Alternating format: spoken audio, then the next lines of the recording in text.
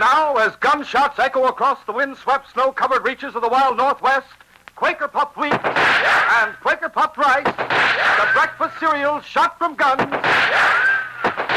present the challenge of the Yukon.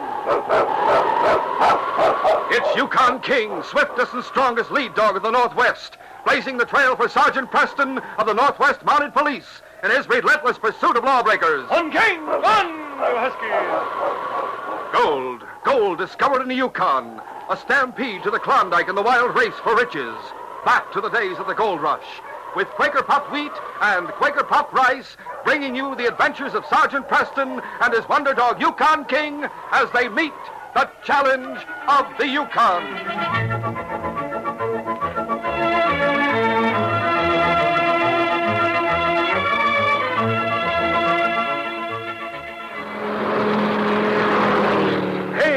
Someone's in a big hurry. Wow, there goes Johnny Jones. Seems like everyone's in a hurry, hurrying to the nearest mailbox. They're entering, while there's still time, the big, easy Quaker puffed wheat and rice contest. They want to win one of those 101 Schwinn Deluxe Autocycles. In just a few minutes, you'll hear how you can enter. See how easy it is to win a fully equipped bike worth over $79. If you hurry.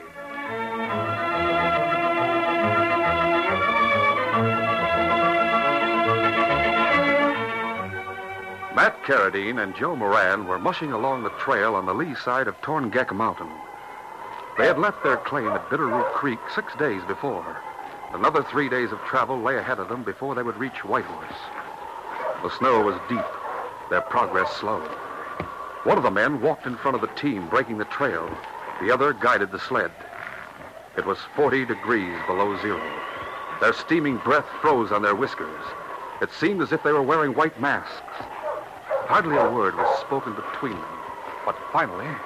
6 days. Next step.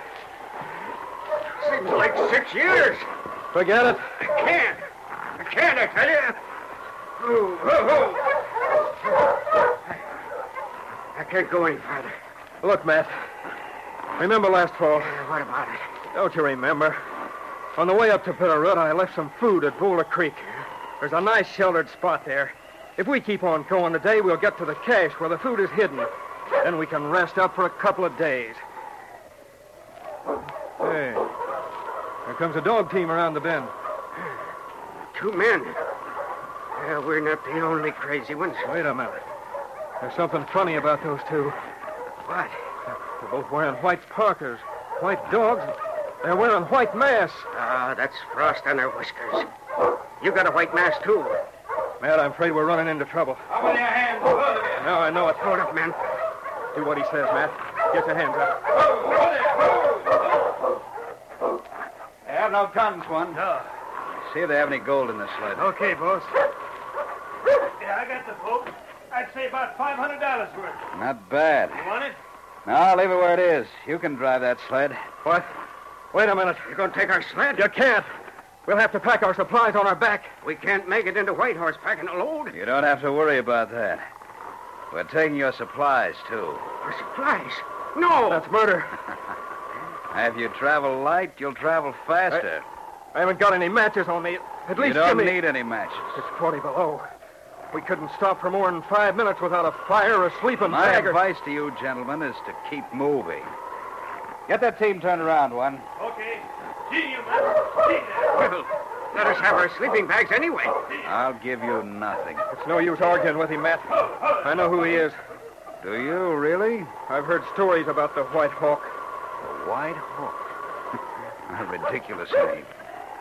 The only reason I wear a white parka and use white dogs is that they're hard to see against the snow. Personally, I prefer numbers to names. I call myself Zero. In other words, nothing. You're a killer. I never use a gun unless I have to. Take away our supplies. Our matches even. That's murder. Leave us here. You don't have to stay here. We'll never make it to Whitehorse. I almost wish you could, if only to make people stop calling me the White Hawk. On the other hand, if you did get back, they'd have some proof that I existed. outside the imagination of travelers who think they've seen me up on the mountain. Now, I'm afraid that to give you matches would be a gesture prompted by vanity. I can't afford it. You ready, one? All set. Mush on. Push. I shall be leaving you, gentlemen. Mush! Come on, Matt. It's no use. 100 miles. We can't do it. We don't have to go 100 miles just to Boulder Creek, the cache. That's right. The cash. It's our only chance. We've got to make it, Matt. Come on. All right. The two men stumbled through the drifted snow. Step by Come on, step, Matt. they fought their way south against the wind. Hungry, cold, they were afraid to stop for more than a few seconds. Night fell, and the northern lights blazed across the sky. On they walked. Their minds were as numb as their bodies. They concentrated painfully on lifting one foot and placing it in front of the other. The sun rose. Left foot. Right foot. All day long. Toward evening, Matt's strength had failed completely, and Joe had to drag him along the trail. Each step was sheer torture now. No, Joe, I can't. I can't make it. Let me lie down and sleep. No. Just 5 minutes. If you give up, you'll die, Matt. Use your brains. I don't care. I want to sleep. You can't. Let me sleep. You can't, you'll die. Freeze to death. It's only a little way now. Don't lie to me. Can't be far. Matt, it isn't. That's the creek just ahead of us. Don't lie to me. I'm not. Look and see for yourself. That's the creek, and that's the gully where the cache is. Look, Matt. You mean it? Look and see. Come on, faster. Sure. I'll fire, Joe. Something to eat. I'll have plenty. Did you cover it up good? Is there any chance the wolves got at it? No. Here, I'll help you down the slope. Come on. Hey. Take a step. Come on. It's just a little way now. There was a hole in the side of the gully. I shoved everything inside and rolled a stone over the opening. It's safe, all right. I can see the stone now. Only Only what? the stone isn't covered with snow. The wind's kept it clear. Yeah, sure, that's it. Here we are. Give me a hand with the stone. Yeah. There. No! Shut up. There's nothing here. The White Hawk found it. Gotta keep going to town. No. Matt, get up. Get up. I want to sleep. Get up. 5 minutes, Joe. Let me sleep for 5 minutes. Just 5 minutes.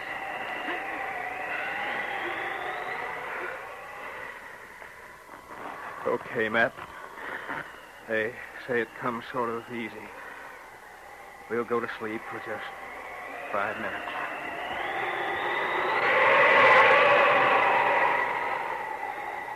Joe dropped to the ground beside his exhausted partner. He stared at the looted cache for a moment, and then stretched out on the ground and closed his eyes. Almost at once, he was asleep.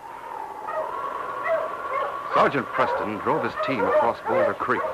But as they started up the slope beyond, King, who was working as a loose lead, broke away from the trail and headed for the gully at the left. The team followed him. What's the matter, King? Where are you taking us? The great dog disappeared over the edge of the gully, and the sergeant stepped on the brake and called to the team to stop. Oh, there. Oh. Then he followed King down into the gully. The dog was standing beside the two sleeping men. Yes, boy. Let's see if they're still alive. They are, King. We can save them. The blanket roll, boy. The blanket roll. Fetch. King brought the sergeant's blanket roll from the sled, and the Mountie covered the two men. The gully acted as a natural windbreak, and as soon as he had cut down a couple of small trees, he was able to start a fire. He melted snow and treated their frostbitten faces while they were still sleeping. Then he made some hot tea and heated some beans. It was not until then that he tried to rouse the man. All right. Wake up. Wake up. Let me alone. Let me sleep. Wake up, man. Here, drink this. It's hot tea. Tea? Drink it. I've got some beans for you as soon as you've finished it. Thanks. The sergeant woke the other man. And before long, with food and drink inside them, Joe and Matt roused themselves from their stupor. They huddled in their blankets close to the roaring fire and finally were able to tell the sergeant what had happened to them on the trail. So the White Hawk isn't a legend. You actually saw him. He's as real as that fire, and twice as dangerous. No, fire isn't dangerous. Fire is wonderful. Sergeant, we'd have died if it hadn't been for you. If it hadn't been for King, it was he who found you. You never thought there was a White Hawk before now? Well, travelers have reported seeing a white team and a man in a white parka driving along the ridges of Torngek Mountain. But the sun and the snow play funny tricks with men's eyes. What about holdups? We've had none reported. We couldn't have reported ours either if you hadn't found us in time. That's true, and men have disappeared on this trail. They met the White Hawk. Or a blizzard or an accident. Him. Yes. Well, first I'm going to take you two to town. Oh, thanks, Sergeant. And afterwards... Yes, King. We found our next assignment. We'll be driving into the mountains after the White Hawk.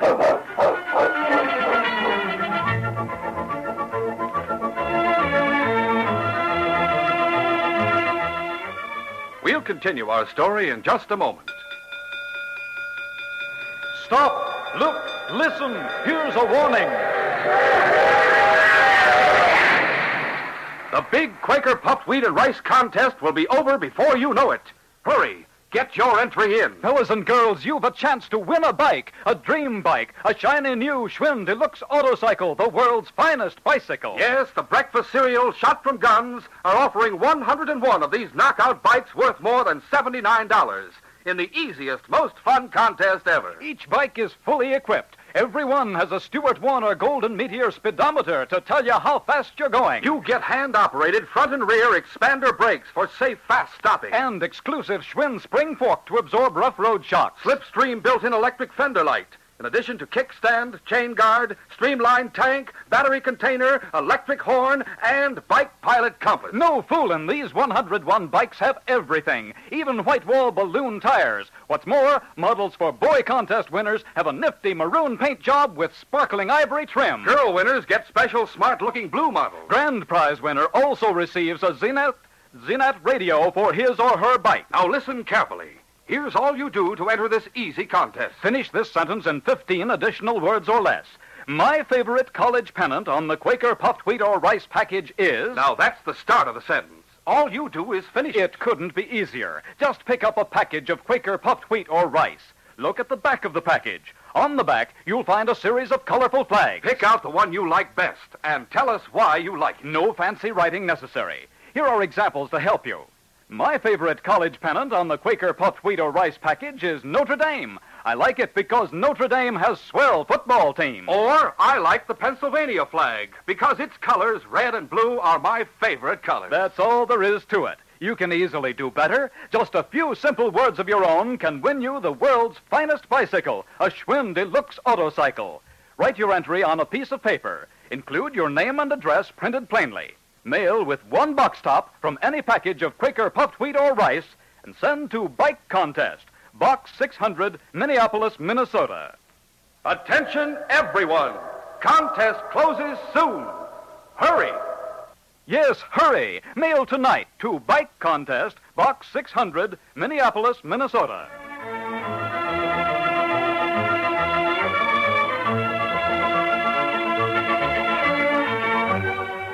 Now to continue our story. After the sergeant had taken Joe and Matt to Whitehorse, he reported to the inspector and was assigned to the case. He and King and the team headed north once more, and on the evening of the second day, they reached the foot of the mountain. Beyond the point where Joe and Matt had been held up, King found some sled tracks leading away from the trail. He barked the intelligence to his master. Oh there. I'll take a look, King. Yes, this is it. Two sleds swung off toward the mountain. From here, it doesn't look like there's any possible shelter on that pile of rock and ice, but there must be. Follow the tracks, boy. Run, King! Run, you hurt me! The tracks followed a frozen creek, and ahead the sergeant could see where the stream dropped 200 feet to the plain from a crevice in the cliff wall above him. Near the foot of the waterfall, the tracks swung to the left, where the mountain slope was more gradual. And as the trail started to climb, the sergeant stopped the team again. Oh there! Oh, you hurt me! I don't know what to make of this, King. I can see the trail, and it seems to lead directly to the top of that waterfall. Of course, that canyon may be wider than it seems from here. Tell you what, boy, I think you and I better go up there alone. The sergeant found a sheltered spot and unharnessed the team. The dogs immediately burrowed in the snow, preparing to go to sleep. The sergeant covered the sled with snow, and then he and King started up the mountain. The trail twisted and turned, but the ascent was gradual until it became nothing but a sledge sticking out from the side of the cliff. It led, as the sergeant had noticed, directly to the canyon from which the stream dropped to the plain. Now the opening of the canyon was reached, and the sled tracks led into it. You're right, boy. We better take it slow and easy from now on. The hawk's somewhere up here, and he may be very close. But the canyon widened beyond the entrance, and sloping gradually upward, it seemed to continue for miles. The sergeant and King kept close to the shadowed side, on and on, until finally... King, looks to me as if the canyon's widening still more up ahead there. There could be a valley right in the heart of the mountain. If there is, I think we'll have found what we're looking for. King was nervous. The wind was at his back.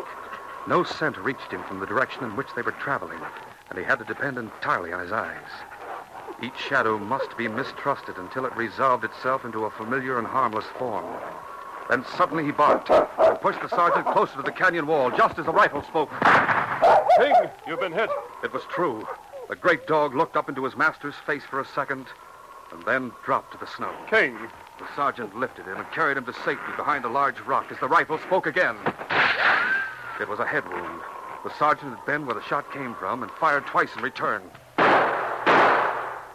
Then quickly he opened the small first aid kit he always carried with him and started to work on King. He'll be all right, boy. We'll stop the flow and have it bandaged in a few minutes. It isn't too deep. Another bullet chipped the boulder in front of the sergeant. The sergeant paid no attention. At last, the wound was bandaged, and he was about to lift the dog in his arms and begin a retreat to the canyon opening when he heard a voice from the top of the canyon wall above him. Get covered, mister! Get your hands up! The sergeant's gun was on the ground beside him. I see your gun. Make a move, Fort, and squeeze the trigger. You want to live, get your hands over your head and stand up. Slowly, the sergeant obeyed. All right, come and get him, man. 3 men closed in on the sergeant. One carried a rifle. The others had 6 guns. Got his gun? Yeah, Make sure he hasn't got another one. okay. That's all. Take him to the boss's cabin. I'll meet you there. What about the dog? What about it? I'll take a look. Dead. You sure wasted your time bandaging his head, mister. The dog's dead. What do you mean, what about the dog? Get moving. You heard him. Get moving, mister. The canyon opened into a valley. There were several cabins on the bank of the stream, one of them larger than the others. There were sluices as well. Evidently, gold was being washed here. The sergeant and the men stopped in front of the larger cabin. Now, keep him out here for a second. I'll report to the boss. Right one. Stay where you are. 5 minutes later, the door of the cabin opened again. All right, Seven, bring him in. You two get back to the canyon. All right. Come on. Move.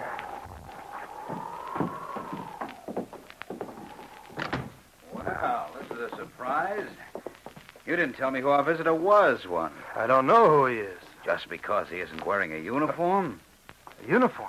Why, this is Sergeant What? Preston of the Northwest Mounted Police. A Mountie? And since I'm not wearing my mask, perhaps you know who I am, Sergeant. Perhaps. Of course you do. A year ago, I was around Whitehorse a great deal. I was Clay Borden then. Now, I'm nothing. Have you filed on this claim? No, Sergeant. Why should I? If I did, I'd be allowed 500 feet. As it is, I can work the entire valley, and I don't pay the government any royalty. In other words, you're breaking the law. In several ways, Sergeant. I suppose you followed our sled tracks from the trail. Was it merely curiosity that made you do it? There were other reasons. I see. We must be more careful, one. Never leave here nor come back unless it's snowing. Yeah. Well, what are we going to do with this guy, boss? Dispose of him, naturally. How about right now? I should have said dispose of him in a natural manner. What? Somewhere near the trail, someplace where he might have fallen and hit his head. The next time it snows. Leave it to me. I think we'll have snow before morning. Well, in that case, we won't detain him long. Tie his hands and feet and throw him in the next room with the stores. Get going, Seven. Can I get some rope from in there, boss? Of course. So you're working this claim outside the law, and just so there'll be no questions asked. You're getting your supplies by holding up travelers on the trail. Exactly, Sergeant. And you take their dogs and sleds, so they'll meet a natural end before they can report the robbery. You're smart.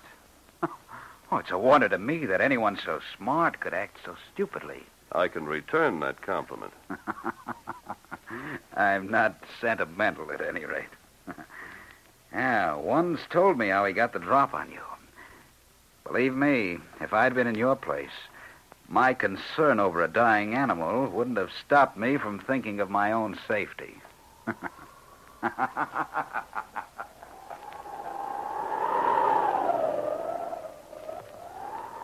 King opened his eyes.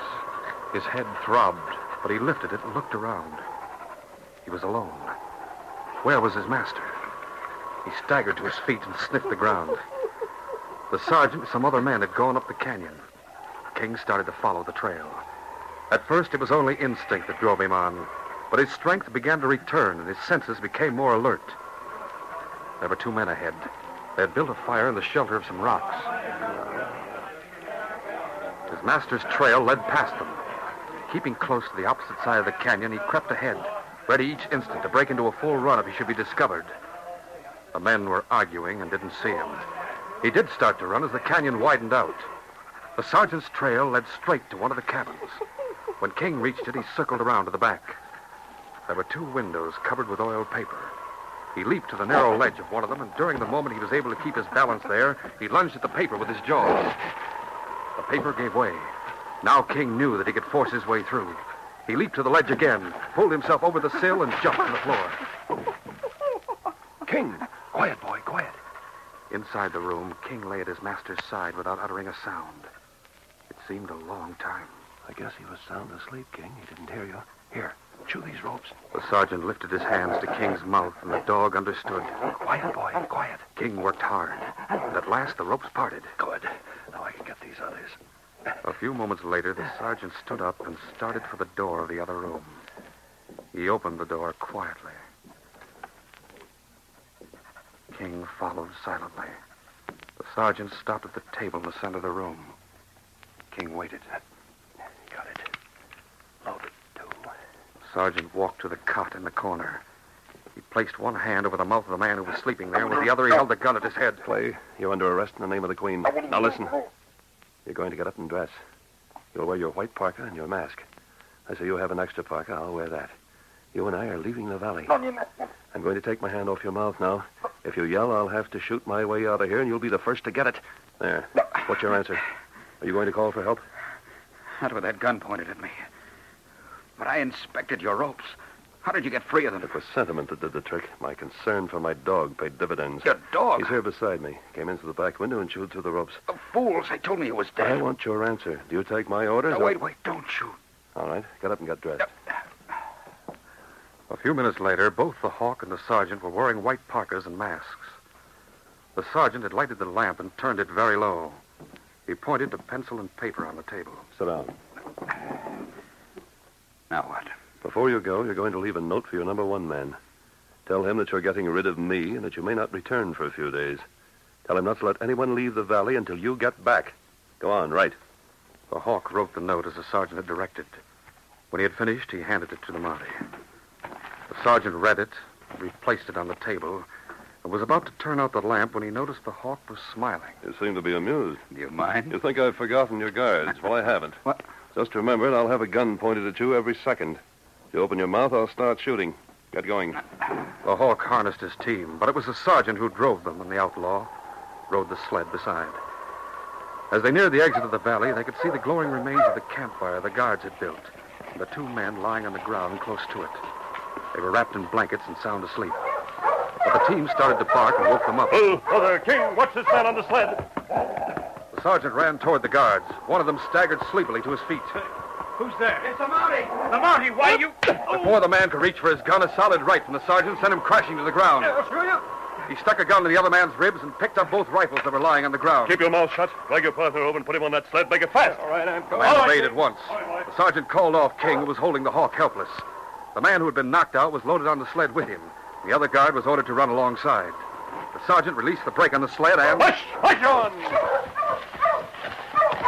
As the dog started, he glanced back for a second at the cabins a mile back in the valley. There was no sign of pursuit. Well, King, we've got 3 prisoners, but this job isn't finished yet. So you're not satisfied. You want to capture everyone. Why not? Your note will keep them waiting for us. We'll be back with troops in less than a week. Keep them going, boys. One, King.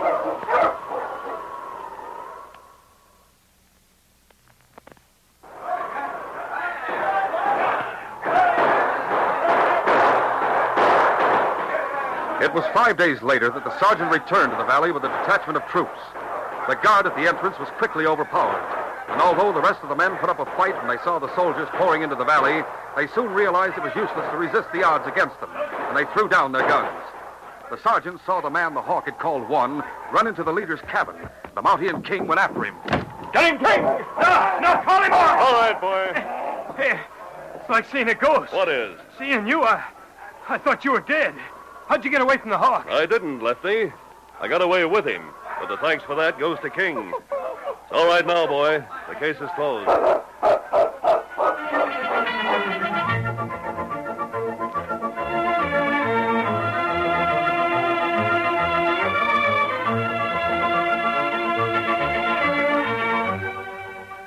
In just a moment, Sergeant Preston will give you a preview of Monday's program.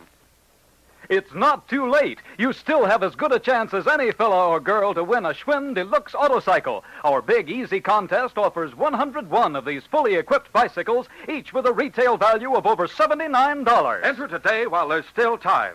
Simply finish this sentence in 15 additional words or less. My favorite college pennant on the Quaker puffed wheat or rice package is... Completing that sentence is easy, fun. First, look for the colorful college flags on the back of packages of Quaker puffed wheat or rice.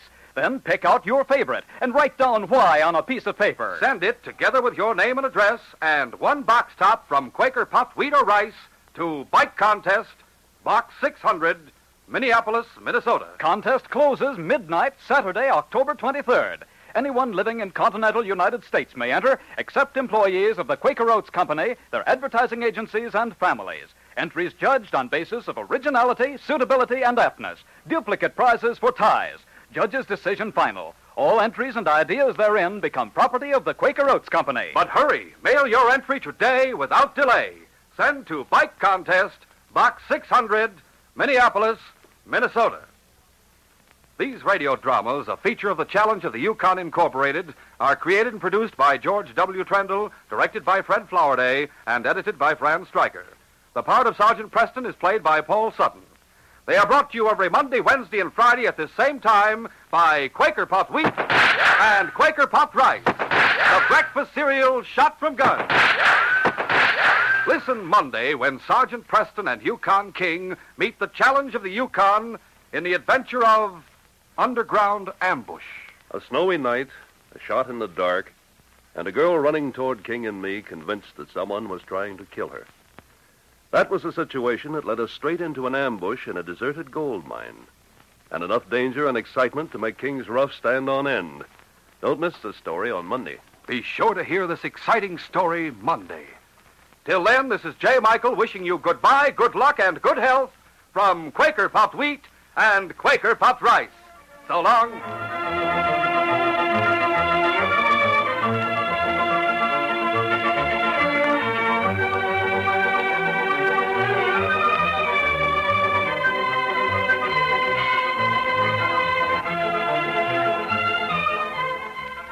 This is ABC, the American Broadcasting Company.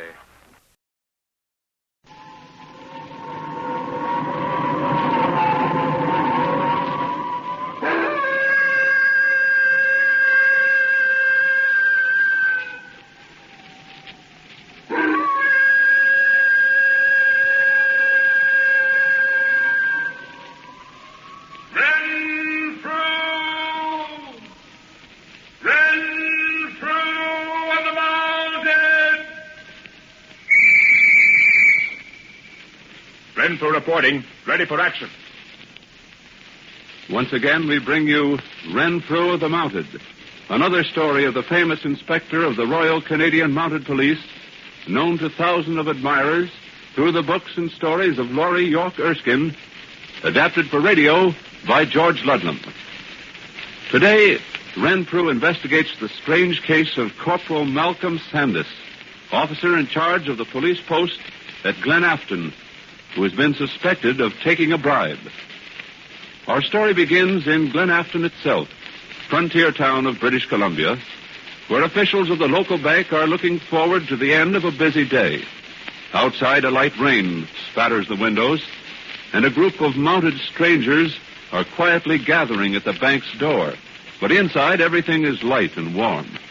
Unaware of danger, the president is in his private office, talking with an assistant. Beg your pardon, sir. Yeah, Jackson. Come in, Jackson. Did you want to see me about something? Why, no, sir. They told me in the outer office that you want to see me. Oh, that's right. Come to think of it, I did want to see you, Jackson. Look here. See that in the last copy of the Register? And what is it, sir? Halfway down the third column. Oh, you mean that story about the bank holdup down in Haywood? Yes, I did see that, sir. Bad business. All right, Jackson. Mighty bad business. What I'm thinking now is, what if it should happen here? Good Lord, sir. It couldn't happen here. You've been going to the movies again. But seriously, Jackson, why can't it? Do you know of any particular reason why a gang of hold-up men couldn't come walking in that door this moment and hold us up for... Well, I can't just specify the amount offhand. The cashier will have it, sir. Shall I call him? No, don't bother. He'll be in himself directly. Anyhow, let's say our cash on hand is about $25,000 or $35,000. Is it that much, sir? All of that, maybe more. And my point is, Jackson, that it does our depositors much more good here in the bank than it would in the pockets of some hold-up artist. You're not seriously worried, are you, sir? Well, that depends. What's that article say? That business down in Haywood. Does it mention names? Let me see. Yes, sir, it does. Oh, here we are. This report says the general opinion seems to be that the men who did it are escaped convicts from up north. Fresh from the penitentiary, eh? Did you say who they are? Well, the leader's fellow's name is Saltaire. Saltaire, yeah. It means nothing to me. Not one of my intimate friends, for which much thanks. Well, look here, Jackson. Yes, sir? Coming to the point.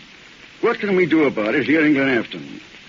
How are we fixed? Well, sir, the men in the windows have revolvers, of course, but... Much good they'd do.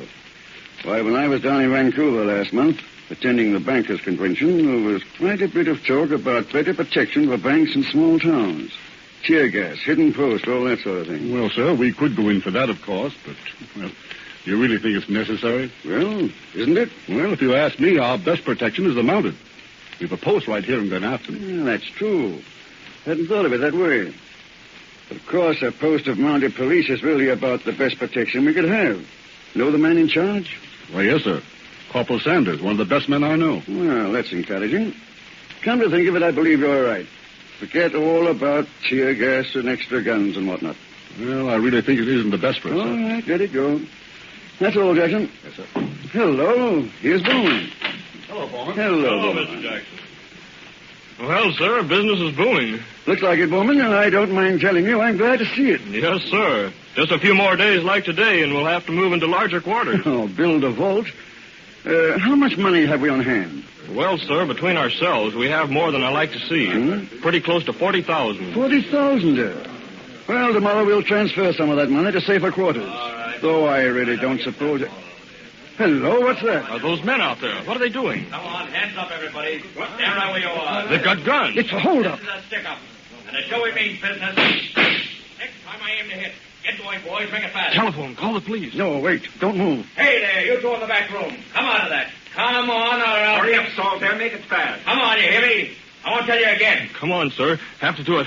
But they can't make me do... And make you, huh? Watch us. Make it fast, Saltaire. I'll make it fast. Who's the boss here? You? All right. Quick. How much you got here, and where is it? Come on, I said quick. Why, None of that stuff. Go in there and open the safe. Saltaire, never mind him. We got it. Sure? I tell you, we got it. The safe is standing wide open. Look. Okay, beat it for the horses. Come on, you guys. Make it fast in there. Okay, here, Saltaire. They got the cash in the window. Stand still, you. Keep them hands up. Beat it. Outside. I'm backing out of here. If anybody makes a move, drill them. Okay, boys? Okay, Saltaire. You'll give us 5 minutes, see, before you make a move. If you don't, well, we'll be back. Okay, boys, right? Well, all the outrageous thing. Don't make a move. Remember what he said. Nonsense. That was a bluff. Telephone, quick. Get the police. Where's that phone? Operator. Police. Get the police. An armed gang has held up the bank. I say an armed gang is... What? What? What's the matter? What'd she say? She says the post is closed. The corporal in charge of the way. Now, look here. Are you listening? Find out where he is. Call him back. And if you can't catch him, call Renfrew. Inspector Renfrew at Genbow. Get that? Take that other phone, Sheehan. Yes, sir. I've got this one. Hello? Renfrew speaking. Yeah. Carstairs, and get these orders. The Saltaire gang has held up the bank at Glenafton. Glenafton, Glenafton. Oh, sure. That's right. Saltaire. No, we haven't. Saltire. That's right. So far as we know, he's heading south. Call in all your men at once and cover the roads to Fort Brandon. Warn the constable in charge. If anything turns up, telephone me here at Glenbow. Got it? Good. Doesn't make any difference. He was told to stay at his post. Well, sure, ever since that robbery in Haywood. Well, I know. All right, if you hear anything, let us know, will you? All right, goodbye. That was Glenafton, sir. There's still no word or sign of Corporal Sanders. I don't like it, Sheehan. I don't like it at all. What's the matter with him? Where is he? Why wasn't he on the job when Saltaire and his gang rode into Glenafton? It looks queer, sir. Oh, it looks worse than that. I wouldn't have believed it, but... No Sandys, do you? No, sir. I don't, but Saltaire's a hard case with a price on his head. If he warned Sandy, say, to stay out of the picture, for his health. No, I know Sandys. If there was one man in the world that I'd say couldn't be bluffed... But why else was Sandys away?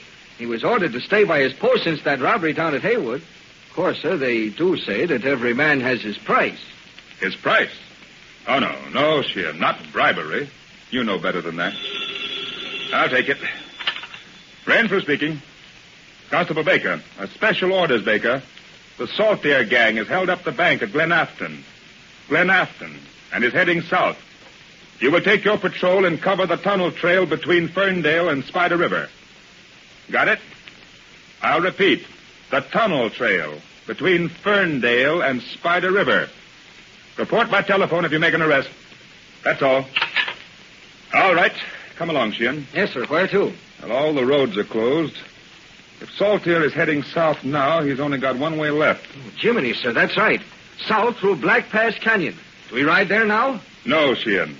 No, we're going north to the post of Corporal Sandys at Glenafton. Glenafton, sir? Exactly, Sheehan.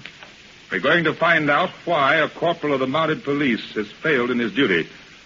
Hand me my belt, will you? Now, wait a minute, sir. Here you are. Thank you, Sheehan. Come on. Sir? Hey there, come on now. Hey, none of that. Here, you get your nose out of my pocket. Out, I said. That's better. Well, if it's sugar you want, ask for it. Politely. I said politely. There, that's better. Now, stand back there. Stand back while I load this pack. That must be Sandy, sir. This way. Yes. Hello. Visitors? Are you Corporal Sandys? Yes, sir? My name's Renfrew, inspector in charge at Glenbow. This is Constable Sheehan. Oh, yes, sir. Happy to meet you, sir. And Constable Sheehan. How do you know? About this Saltaire affair, Sandys. Oh, I see, sir. They thought I needed help? It's a bad business. Yes, sir. I know. It looks, Corporal Sandys, as if Saltaire had ridden in here and robbed the bank right under your nose. Yes, it does look like that, doesn't it? You were instructed to stand by your post. And when Saltaire turned up, you were away. Yes, sir. I was away. Why were you away, Sandys? You knew Saltaire was in the country. You knew we were looking for him. Yet you allow him to slip through your fingers. Yes, sir. You allowed a criminal whom all the force was looking for to dodge you neatly and completely. He did worse than dodge me, Inspector. What? What do you say? I say he did worse than dodge me. He bribed me. Bribed you? Yes, sir, bribed me. Look here. I carry it around in my pocket just in case. Glory be. That's money. It is money. $1,000 in $100 bills. In consideration of that amount, I was to shut up the post and be out of town while Saltaire cracked the bank. Now, here's the note that came with it. But I don't understand, Sandys. This note reads just as you say. You don't mean to tell me you pulled out of here because of that $1,000. Looks like it, doesn't it? Yes, Sandys, it does. But I don't believe it. You don't, sir? No. Thank you. That's all that counts. And now I'll tell you what happened. On the day of the robbery, I got a phone call saying Saltier had been seen near Colville Ranch. So out I went. And I found out it was a plant. Nobody'd seen Saltier, and nobody'd sent any phone call. Oh, that's easy. Saltier sent it himself. Maybe. Anyway, back I came. And on the way, I met an old Indian, Fred Pius, and he handed me this. Did he say where he got it? Oh, yes. He said a strange man gave it to him 2 days before, with orders to deliver it to me. Yeah, but why did he do it? I mean, why did he wait? He saw it contained money, and for a while he was tempted to keep it for himself. As it was, he kept it just long enough. I got the money, and I got the note, and I was out of town at the appointed time while the bank was robbed. Well, so there it is. Saltier thinks I'm a bribed man. So it would certainly appear.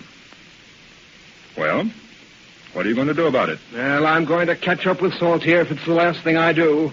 And I'm going to make him swallow this whole bankroll. He can't make a crook out of me. Well, with the Indian to testify for you, you can prove you're innocent. No, not to Saltier, Sheehan. He believes he's bribed me, and I'm going to show him different. I'm carrying this bankroll right here in my breast pocket, and when I catch Saltier, He's heading south. I thought so. Oh, you did? Well, why? Well, Saltier's an old range rider, and that's the way he would head. Uh-huh. I've just packed up some grub, and Ronnie and I going to follow him. Oh, you'd better wait, Sanders. He's got quite a crowd. You think I'm worried about that, sir? Hello. Who's this? Well, whoever it is, he's in a hurry. Oh, it's Daggett from Glenafton. Uncle Sandys, got a message for Inspector Renfrew. Oh, I'm Renfrew. What is it? Phone call, Inspector. Relaine from Glenbow. They said it was urgent, so I came right out to the post. All right, Daggett, what is it? Well, Saltier and his gang are heading for Black Pass Canyon. Are you sure? Well, don't ask me, sir. That's what they said to tell you. Yeah, who said it? The Constable Carstairs at Fort Brandon. He said to tell you to hurry. Don't worry, I'll hurry all right. Come on, Ronnie. Wait, Sanders. Where are you going? Black Pass Canyon, of course. Head him off. But wait a minute. Hi, Ronnie. Come on, boy. Get going. Did I call him back, sir? Oh, wait a minute, Sheehan.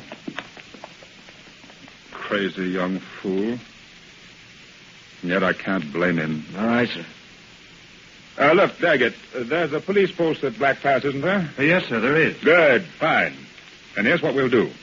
I'll ride back to town with you, Daggett. And, Sheehan, you go on ahead to Black Pass. And catch the culprit, huh? If you can, but that doesn't matter, as long as you reach the pass ahead of Saltier. You can do that all right, Inspector. He's been seen at Fort Brandon. He's taking a long way around. I'll make a few arrangements by phone and follow along as hard as I can. Now, understand, Sheehan? I understand, sir. I'm to reach the Black Pass ahead of Saltier and head him off. Head him off? No. Well, not head him off, sir? No. When Saltier and his gang reach Black Pass Canyon, let them through. Understand? Let them go through. Come on, Daggett. Let's get going. We've got work to do.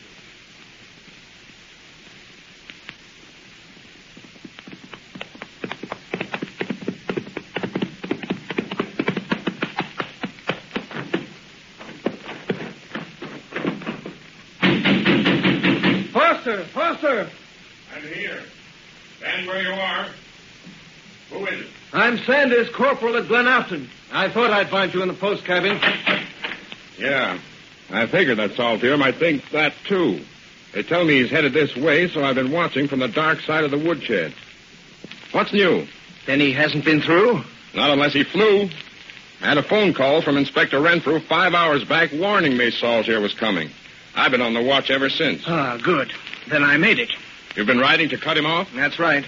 I've got to see that swine. You won't see him here. We've got orders to let him ride through. Good. Then I'll go down into the canyon. Come on, Ronnie. Hold on. What's the idea, Corporal? I thought Renfrew was handling this job. He is. He's handling the chase, but I've got to be in at the kill. Yeah, but the inspector... There, Renfrew will understand. Tell him I'll join the posse at Merivale. Come on. Up, Ronnie. But you can't hold him alone. Good luck, Foster. There's a lunatic if I ever saw one.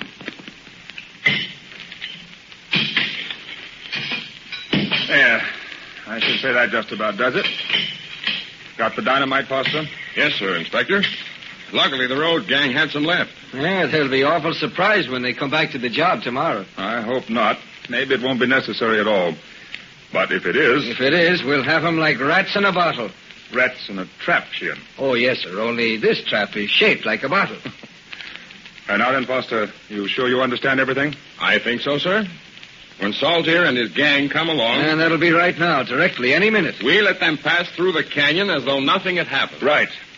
I've telephoned down to Maryvale, and the inspector in charge will have 10 men at the mouth of the pass in 3 hours' time. It is a grand plan, sir. A grand plan indeed. We let them in, and there they are, trapped. Once into the canyon, they can't get out except at the ends. Either down through Maryvale or through this narrow road at this end. Now, if the men down at Maryvale drive them back here... Yes, sir. I stay here and touch off the dynamite. Yes, that's it. Or rather, no. No, you can't stay here now. They might see you. I know. We'll all go back to the cabin and wait until they ride through. Are you sure that charge is heavy enough? Yes, sir. Positive. See how the trail curves around the canyon wall? Yeah, it's cut right out of the rock. When the dynamite goes off, it'll drop the road right down to the riverbed, 50 feet straight down. You'd have to have wings to go through after that. Oh, it seems a shame to spoil the road. Well, maybe we won't have to. But it's the only way we can stop them without gunplay if they come riding back with the Maryvale men at their heels. Hello? What's that? Listen.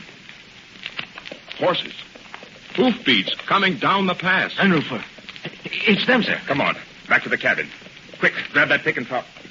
Got the charge in? Yes, sir. Come on. Talk about touch and go. Just made it in time. A minute more and they'd have caught us at it. Will they see us now, do you think? Don't think so, sir. We hear the horses quite a bit before we see them. Sort of an echo that comes down the canyon. Good.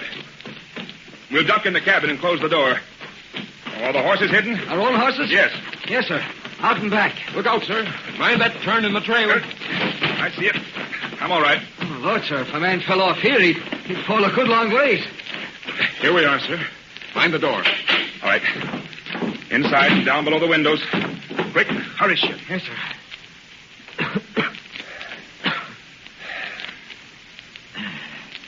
All right now, sir? I think so. All we do is wait. And by the way, where's Sandys? He went on ahead, sir. I told him how you'd set things up over the phone, and he said he'd ride down the canyon and join the posse at Maryvale. And if he can help it. Now, what do you mean, Julien? Oh, I think Sandys will want to take Salt here himself. He'll want to take him and choke him on that bankroll before anybody can stop him. I don't know that I'd blame him. I rather wish he'd stayed here. Oh, why, sir? Oh, he's young. Headstrong. I don't quite like it, Julien. He might do something foolish. Quiet, sir. Here they come. Renfrew, sir. He's right. Look. Just coming around the bend. Quiet now. Don't let them guess we're here. What if they stop in on the chance? They won't. They're in a hurry. Look, sir. Is that Salt here? The one in the lead? I don't know. It looks like his pictures, but at this distance, can't be sure. It is Salt here, sir. I saw him in Edmonton on trial. Count them. How many are there? Well, I can just see 3 so far. Well, maybe there's another. Say, why not rush out right now, sir, and take them? Come on. Hey, quiet, Jim. Stay where you are. Oh, but look, sir, there's only 3 of them, and there's 3 of us. They'd be back up the trail before we could make it. And then we'd have it all to do over again. Besides, there's more than 3. Here's 2 more. Yes. And another 6 in all. Oh, well, still, it's no worse than 2 to 1, sir. Orders, Sheehan. No unnecessary risk. All right, sir. Look. There they go. Down the corner to the south. Safe to go out now, sir? Not yet. They might look back. Now what, sir? When we do go out? You and I, Sheehan, will follow along behind them, out of sight. Yes, sir. Foster, you will go back up the trail to where we set the dynamite, understand? Yes, sir. Wait there, but don't touch it off unless you hear signs of trouble. No, sir. For example, shots or yells. I understand, sir. If possible, we'll try not to blow up the road. But if you do hear shots, well, don't waste any time. Just light that fuse, me lad, and run. Exactly. Run back this way and join us. I'll get going. I think it's safe enough now. All right, sir. And good luck. I hope we catch them. We'll catch him, all right. Now then, Sheehan. Yes, sir? It's all right. You can leave the door open. Get on the telephone and warn the inspector down at Maryvale. All right, sir. Tell him Saltier's passed through here, and he'll be down to the mouth in 3 hours' time. Yes, sir. Hello? Hello? What's the matter? There's something wrong. Line seems dead. Let's have it. Hey, you're quite right. It is dead. Does the wire cross the trail anywhere, do you happen to know? I think it does at that, sir. Just down below a bit. Then they've cut the wire. Well, then we can't warn Maryvale. No, but the cut line will be warning enough. They'll be trying to ring us, and the dead line will tell them what's happened. Yes, sir. Now, come on, Sheehan. Get the horses, and let's follow Saltier. All right, sir. I'll go bring the horses around, shall I, sir? Yes. Hello. That sounded like a shot down to the south. Yes, sir, it was a shot. Do you think... Lord, sir, you don't think that... Don't wait to think. Get those horses. Something's happened down there, Sheehan. Something we didn't expect. Are we going down, sir? We are. As hard as we can ride. Come on, quick. Yes.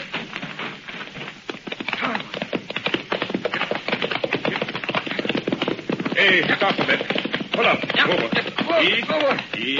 Oh. Tell me, do you hear anything? I thought I did. Yes. By Jove, I do. Down, Sheehan. Down the trail. Come on, quick. Yes, come on. Come on, boy. Off the trail. Come on. Eat it. Come on. Oh, easy. Dismount. All right, dismount. Yes, sir. Quick. Down back of those rocks. We can command the trail from here. Yes, sir. Listen.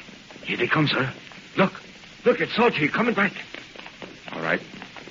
Wait till he gets opposite. Then we'll go out on foot. But don't show yourself yet. All right, sir.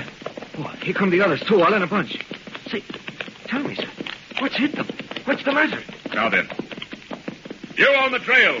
Stop! Stop! He's meaning you, Salty. Redcoat, let him have it, boys. Write him down. Let him have it, I say.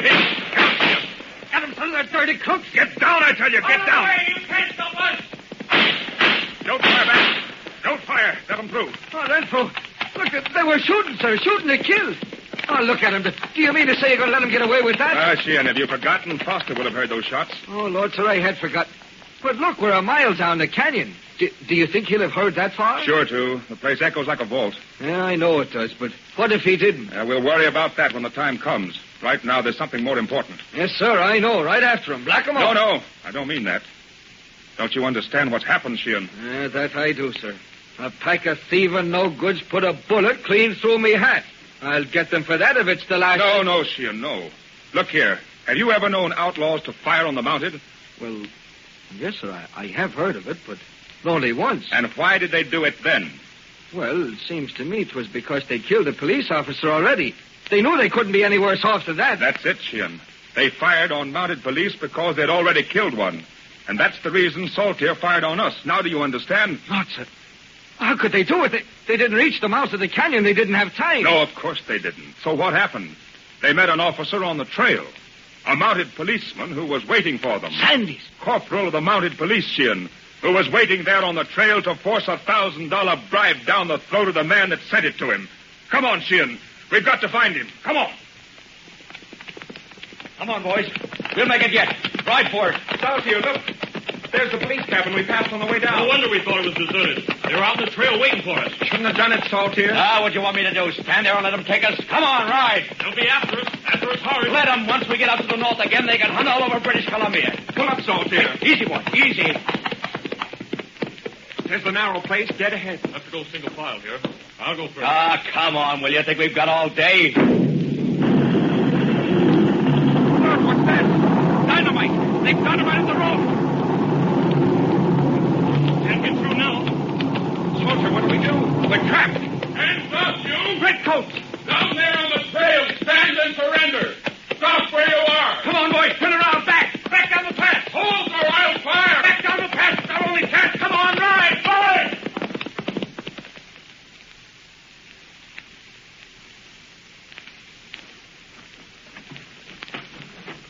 That was the dynamite, all right. Foster stopped them. They're trapped now, sir. They'll be back this way. I only hope so. I want to meet that man. I want to tackle Saltier myself. I'm with you, sir, all the way, but... I know. We haven't found Sandys yet. They killed him, Sheehan. I know they did. Hey, look, Sheehan. Where's it? There on that rock. See those spots? Yes, I see, sir. Blood, Sheehan. Down this way, I think. Come on. We can't be very far away. Do you think so? Well, don't you think there's a chance? Just a chance? Not a chance in the world, Sheehan. They knew what they'd done. That's why they rode through us. That's why they fired at us. Look there, sir. There in that patch of sun beyond the rock. A patch of scarlet, Sheehan. A scarlet coat. Oh, poor lad. Straight through the heart. Devils. Thieving, murdering devils. Look, Sheehan. His hand there, up at his breast. Yes, and his coat's unbuttoned, sir.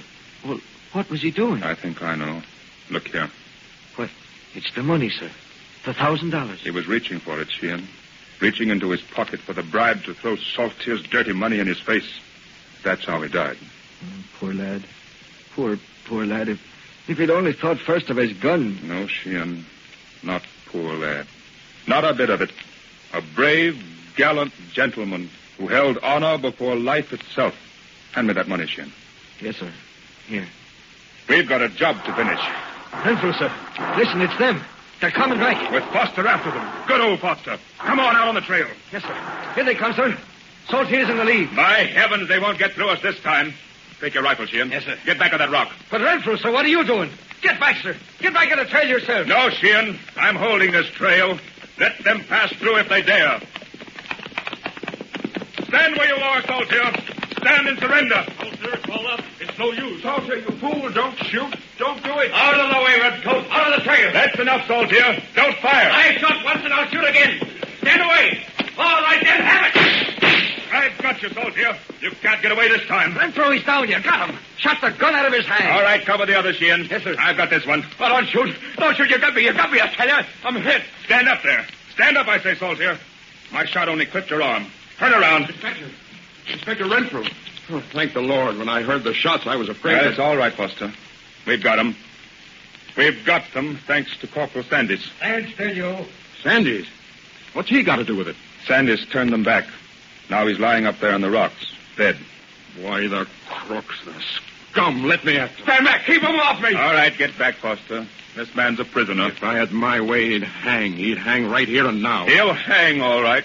Never fear about that. You can't do that. You can't do it. Oh, don't worry, Saltier. It won't be here. You're going to get a proper ending with all the formalities. Yes, by Jove, all the formalities money can buy. You've earned them. Look here, Saltier. Yes, look at this money. This blood-soaked roll of bills. The money you tried to bribe Sandys with. That's why you can count on the formalities, Saltier. You bought them and paid for them. You're lucky they're not crammed down your throat. That's what Sandys wanted to do. Yes, and he'd have done it, too. He wouldn't take your bribe, and you killed him. Foster. Yes, sir? Repair that wire and telephone down to Maryvale. Yes, sir. Tell them that Corporal Sandys' job is finished.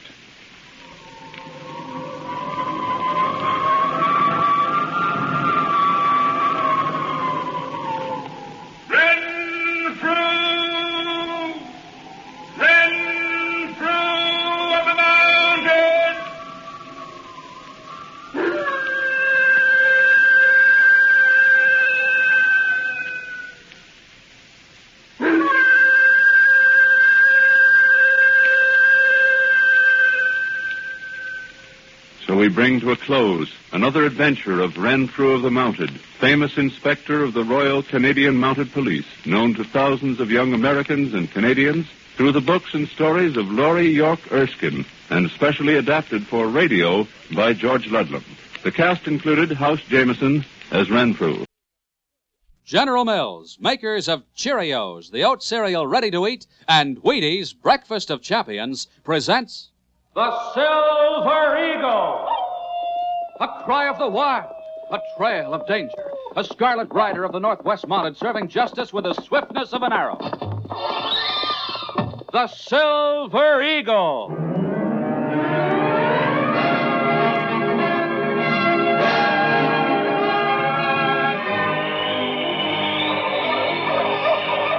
The untamed North, frontier of adventure and peril. The lone, mysterious North, where one man dedicated to the motto of the Canadian Northwest Mounted Police faces danger and death to bring in the lawless and maintain the right.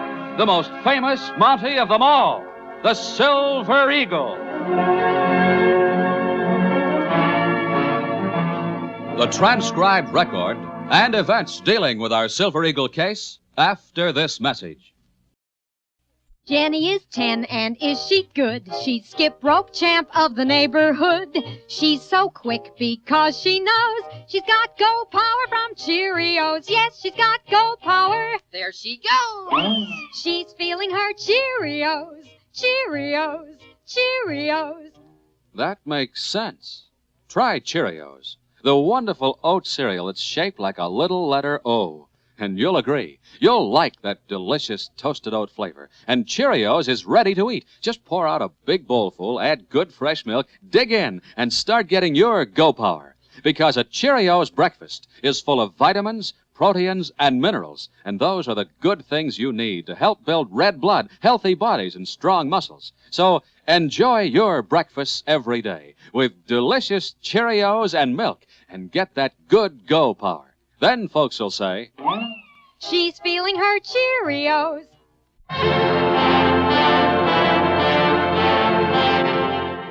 And now, our Silver Eagle adventure, Trouble Trail. With the hoods of their parkas pushed back, two men are crouched beside a campfire just finishing their noon meal. One of them, a grizzled veteran of the snows, is a freight sled driver. The other is a young man named Dan McPhee. How much farther to Bear's Paw? Oh, 10 miles or so. We'll get there before dark. What kind of a place is it? Not much. Trading post, few shacks. That's about all. It'll be quite a change from Montreal. That where you come from? Yes. I've been working in one of the big fur auction houses there. Now I'm out here in the Northwest Territory to learn the other end of the business. Oh, I see. You're going to try your hand at trapping, huh? No, I'm going to work at the company trading post. You mean you're going to work for old Levi Haggard? Oh, not exactly. Levi Haggard is the factor in charge of the post. My family owns the company. What? Folks up this way don't care for the Wilderness Trading Company. Why not? Levi Haggard. He's the most hated man in the whole Northwest. There ain't a trapper or an Injun in these parts who wouldn't like to cut his throat. But why? What's he done? It'll take an hour to answer that one.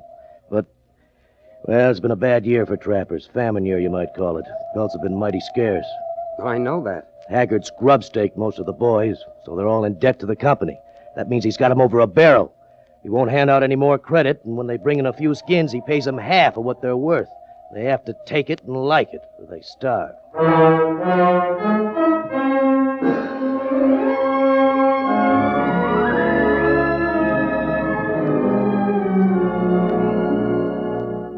Later that same day, Sergeant Jim West, the Silver Eagle, drove his team into Bear's Paw and drew up in front of the company trading post. An old friend of his, Doc Carter, ran out to meet him. Oh now, you huskies. Jim West. I come to Bear's Paw once in 5 years, and who do I bump into you? Good to see you, Doc. Were you heading for the trading post? Yeah, I run out of coffee. Just passing through, so I thought I'd better replenish my grub box. You going inside? Yes, I have to see Levi Haggard. He sent word to Fort Smith asking for a Mountie. Let's go in and see what's on his mind. Sure, come on. Wonder if he's changed any. Stingiest man I ever knew. Hear tell he squeezes mosquitoes just to get the tallow out in their hides. Oh, Silver Eagle, huh? Hello, Levi. You took your time about getting here. I just got your message the day before yesterday. By the way, this is my friend, Doc Carter. Oh, we've met before. Yep, Haggard and me have met. You're looking haggard today, Haggard. Keep your opinions to yourself. I don't intend to pay for them, Dr. Carter. Why did you ask for the services of the Northwest Mounted? I was robbed about a week ago. A holdup? Bet all he got was dirty hands. A sneaking polecat broke into the post at night when I was sleeping. Noise woke me up. I got out of bed just in time to see him run out the door. I traded shots with him. One of his bullets creased my scalp, knocked me unconscious. I didn't wake up till the freight driver pulled in little after midnight. He found me lying on the floor. How much was stolen? Close to $1,100 in cash. Did he crack your safe? Safe's out of order. The dial mechanism won't work. I had the money hidden in a box under the counter. Did you see the robber? No, it was too dark, but I know who it was. There was a fresh snow that night. I saw his tracks outside. He had a patch on the sole of his left muckluck. And it happens I saw tracks like that the day before. They were made by a trapper who came to the post, a man named Abel Newton. I doubt that evidence would stand up in court unless the money were found in his possession. There's more than that to convict him. Before he creased my scalp, one of my bullets winged him in the shoulder. He'll still be nursing that shoulder.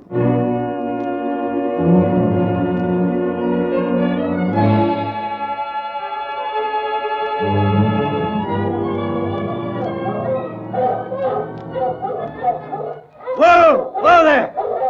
Well, here we are, son. This is Bear's Paw. Just the way you described it. That's the fur post over there. Will you be stopping here overnight? No, I'm going on up to Fort Smith. Cover a few more miles and camp on the trail.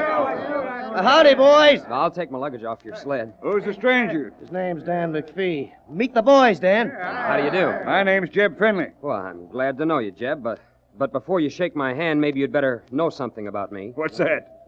Well, I've come to work at the trading post. My family owns the Wilderness Trading Company. Am I hearing right? I've always wanted to know what a human bloodsucker looked like.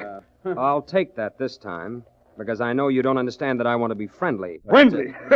You sure got a nerve using that word after the way your outfit operates. When it's a good year, you get rich on the furs we bring in. When it's a bad year, we starve. I don't make company policy. No, you let old man Haggard do the dirty work while you and your kind sit back and rake in the profits. If I felt that way, I wouldn't be coming out here to learn about things firsthand. You were asking for trouble. I'm not asking for trouble, but I'm ready for it if it comes. That sounds like you're daring me. Now, take it easy, Jeb. No man throws a dare at me. I'll wipe up the ground. I said take it No easy, need to Jeb. interfere, Bill. I think I can handle this. All right, try this. Oh! Keep your guard up, son. Right home and tell your family about this. You started this. I'm going to finish it. All right, bring it up, you two. Huh? I said bring it up. All right, let me go. Now, what's this all about?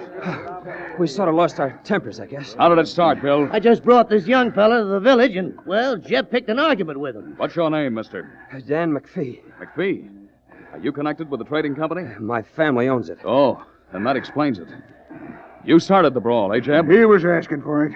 Mind telling me your name? I'm Sergeant Jim West. This is my friend, Doc Carter. Well, glad to know you. Glad you came along, Doc. It's good to know there's police in these parts. I'm not stationed here. The trading post was robbed last week. I'm going out now to arrest the man who did it. In the meantime, there'd better be no more trouble. If anyone starts anything, I'll put him in irons as soon as I get back. You mind if I chase along with you, Jim? No, come along, Doc.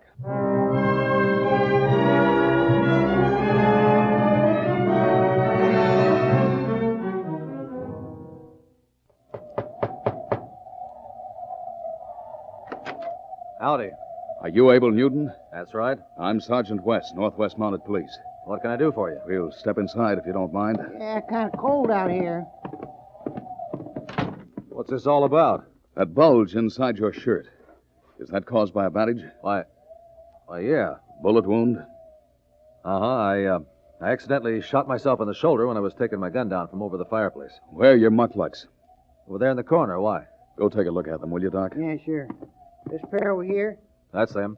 How about it? Old man Haggard was right. He's got a patch on the sole of the left one. Abel Newton, I arrest you in the name of the Queen for the robbery of the Wilderness Company trading post. Have you anything to say for yourself? Yeah, what's the use? I don't know how you got wise to me, but you did, so...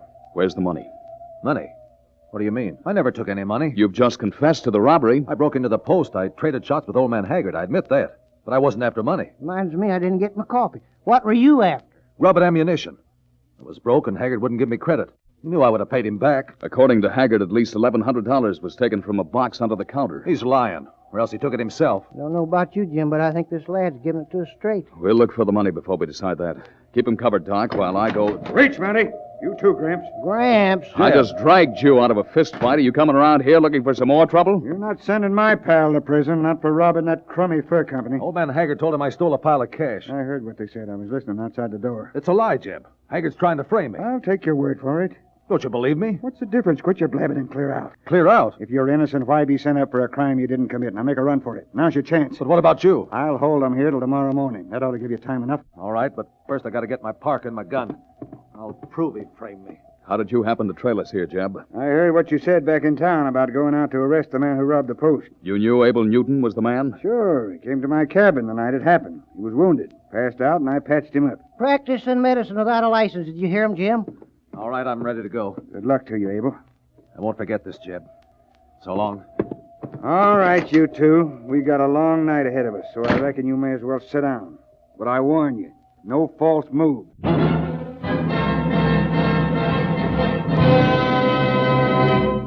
Back to our thrilling Silver Eagle adventure in just a few seconds. But first, listen to this.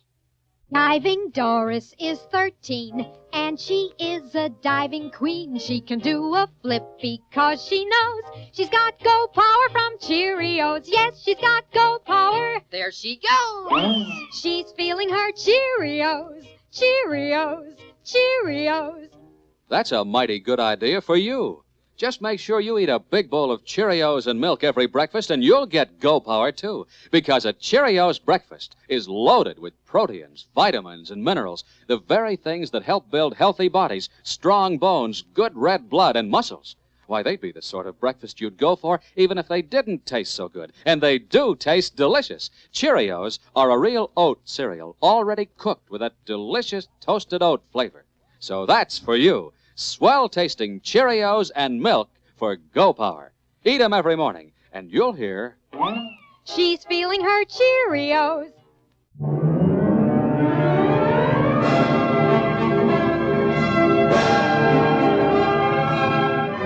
Now back to the Silver Eagle, Sergeant Jim West of the Mounties, and his stirring adventure, Trouble Trail. When young Dan McPhee arrived in Bear's Paw to take over the management of his father's trading post, he was quick to sense the high tension existing between the traders and the company. This situation was brought about by a poor trapping season and Levi Haggert's refusal to extend any more credit to the Indians or the white men who dealt with the company. So they've come whining to you, have they? You know what happened when I arrived here, the fight I got into. That's pretty clear evidence of how they feel toward you and the company. I'm running a fur post, not a charity bazaar. My job is to make a profit for the directors. But don't you see, in the long run, we'll lose. We need friends. Without them, we can't hope to stay in business and prosper. We always have prospered. You may have a lot of newfangled ideas, but you're here to serve an apprenticeship. As long as I'm in charge of this post, we'll have the... Abel Newton. Surprised to see me, Haggart? Why are you pointing that gun at us? You shut up and you won't get hurt. It's this old buzzard right here that I'm after. We've got a little score to settle. How many times I've heard the trappers say they'd like to have you in their sights. Now that's right where I've got you.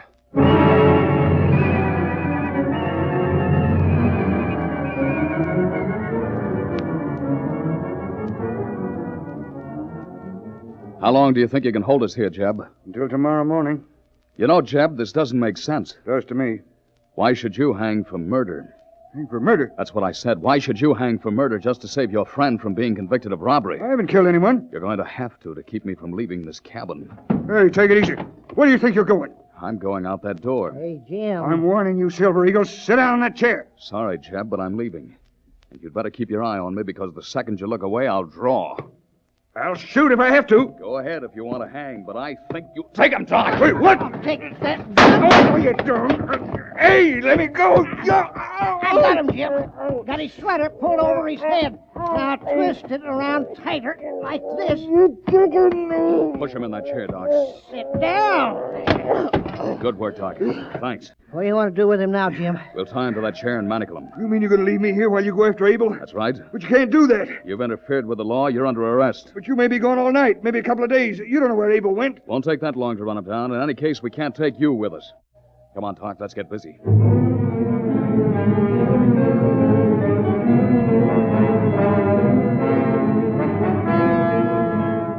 Night had long since fallen, but a full moon and the flashing northern lights made it easy to follow Abel's tracks in the snow. His trail led to the company trading post at Bear's Paw. Oh, now, you huskies. Still can't figure why Abel would come back to the fur post. For revenge, Doc. Remember, he claims Haggart framed him. Well, let's go inside and see if my services are needed. Well, I'd like to collect a fee from old Haggart for doctoring. Hope he isn't dead. So do I. Come on, we'll soon find out.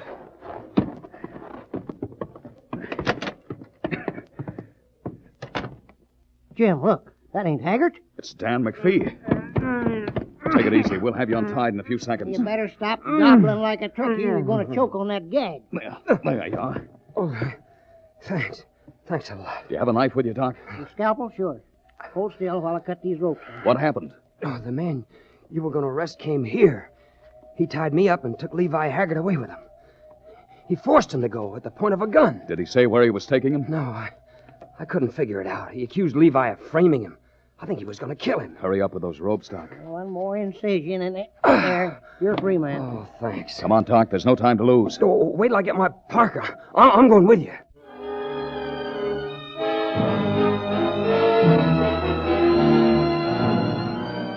According to Dan, Abel Newton had about a half-hour start on the Silver Eagle. But Jim West figured that half hour could spell the difference between life or death for Levi Haggart. He knew that Abel Newton was desperately trying to prove his innocence and might resort to violence to force a confession from Levi Haggart. Finally, the Silver Eagle and Dan came in sight of Haggart and Abel Newton on the banks of the frozen Slave River. There they are. Up with your hands, Newton. You won't take me. Oh, what a shot! Right out of his hand. Whoa, whoa, whoa. Yeah. Levi's dead. He's killed him. He's not dead. He just fainted. Take a look at him, Doc. See if he's still breathing. Yeah, sure. How about it? And he's still alive. I'll rub some snow on his face. That'll bring him around. He got so scared when I gave him a count of 3, he passed out. No, I don't know Stop struggling, Levi. You're all right. Tell us what happened. Uh-huh. Oh, you. It's you, Sergeant West. Now, that crazy fool Newton, he was trying to make me confess I took the money myself. He was threatening to kill me. I was just trying to scare him into talking. Do you still think Levi was trying to frame you? I don't know what to think now. Thought he was. Now I'm not so sure.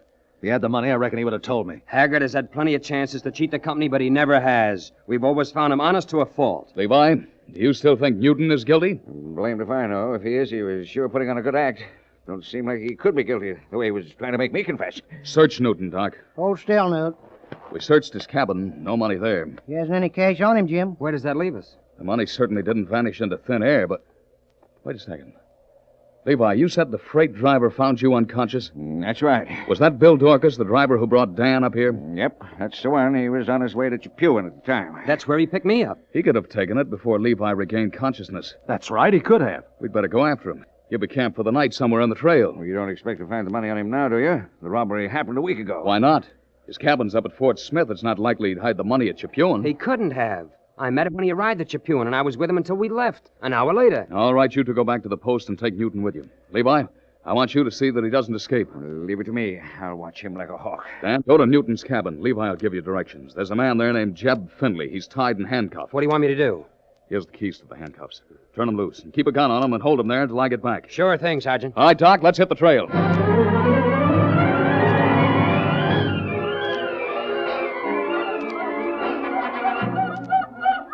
It was about 2 o'clock in the morning when we found the freight driver's camp.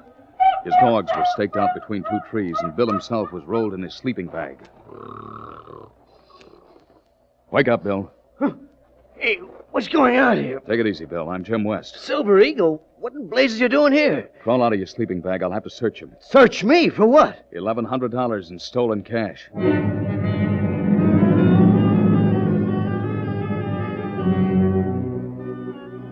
Once again, we drew a blank.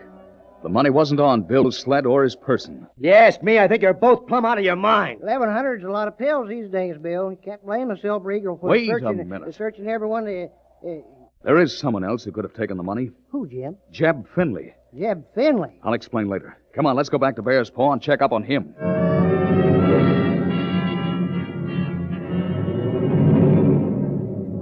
Once again, we headed back to Bear's Paw. Jeb's cabin was located about a quarter of a mile from the trading post. When we got there, we went inside, lit the oil lamp, and began a thorough search. What you climbing up there for? Looking for a loose stone. What's more, I think I found it. The stone or the money? The money. There's a big wad of it. Suffering MD's look at big enough wad to get you to South America.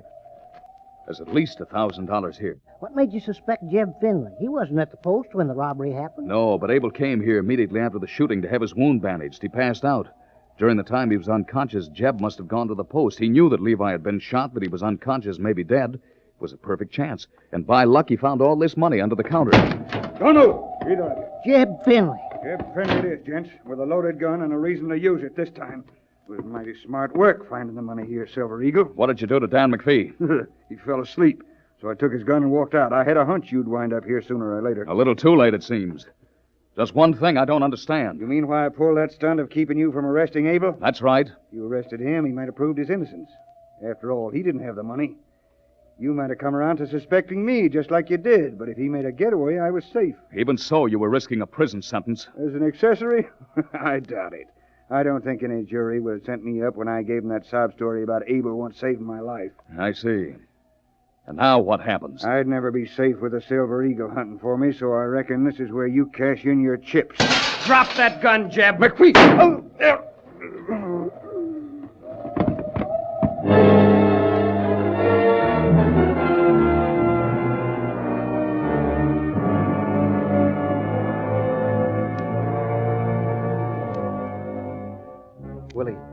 Will he pull through, Sergeant? Yes, Dan. It wasn't a bad wound. Oh, sorry I let you down. I woke up just in time to follow him. I'd have been there sooner, but I had to go to the post to get a gun. It was my mistake for letting you take off his handcuffs. There's a favor I'd like to ask, Sergeant. What is it? I wish you'd let Abel Newton go free. I won't press charges against him for breaking into the post, and I've persuaded Levi to forget the rest of it. That'll have to be up to the inspector. From now on, there's going to be a new company policy for both the white trappers and the Indians. And Levi Haggart will toe the line or else. You see, the family has put me in charge. A good decision. When I left Montreal, I never thought I'd have to go through so much excitement and danger just to get to be manager of the post. Hey, you should complain. Look what I went through. All I came to get was a sack of coffee.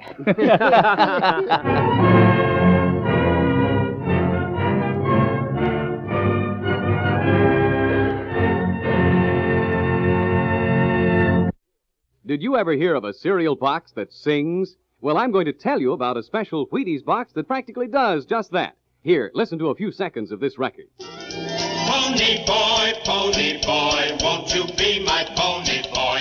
Don't say no, here we go.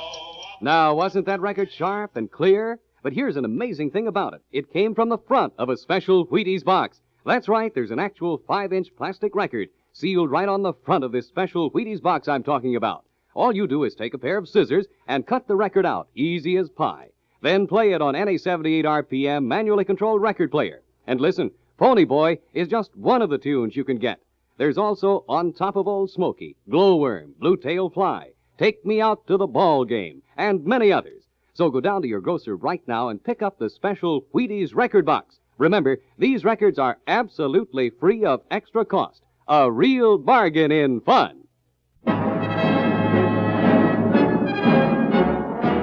Today's story of the Great Northwest was written by James Lawrence. Jim Amici stars in the part of Jim West. Joe Bideau is played by Jacques Lester. The Silver Eagle is a copyrighted transcribed feature of Jewel Radio and Television Productions. Recording director Robert Wilson. This is Bill O'Connor.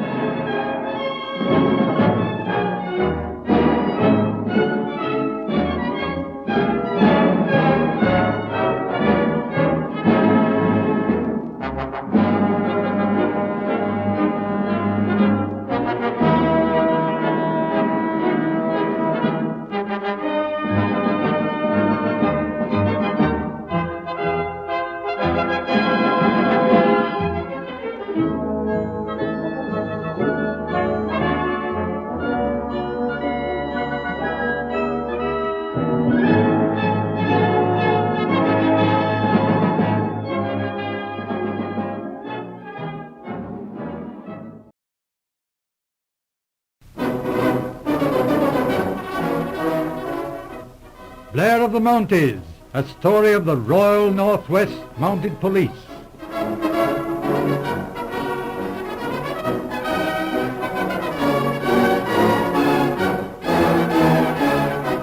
We present the first episode of Blair of the Mounties.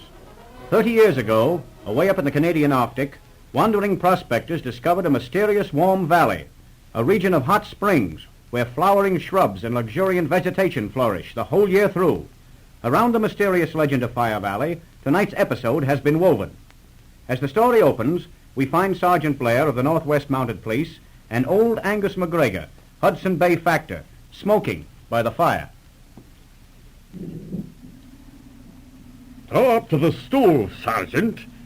Yon's a Cornish. Yes, pretty cold, Angus. Heavens, what a country for a man to spend his days in. Aye, she's a hard country. But tell me, what about yon story of Fire Valley?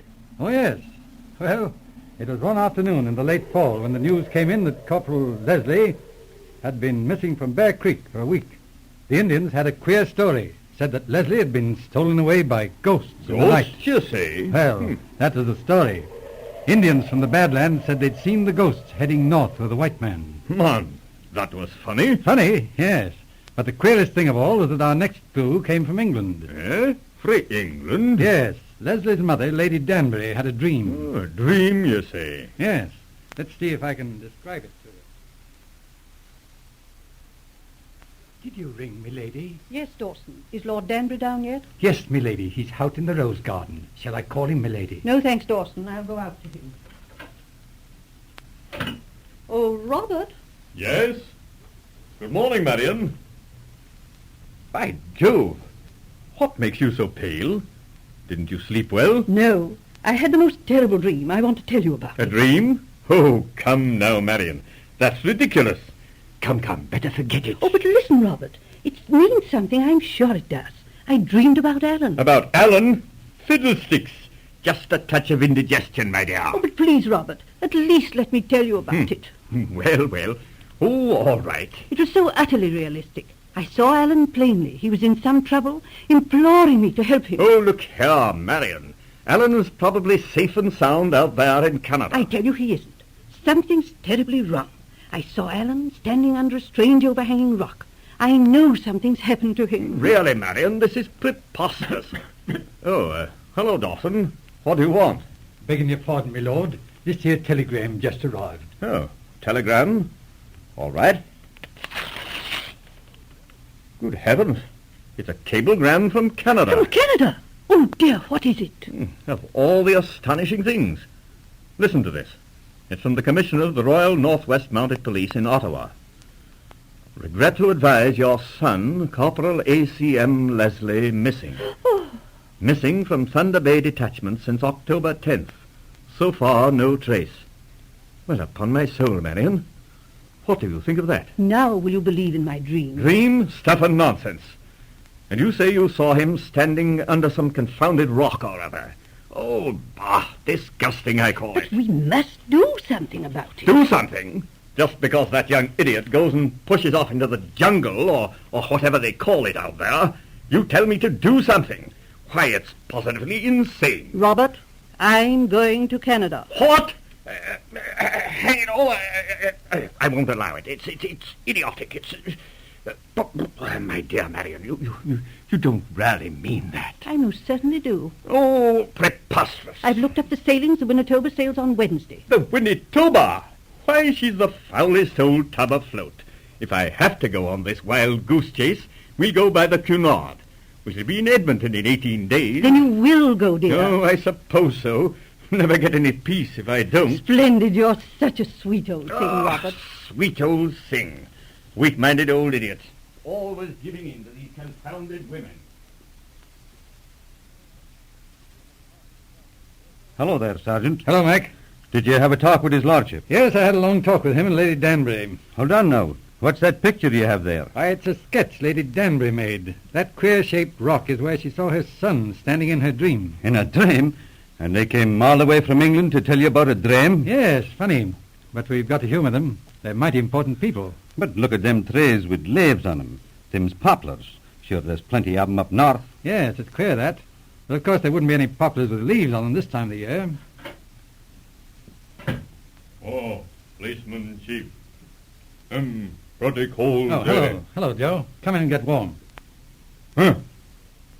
Matiki Manitou. That Joe doesn't like that picture. Why you get him that picture? What's wrong, Joe? Him bad picture. No good. You no keep him. What? You know that place, Joe? Yeah, I know him. Him bad place. Here, hold on, Joe. Good heavens, what a thing if that dream should be true. Him no good place. Here, Joe, what do you call him, that place? Injun man, him call him Pakawan Innu. Pakawan? Why, good Lord, that's Fire Valley. Joe, maybe you make mistake. No, me know him. Man go Pakawan. Him never come. Here, wait a minute, Joe. You know trail to that place? Yeah, I know him. Long way, bad trail. Joe no go. No like him, Pakawan. Hold on, you my friend, Joe. Yeah, you good man, policeman chief. All right, Joe. Maybe I go Pakawan. Maybe policeman Rafferty, him go too. Maybe I tell him big white chief, Joe him scared go Pakawan. What do you say, Joe? Maybe you go policeman chief. Joe, him go too. Right. You find him, little bear, Joe. Tomorrow, daylight, we go. Policeman chief. Tomorrow, daylight, I go. Well, by the holy poker, that's a fine trip you're after planning. Slept through the Badlands in the dead of winter. I'm thinking we'll never come through alive. Maybe you're right, Rafferty. It'll be a hard trail, but, well, we're in the police. Aye, we're in the police. Well, what's the orders? Look over the dog teams, Mike. I'll need 2 sleighs. Stand by to pull out at dawn tomorrow. Okay, Sergeant. I'll be with you.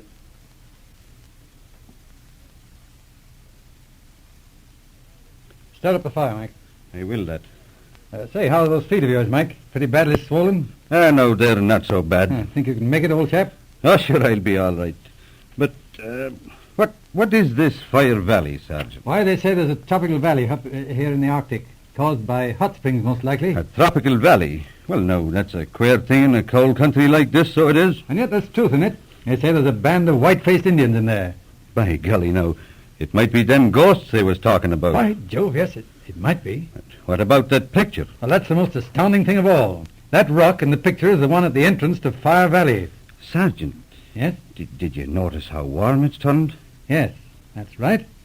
Feels like a Chinook, but it's too far north for that. I wonder. Hello, Joe. What is it? You come.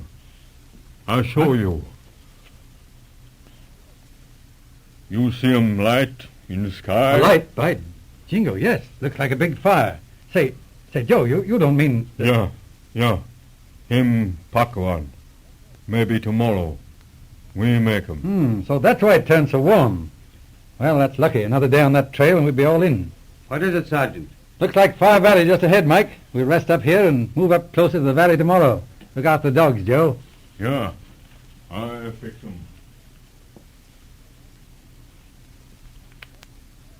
Well, Mike, you have a good rest? Sure, I feel like a 2-year-old, Sergeant. Did you have a look at the valley? Yes, only a few hundred yards through the bush. Did you see anything? Well, no, the place seems as quiet as a grave. But we found that big rock. You did? Yes, just like it is in the picture. We didn't go beyond the rock, but we'll have a look tonight. It'll soon be dark now. It's a spooky business. Hello, there's Joe. What's wrong, I wonder? What is it, Joe? Oh, policeman chief. Woman, she come. A woman? Yeah, she come by trail. Sure, and it's a woman, all right. And a good looker for an Injun. Hey, what you want, young lady? My name, Onita. I live Pakawan. Well, why you come? You come, Pakawan. I show you what white man. His name Lenley. Mother of mercy. Does she mean Leslie? Yes. Good heavens, Leslie, here in this place? Look out now, Sergeant. It may be a trap. Oh, no. Lenley, my friend. You no come tonight, Lenley die. Now, look, we got a chance at Mike. All right, we come.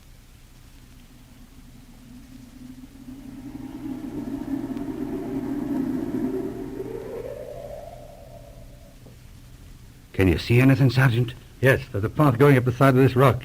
Is Joe there? Sure, he's right behind me. All right, keep your gun handy. Wait, you come. Lenley in this place. We got her. It's a cave. Yes. You know what's the entrance.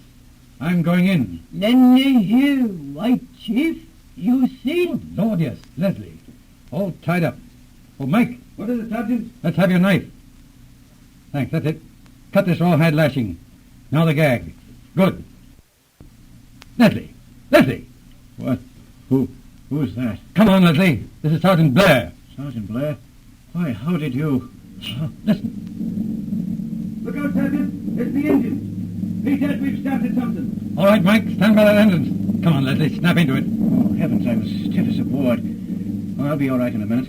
Look after Anita, Sergeant. She saved my life. All right, Leslie. Can you walk? Yes, I guess so. Come on, you murdering devils. There's one for you. Mother of mercy. They got the gun, Sergeant. What? Good Lord. Yes, and she fell over the cliff. Good heavens. Listen.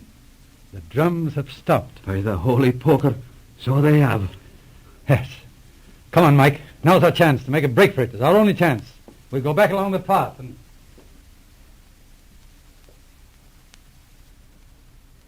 Man, Sergeant, what a story. But you haven't finished. What would they be wanting this Leslie for? Well, that was the secret of the whole affair. They believed the time was approaching when their gods would destroy Fire Valley. If they sacrificed a white man, they hoped to avert the danger of the gods. And the sacrifice didn't come off. No, that's funny, too. After our trip, a strong police party went in there. There had been a big volcanic eruption. The whole place was wiped out. No, that's queer. And what about Leslie? Oh, we got him back all right. Had quite a time, though. Poor little Anita got an arrow slapped through her. She went over the cliff. Leslie was crazy. Then came the trip over the Badlands. It was a nightmare, but we made it. And that, Angus, is the story of Fire Valley. Mon Sergeant. Yon's a queer story. A strange story indeed, but only one of many and varied adventures of Sergeant Blair as told in this thrilling series. Tune in for our next episode in Blair of the Mounties entitled Murder in Long Coulee.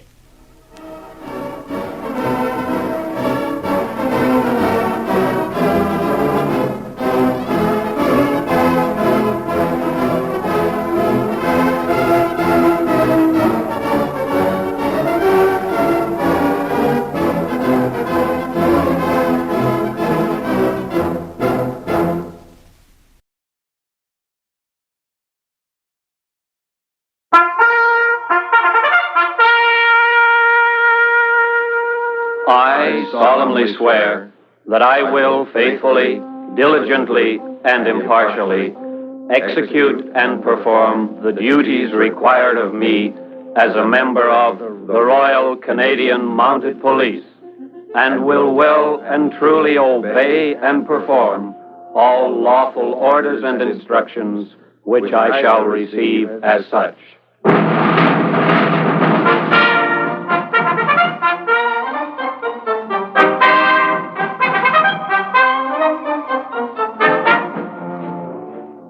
The Queen's Men. For the first time, authentic stories of the world-famous Royal Canadian Mounted Police. Tales of men who for almost 100 years have helped to keep peace in Canada. The Queen's Men.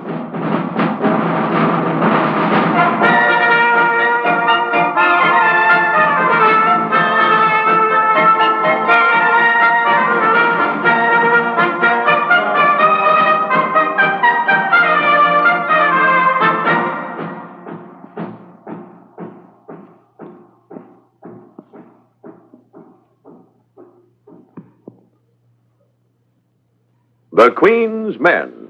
True stories of the Royal Canadian Mounted Police. Names have been changed for family protection. And now transcribe The Queen's Men.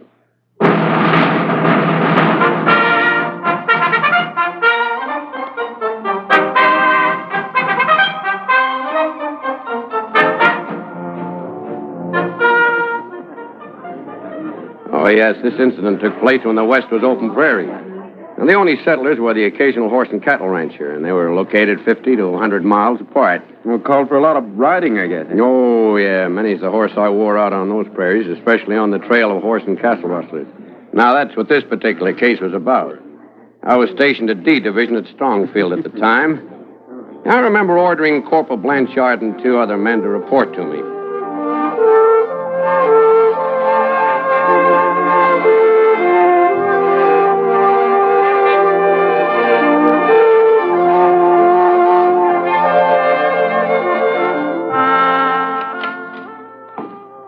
Come in, men. Thank you, sir. Sir? I've just received a report that horse rustlers from across the border engage in operations about 150 miles south of here, in the Cranford area. Oh, is that the Ormand gang, sir? Yeah. You know these men? I do, sir. Now, these horse pirates are experts, not only with rifles, but each of them is a bronco buster as well as a nimble rider. You know how many of them there are, sir? Well, 3, I think. The leader is Bill Ormand. Bring all of them in if you can, but if that proves impossible, we'll see that you can get Ormand himself. That should cripple their activities at least, and we can round up the others later. Oh, and by the way, Ormand is wanted for murder by the United States government. Oh, I didn't know that, sir. He'll be even more difficult to take, considering there's a murder charge hanging over him. He may even choose to shoot it out, although I hope he'll have more sense. I want you 3 men on the trail in an hour. Yes, sir. Your equipment will consist of a Bain wagon, food for 2 weeks, 2 saddle horses, and a team. All 3 of you will carry Winchester carbines and sidearms. And, you suggest we head for the town of Cranford, do you, sir? Yes. Find out exactly what they're up to and pick up what leads you can as to their present location. It's up to you, Corporal Blanchard. I expect you to bring Ormand in, preferably alive. Right, sir. But remember, if he sees you first, your police work is ended.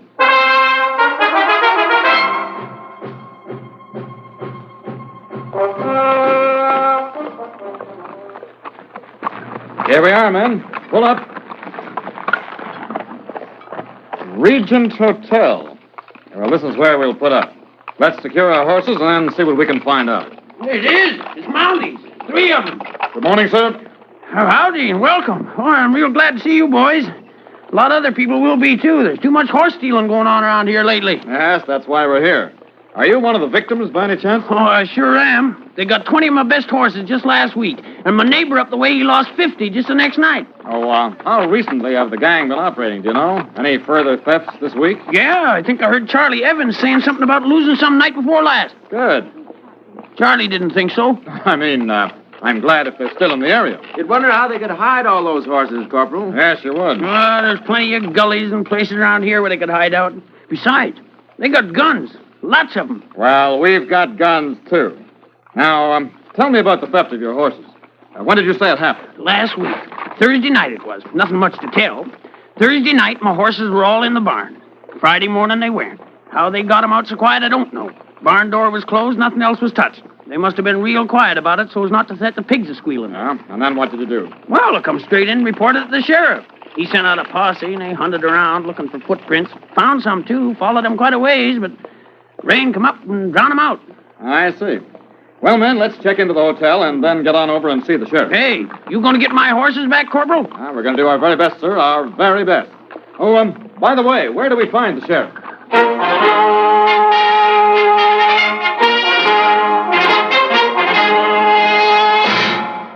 Oh, I tell you, I've been a sheriff here for 7 years, but I've never seen a case like this before. Corporal, there's clear evidence that the rustlers have been at work all over the place. Only a few horses grazing where there should be hundreds. And you've been following up all the reports, of course? You bet. I'm afraid I haven't been getting anywhere, so I decided it was time for the Mounties to step in. Well, what about this murder charge against Ormand? You know any of the details about that? Well, not much. Got a report from the United States government that he's definitely the man.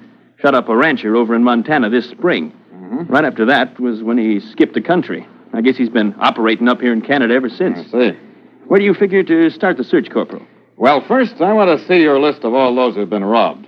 My men and I will call on these people, and we'll find out what details we can. I want to see what part of the prairie they're located in. See if there's any geographic pattern to Ormond's operation. Oh? Why's that, Corporal? Well, we've got to find out where Ormond and his men are right at the present. An unorganized search of the prairies could take months and ruin our chances of ever finding him. Well, it's true. But if we can get him narrowed down to a particular area and then organize a systematic search of every inch of it, we may find his trail. Well, we're at your disposal, Corporal. If you want any extra men, there are dozens willing to help. Good. Now, if we can spread out over 50 miles or so, we'll save time. Now, you start recruiting as big a search party as you can, while my men and I start visiting the ranchers who've been robbed.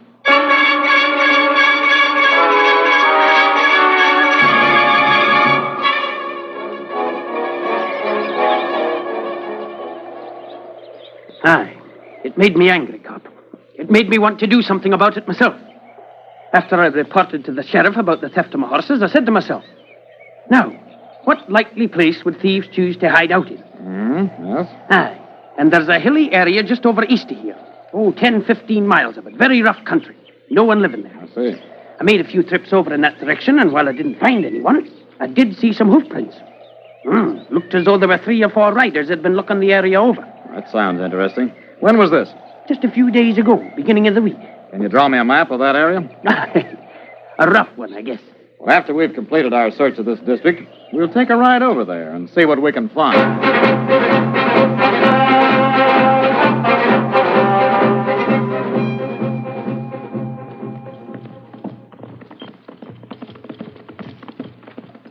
Better slow down, men. These boulders are bad. Yes, my horse just stumbled on one. Mine's ready for a rest, I think, Corporal. All right, let's stop right here. You know, that Scot was right. It's rough country. Looks unlikely to me, Corporal. A few men on horseback might make it through here, but, well, you wouldn't think they could drive several hundred horses through these narrow passes. No, you wouldn't think so. But remember, they've got to be well hidden. It's not so easy to escape the kind of search parties that have been after them. Well, they may have skipped the country altogether by now. I don't think so, Spears. My guess is that they'll find a quiet, completely hidden spot and brand the horses before they move on. Well, it begins to look pretty discouraging to me. Now, let's not allow that to happen, Peters. Our men are here, somewhere on the prairies, and I'm determined to take Ormond, dead or alive. Oh, now, don't you worry, Corporal.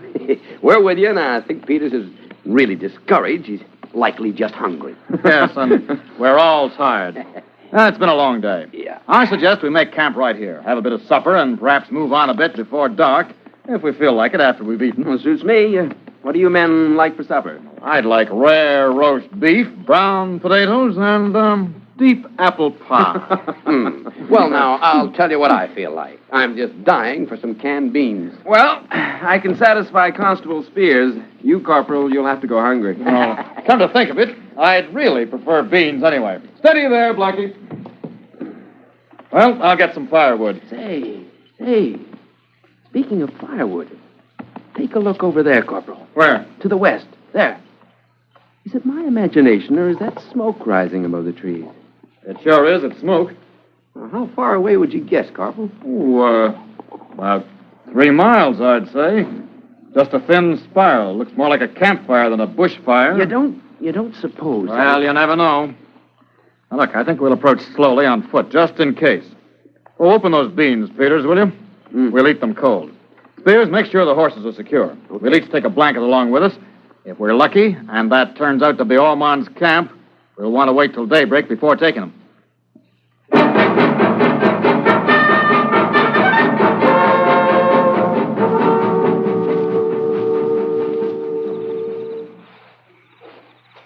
Watch these brambles, men. Get caught on one, we'll waste time getting untangled. It'll be dark pretty soon. Can you still see the smoke, Corporal? Yes. Whoever it is has decided to camp the night at any rate. Say, I see a clearing ahead. Looks as though it may be a drop. Yes. Yes, there's a gully. You can see the start of the drop from here, between these trees. Smoke's coming from down below, down in the gully. A gully would be a likely place for them. Yeah, and we'd be likely targets outlined along the top of it. We'd better go down to this last bit on our stomachs. Down you go, men.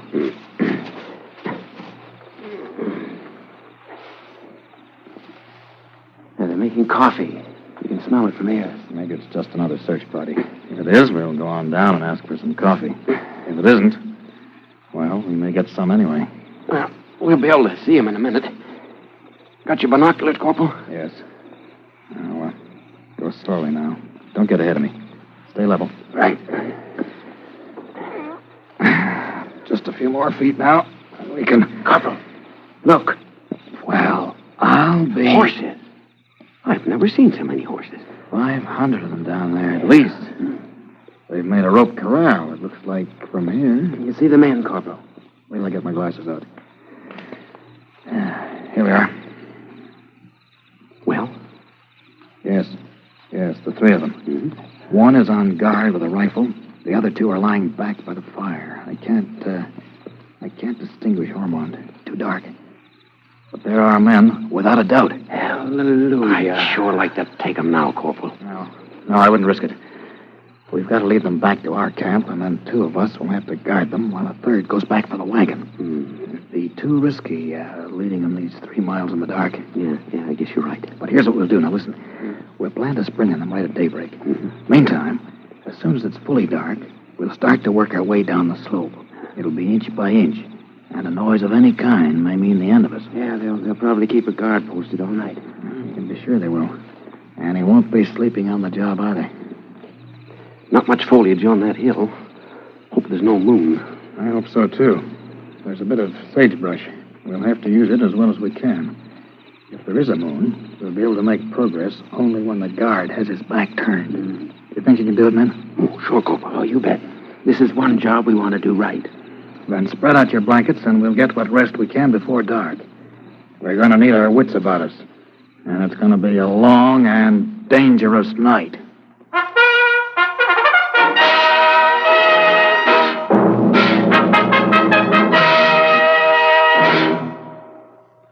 In just a moment, we'll return for the second part of this true story of the Royal Canadian Mounted Police, the Queen's Men. And now we return you to the Queen's Men.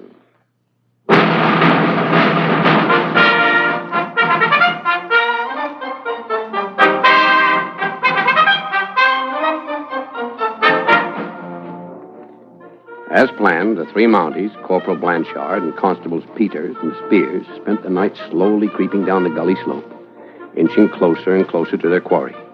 The extreme danger of their position made the night seem endless, but they worked their way to a clump of sagebrush, not 100 feet from the 3 horse rustlers. At daybreak, Ormand, the leader of the gang, just came off guard, lay down by the fire to sleep, while his other 2 men roused themselves and began to prepare breakfast. We need more wood for this fire, Hank. All right, I'll get some. Up that way. I think I saw a few good sticks. What? Oh, here's some. Oh, I thought we were in for it that time, Corporal. He was pointing up this way. Well, we're going to take him soon anyway, aren't we? Yes. Now listen, Spears. You and I will head for Ormond. Mm-hmm. If he's half asleep, we should be able to get him in irons within a matter of seconds. Peters, you cover the other 2 while we do that. Right. Continue to keep them covered while Peters and I get the cuffs on them. Shh. There. Their backs are turned. On 3, men. 1, 2, 3. Hey, hold it, you guys. Stop where you are. Cover them, Peters. Get your hands up. Come on, Spears. Help me with Ormond. Hey, they're heading for the box. They're Mounties. Run, Hank. Halt. Halt. Stop or I'll shoot. That's it, Spears. That's it. Hold them. Corporal, they're getting away. There. We've got Ormond safely in hand. Did you say they were getting away? Sorry, Corporal. I thought they'd stop when I shoot. I got one in the leg, but he was at his horse by that time. What's this? Did you lose him, Peters? I should be shot. Say, I'm really sorry, Corporal. Can't be helped. Don't feel too badly, Peters. I foresaw that might happen, but I didn't want to take any chances with Ormond. If we planned to take a man each, we wouldn't have captured any of them. As it is, we've got the leader. And there's nothing to stop us from going after the others. Well, Corporal, I'd like your permission to go after them immediately.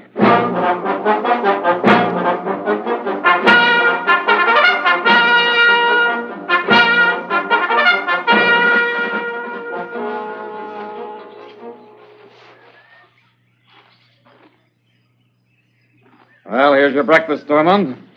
Sorry I can't offer you anything but canned beans. Yeah, and you look sorry.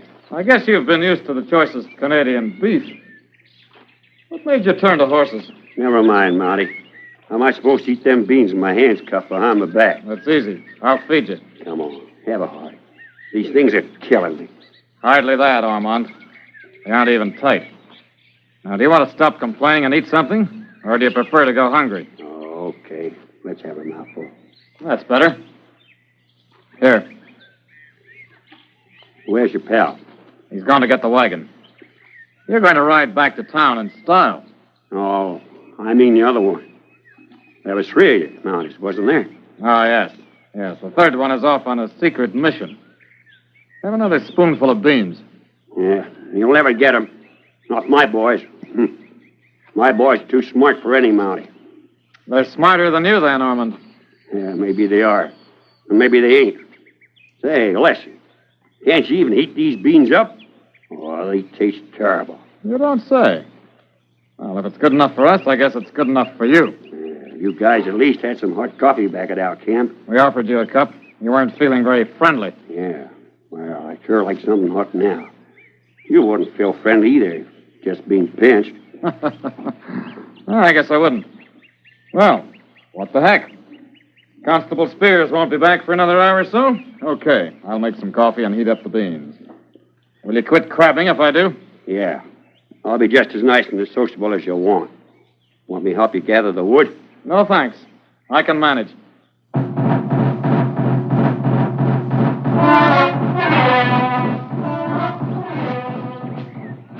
There's a good piece over there. Yes, I see it. Not much wood in this scrubland. No, you're right about that. How long have you been camping around here? Oh, a couple of weeks. You got quite a haul, didn't you? Oh, here's some more wood. We'll have a dandy fire before long. What's that? Quiet! Stand where you are, Ormand. Get away from that horse. Stop or I'll shoot. All right, Ormand, you've asked for it. This time I'm aiming at you.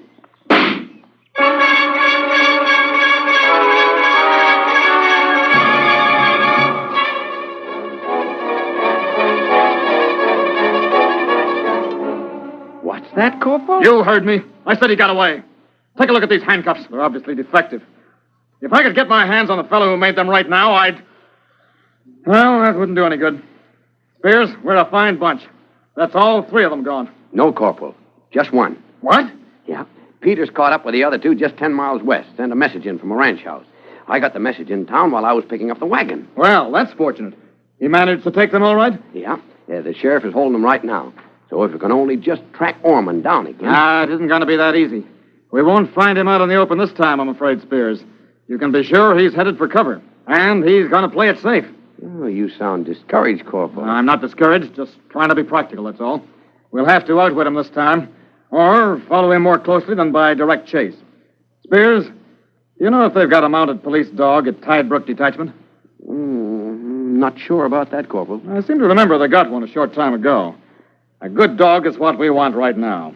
We can take him back to the spot where Ormand was camping, and then let him take the scent from here. I think you're right. Well, let's get into town and check on that. Drive the team as hard as it'll go, Spears.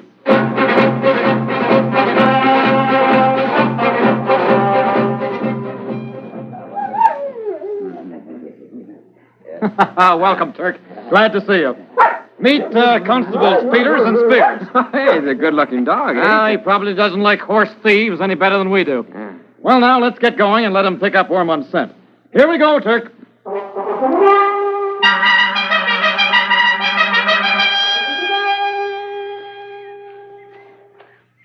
Hey, doesn't that dog ever rest? Getting tired, Peters? You want to rest? No, not if he doesn't. No dog's going to show me up. How far do you figure he's led us so far, Corporal? Oh, about 4 or 5 miles, I'd say. Ormand couldn't be 50 miles away by now, could he? He could be, but I don't think he is. I wouldn't have wasted time getting a dog after him if I'd thought Ormond made a real dash for it. How do you mean, Corporal? Well, this is the way I figure. See, he's a hunted man. Hunted not only by the United States government and the RCMP, but by countless local posses and settlers. He knows their instructions by now may be to shoot to kill. Yeah? And it's just my guess that he'd get into hiding before he'd gone 10 miles. Well, I hope you're right. This dog's going to be mighty disappointed if he doesn't take a prisoner at the end of this. Hey, look, here's something. The terrain's changing. Looks as though Turk's going to lead us up into the hills. Oh, there, Turk. Oh, boy.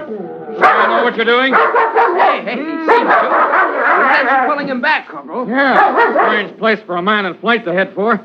That hilltop. Unless he's hiding up there. It's a good spot to hide. Okay, Turk. Steam ahead. Wherever you say goes. But listen, slow down, will you? Hardly keep it up. Stop, men. Hold it, Turk. Stop right here, boy. Everyone all right? Yeah, okay. Fine. That bullet was aimed right at us, no doubt about that. Ormond's somewhere up on that hill, and he's seen us coming. Well, he gave himself away pretty obvious. Well, he had to. Wherever his vantage point is, he could probably see that dog was leading us straight to him. Peters, hold the lead, will you? While I take a look through the binoculars. Yeah, okay.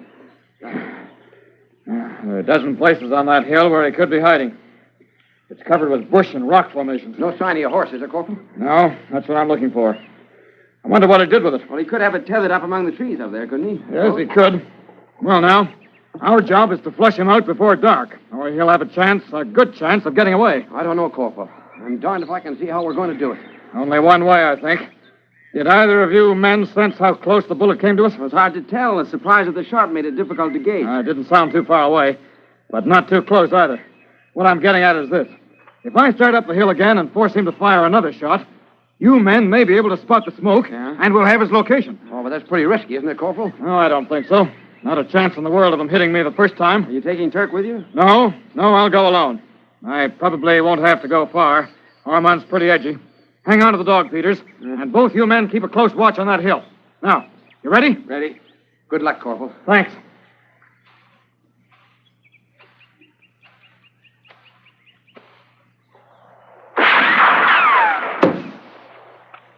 Hey, you all right, Corporal? Yes, I'm fine.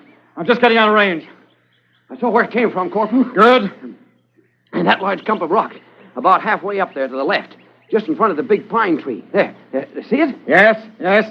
Now we're all right. Good. The next step is to spread out and surround him, as well as 3 men can surround a hideout like that. We'll arrange a series of signals, and on a signal, we'll close in on him. I'll lead Turk. He may scare Ormond into surrendering more easily. Here we go. And this time, let's make it stick.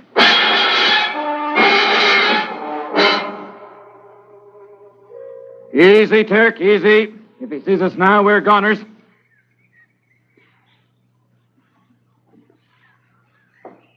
Drat those bushes.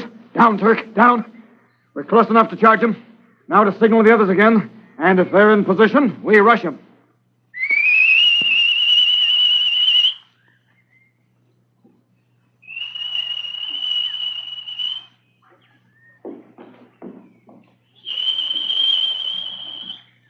Who's there? Who's there? Come one step nearer and I'll shoot. Okay. He's confused, Dirk. When I whistle next time, go after him, boy. But let's confuse him some more. Don't go till we get Spears' reply. Ormand won't know where to look. All set?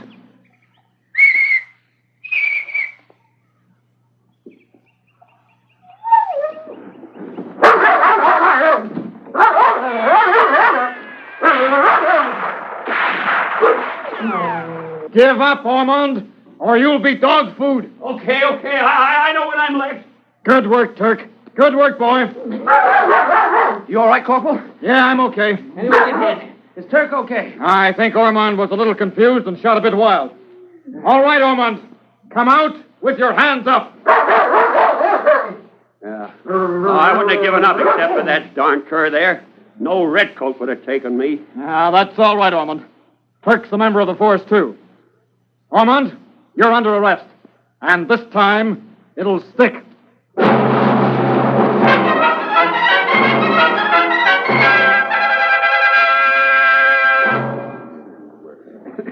Well, they made it stick all right.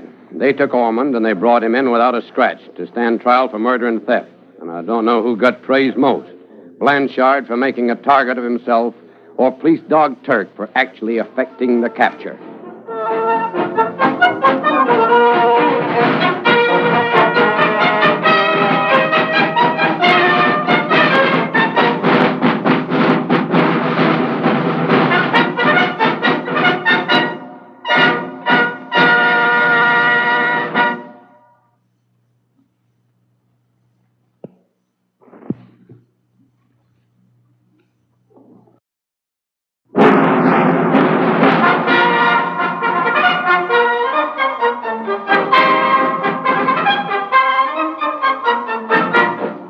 The Queen's Men, authentic stories of the Royal Canadian Mounted Police. Music under the direction of Sidney Torch. Script and adaptation under the supervision of John Adaskin. Produced and directed by Harry Allen Towers.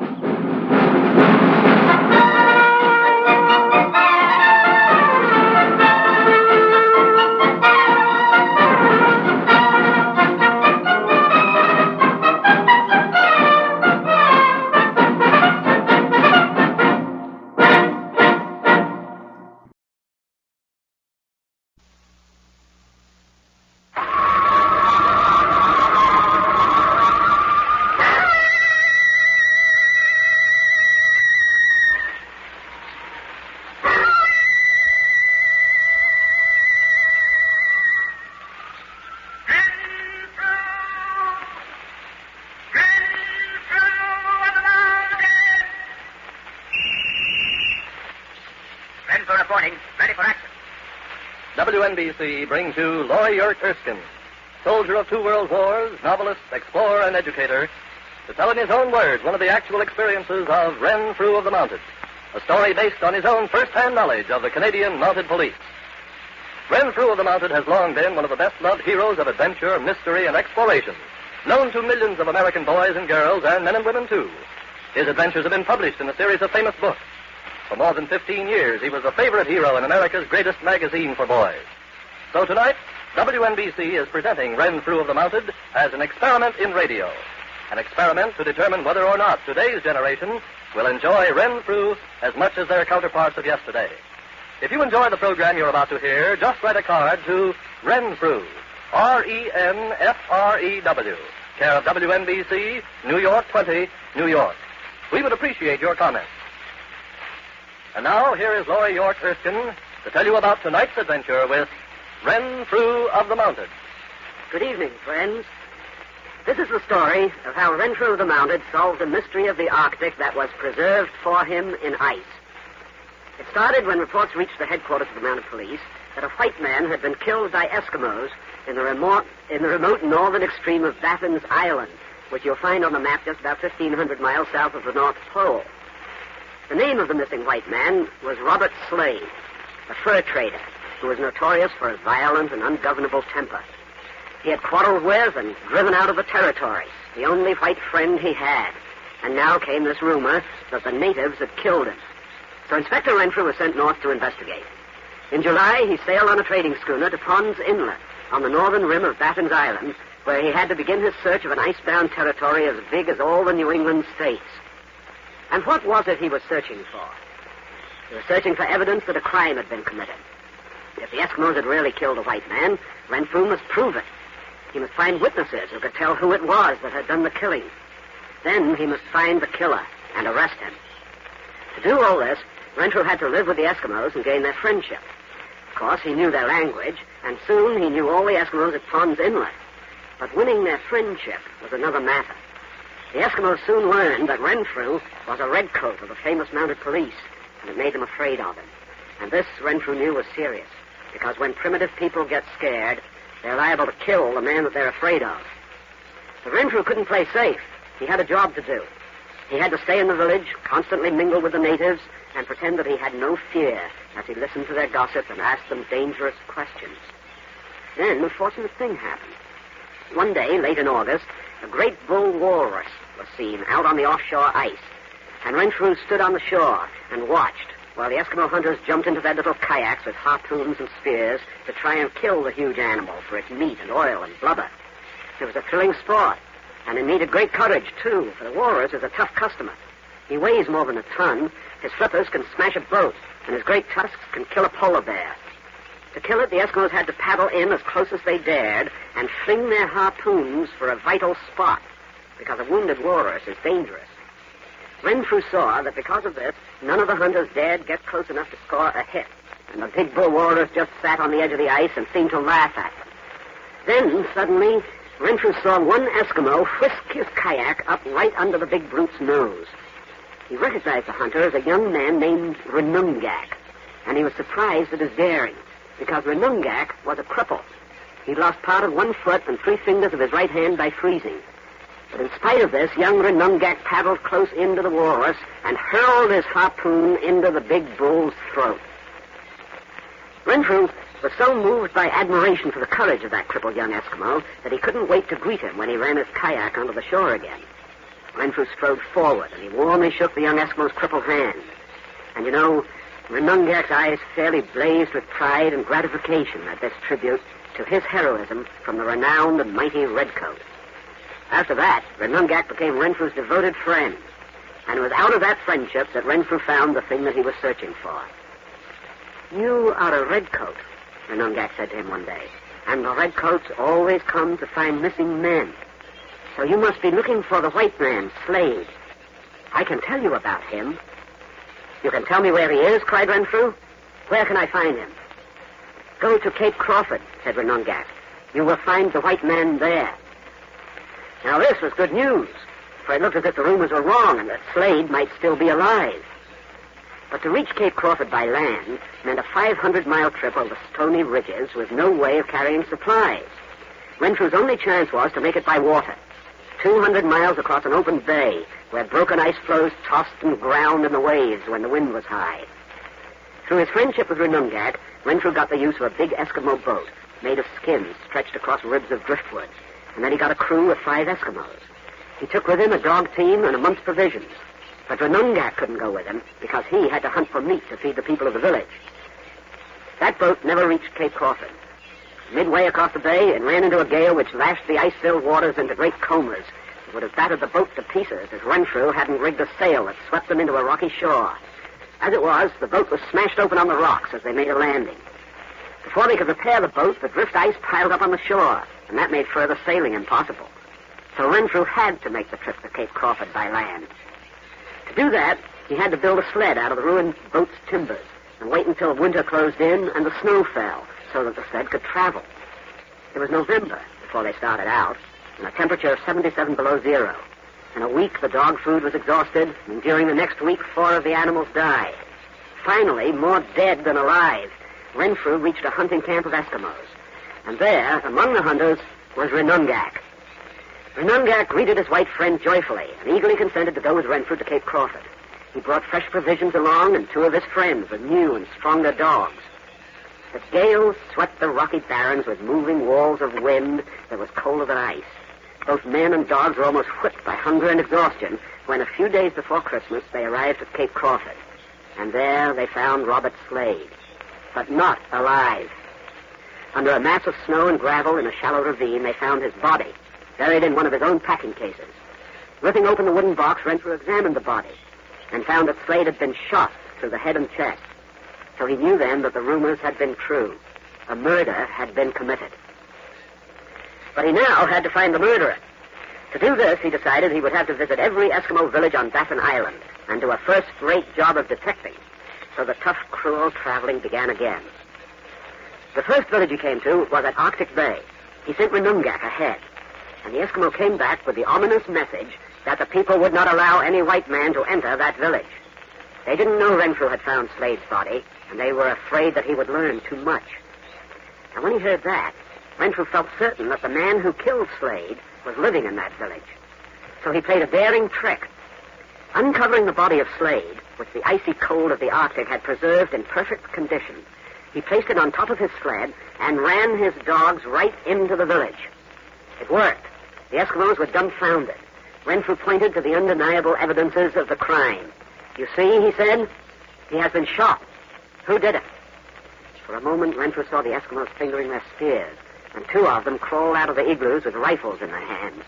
But suddenly, the head man halted them. It is no use resisting, he said.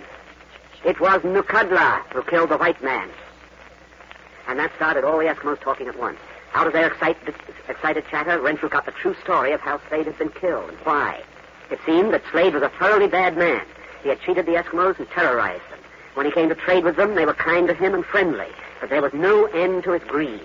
A young hunter named Nukadla had taken Slade into his home, and Slade had proceeded to treat Nukadla like a slave, stealing his furs, beating and bullying him. When Nukadla resisted, Slade drove him out of his own house and said he would kill him if he returned. So Nukadla took counsel with the elders of the village, and it was decided that Slade should die before he carried out his threat to kill Nukadla. The next evening, an Eskimo went to Slade's igloo and told him there was a hunter outside with many fine fox skins.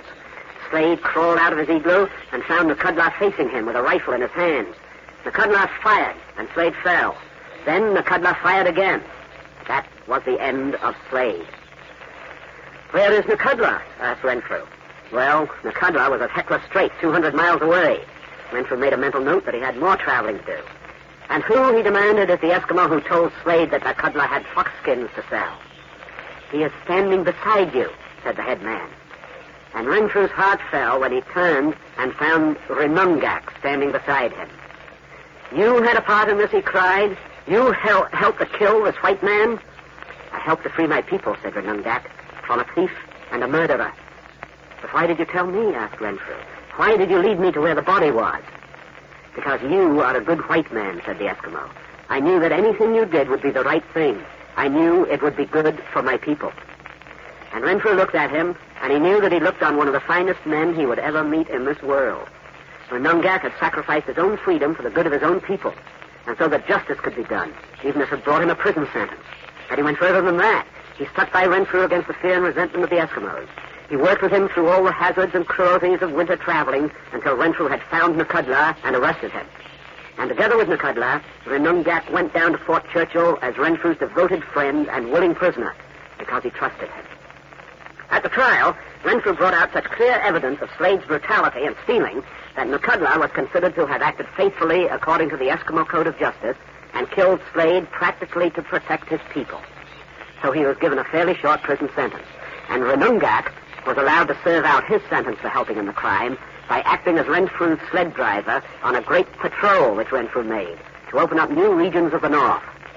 And that's the end of the story of Renfrew of the Mounted, which is so true to life that you can find the details of this story as they actually occurred in the headquarters files of the Royal Canadian Mounted Police.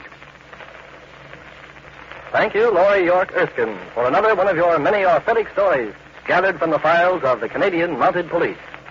Stories of adventure in the uncharted wilderness of the frozen North by Renfrew of the Mounted. In closing, may I remind you again that tonight's program was presented only as an experiment and will not be heard regularly unless requested by a sufficient number of our listeners.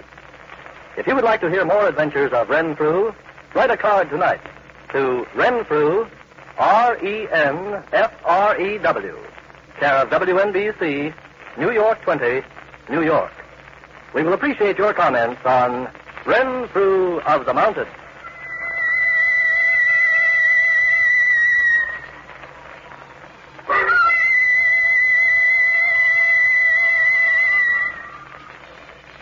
Tonight's program came to you from our studios in Radio City.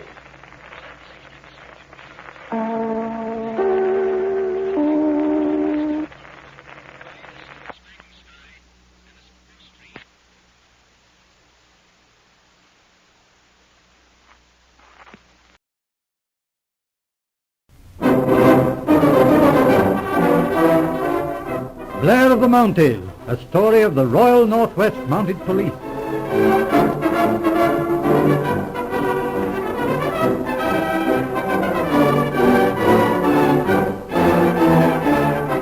We present the 7th episode in Blair of the Mounties. Let us picture for a moment the beauty of the North Country in the fall.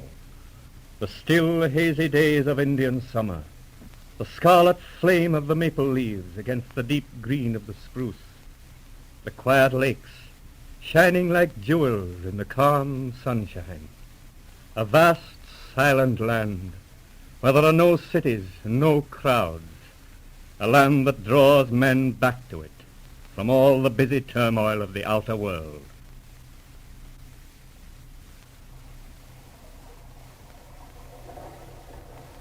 Well, I guess this is Fort McAllister.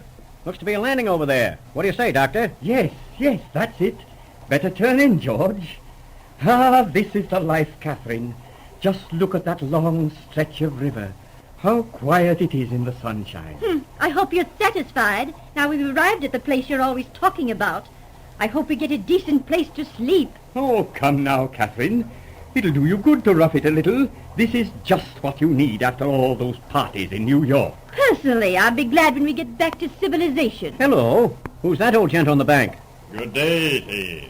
We're looking for Mr. McGregor, the Hudson Bay factor. We'll know. I'm Angus McGregor. Well, what can I do for you? Well, we're up here on a hunting trip, Mr. McGregor. My name's Manning. We have a letter from Stewart, your company agent in New York. Glad to meet you, sir. I had word for Stewart. Good. This is Dr. Gibson and Mrs. Gibson. Who are you, ma'am? How do you do, sir?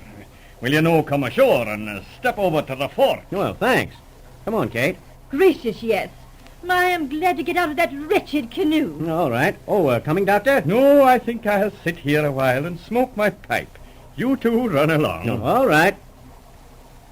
Well, Mr. McGregor, how's the hunting up here? There's plenty of it. Elk and mule deer and caribou. And then there's swarms of geese and duck. And all the fishing you'll want in the lakes. That's the stuff. But how about beaver and otter and so on? Nah, Mr. Manning. The season's no open. It's too early. You cannot touch the beaver. What? But say, what's to stop us from picking up a few specimens way up here in this wilderness? We'll serve no offense to you, but I wouldn't be trying it. You'll hear the mounted police after you, quick as a flash. They're awful efficient, you'll ken. Oh, yes. Well, I'm not figuring to break the law, understand. Oh, I've heard of the mounted police, of course.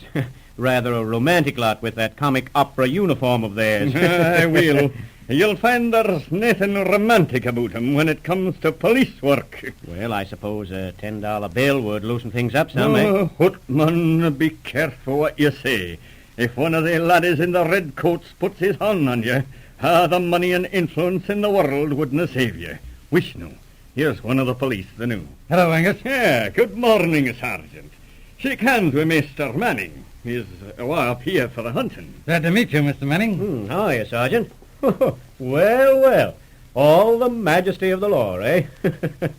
Anything I can do for you, Mr. Manning? Well, not at present. You and I'll have to get better acquainted. I may want a little information. Glad to be of service, Mr. Manning. Well, Mr. Manning, bring the lady up to the fort, and I'll be seeing you later on. All right, Mr. McGregor.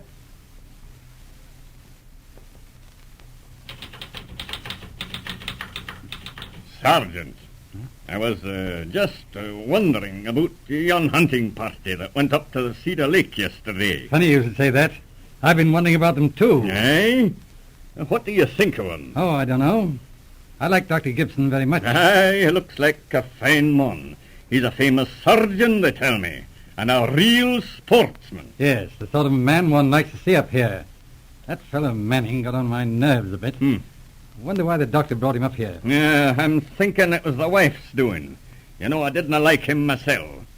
And he's awful friendly with Mrs. Gibson. Yes, of course, he's more his own age. You know, Sergeant, I hate to be talking about a woman, but there's something that's no just recht about Mrs. Gibson. Oh, well, it's no funeral of ours. She's just a spoiled city woman, used to luxury and admiration. I'm thinking there's more to it than that. What do you mean, Angus? Oh, Nathan, of course, Sergeant, but I wouldn't have wanting anything to happen. You see, I'm responsible to the company, and I just wanted to put you on your guard. Yeah, but I don't see why... Well, no, now you do this for me, Sergeant. Just keep an eye on that party in case anything happens. Certainly, Angus. I had half a mind to anyway. Joe the Indian has a trap line up at Cedar Lake. He's up there every day getting ready for winter. I'll talk to him. Fine. That's all I want.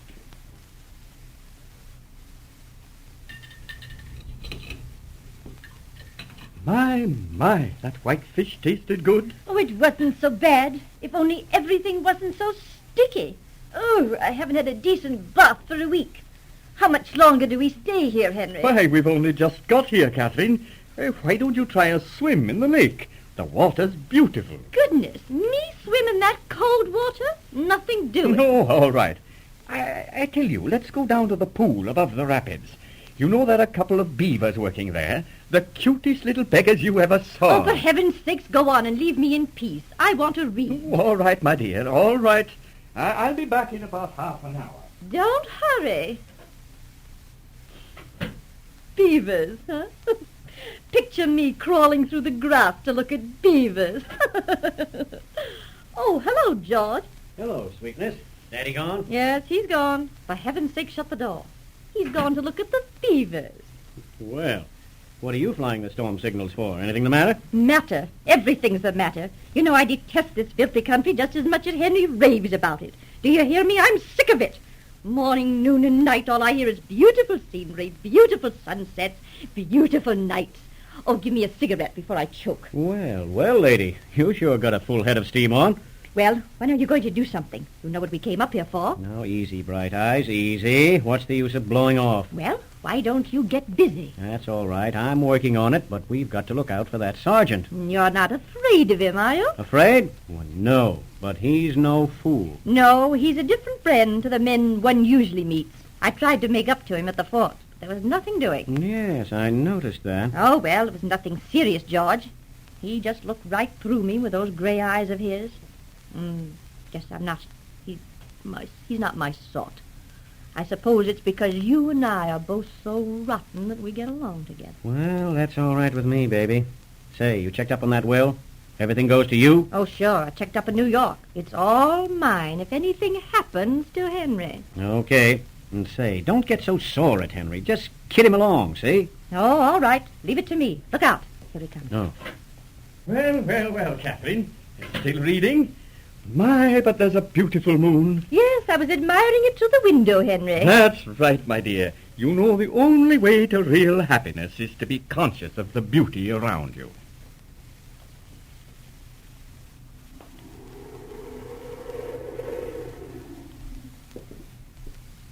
Hello, is that you, Kate? Yes, I heard that call of yours. What do you want? Listen, that Indian they put on to watch us is gone, headed up the river for the fort. I'm wise to their game, and now's our chance. Oh, not tonight, George. Yes, tonight, right now. Oh, heavens. What do you want me to do? Just stay out. Duck around to the back of the cabin, see? I'll get him out. Leave it all to me. Well, all right, but don't slip up on this. You know what it means if you do. Beat it. Get out of sight. Oh, all right. Doctor! Doctor! Yes? What is it, George? It's Catherine. She's headed for the pool. The pool? Catherine? Why? Well, hurry, Doctor. She's half crazy. No telling what she'll do. Now, you go ahead. You know the way. Good heavens, yes. Come, quickly. Follow me, George. You sure she went this way, George? Yeah, sure. Hurry up, Doctor. All right. There. There's the pool, right ahead. Now, take a look over the bank. Here, Manny. What? He's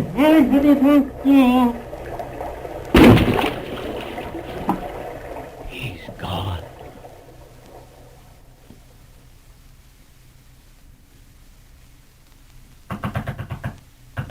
Hey, open up quick. Well, George, what happened? Just as I told you.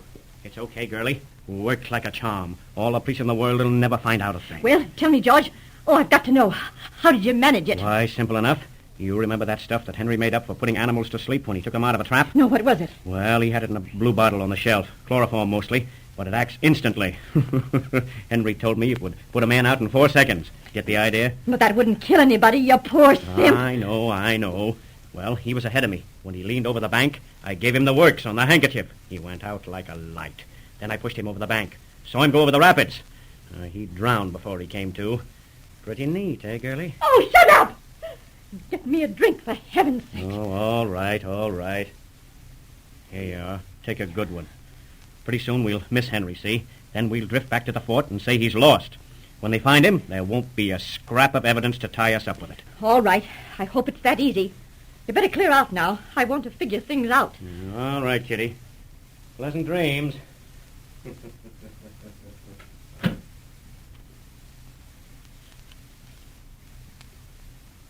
Man, Sergeant, are you sure of this? Dead sure, Angus. But you haven't any evidence. I haven't, eh? You wait and see. But, Sergeant, you know this is serious. They're guests of the company. Oh, yes? Well, they'll soon be guests of the government. Shh, look out. Here they come. Good evening, Mr. Manning. Evening, Mrs. Gibson. Listen, Sergeant.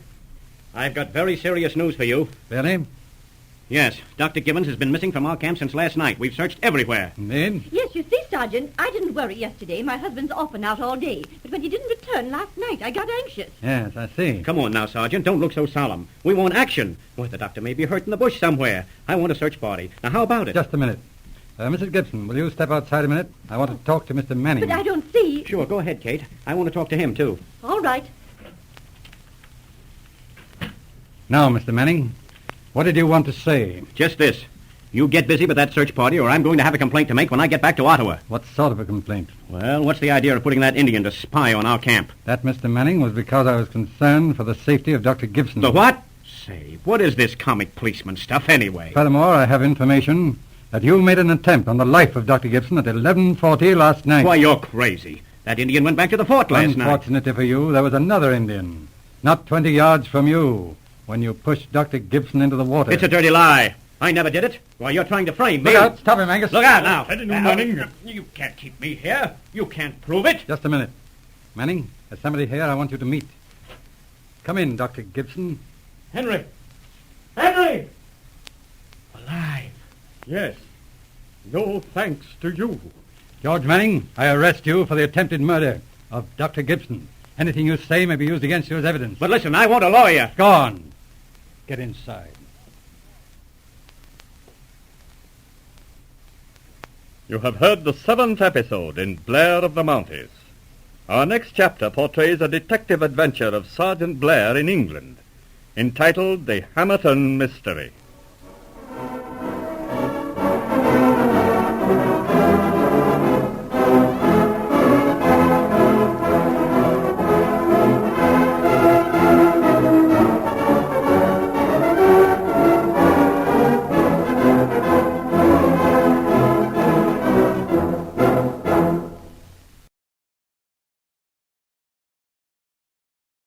The Silver Eagle!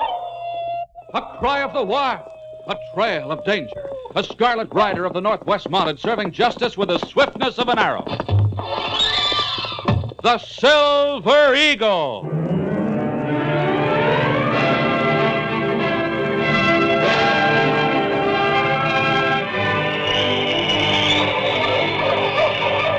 The untamed North, frontier of adventure and peril. The lone, mysterious North, where one man dedicated to the motto of the Canadian Northwest Mounted Police faces danger and death to bring in the lawless and maintain the right. the most famous Mountie of them all, the Silver Eagle.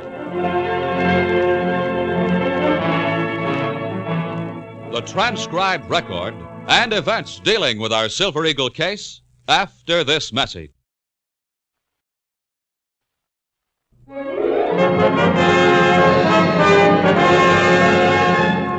And now our Silver Eagle adventure, Blood Brother.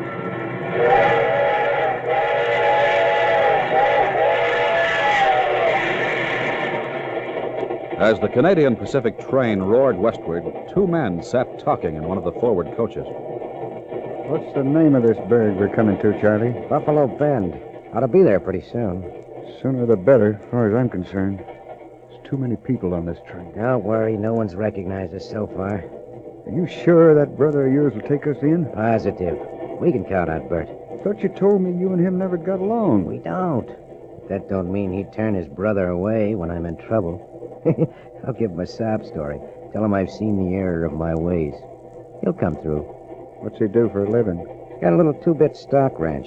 Does some farming in summer and runs a trap line in the wintertime. You don't live in town then, huh? No. 10 miles north of Buffalo Bend. How are we going to get out there? They'll have a livery stable in town. We'll get a couple of horses and ride out. Buffalo Bend, next stop. It means us, Hoke. Come on, let's get our clothes on.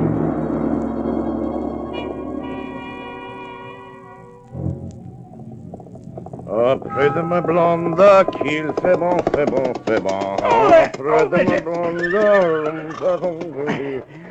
Good morning, Joe. Where can I find the Silver Eagle? Son of a gumdrop, I don't even know he'd be lost. Oh, none of your witch, Big Moose. I have important news for him. He inside post last time Joe see him. What's matter? Come on, and you'll hear for yourself. Jim! Hey, Jim! Yes, what is it? That fellow from livery stable come here. He say got big news. He hear it from the horses. Oh, it's you, Mike. What's up? I think I found him, Sergeant. Found whom? Them two fellas on the reward notice. Charlie Foreman and Hoke Burns. Sacre bleu, they be wanted for murder. You mean they're in town? They were about a half hour ago. Son of a gumdrop, why don't you come tell Jim half hour sooner then? Because I didn't recognize them at first, that's why. Where did you see them? At the livery stable. Came there bold as brass and hired two horses. You're sure it was them? Do I have two eyes in my head? Of course. They've grown whiskers. That's why I didn't know them right away. But then, when one of them went to pay me, I noticed a tattoo on the back of his right hand. A snake and a skull? Yeah. The moment I laid eyes on it, I said, there's something queer about that tattoo. It ought to mean something. Finally, I remembered. I read about a tattoo like that on the reward notice. Charlie Foreman has the tattoo. I know. He's a 6-foot blonde, and the other one's dark-complected. I went up to the post office and read the notice again before I came here, just to make sure. Any idea where they went? No. I didn't watch when they rode away. If they hired horses, they must be planning to ride out of town. Oui, but if they don't have horses when they come here, how you suppose they get here? By train. The 10:15 from Saskatoon got in just about 40 minutes ago. Come on, let's get saddled. We'll see if we can pick up their trail.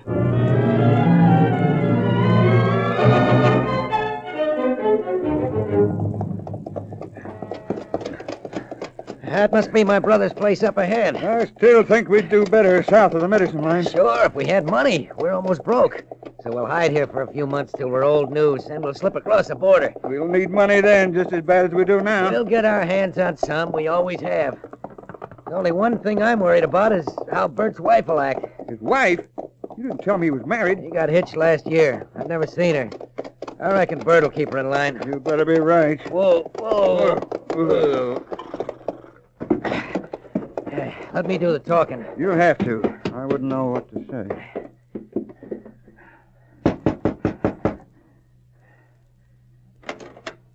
Good afternoon. Afternoon, ma'am. Is Bert here? Why, yes. Won't you come in? Sure. Come on, Hoke. Thanks, ma'am. Who is it, Meg? Two men to see you, Bert. Okay, be right there. What the? Howdy, Bert. Charlie. Where in heaven's name did you come from? We just hit town this morning. I suppose your pal there is Hoke Burns. You guessed it. Don't you know they're looking all over Canada for you, too? That's why we came here, Bert. We're in a tight spot. Crazy fool. Bert, what's this all about? This man is my brother, Meg. Your brother? He goes by the name of Charlie Foreman. Well, is that supposed to mean something to me? It should if you saw that reward notice in town. He and his pal are wanted for murder. Murder? Oh, no. He's always been in some kind of trouble. That's why I never told you about him. Just got out of prison a little while before we were married. And a month ago, he shot a bank guard in Winnipeg. He went for his gun, and I had to plug him. All you meant to do was stick up the bank. I needed money, can't you understand? I wanted to go down to the States and make a fresh start. How many times have I heard you say that? Don't be hard on me, Bert. This time I've learned my lesson. When I saw that bank guard go down, well, I've had nightmares ever since. You've learned your lesson too late. Bert, you wouldn't let me down. I'm your brother. If they catch us, I'll hang. I'm in a spot, can't you understand? We need a place to hide out. You expect me to let you stay here? Just for a little while, till they forget about us, and then we'll clear out. Come on, Bert, say you'll help us. I'll leave it up to Meg. No, Bert, no. I can't take the responsibility. You'll have to decide for yourself. All right. Just for a few days. And you'll have to clear out and take your chances.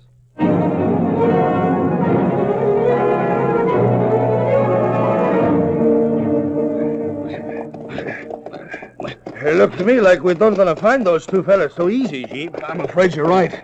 That's why I want to talk to our Indian friend. Maybe they head for Beaver Eels. Country be wild up that way. Make good hideout. That could be the answer. But as far as we know, they have no supplies. That's right. You think they got friends round here? They could have. We'll have to question all the settlers. Maybe Asian Wolfjaw tell us something. Yes, let's see if he's in his lodge. Battle. Here he come now, Jeep. Watch here. Watch here, Wolfjaw. Have you been here at your lodge all day? Why you ask? We're looking for two white men. They're strangers in these parts. They both have much hair on their faces. They're riding horses. Have you seen them? No, me not see. Them bad men? Yes, they're wanted for murder.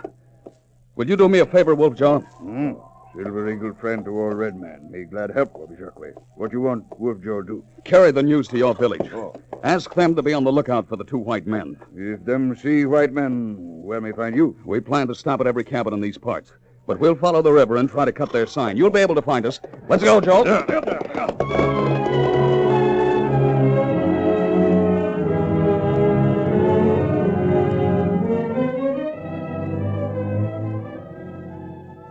What's the matter, Meg? You hardly said a word since we finished supper.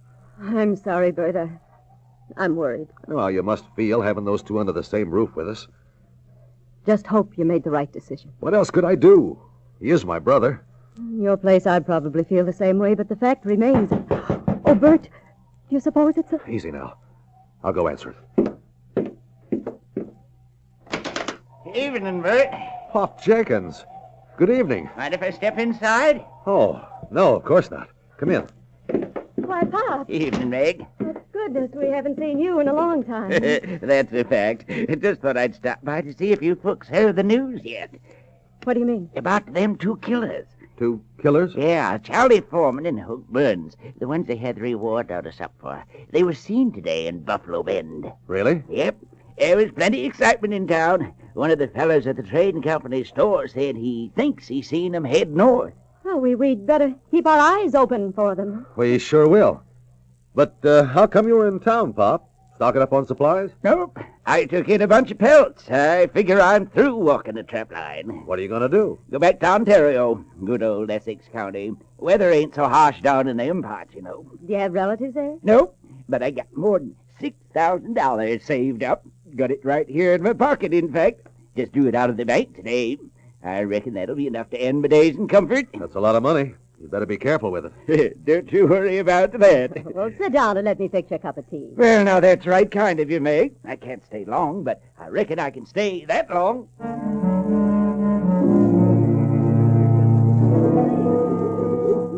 Meanwhile, in an attic room, Charlie Foreman and Hoke Burns had heard the old man enter the ranch house and had moved to a position where they could hear the conversation in the room below.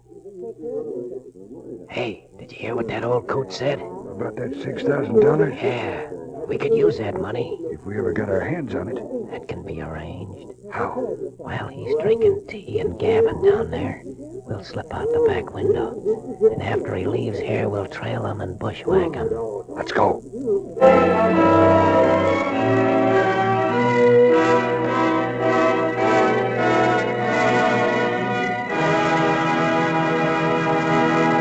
Back to our thrilling Silver Eagle adventure in just a few seconds. But first, listen to this.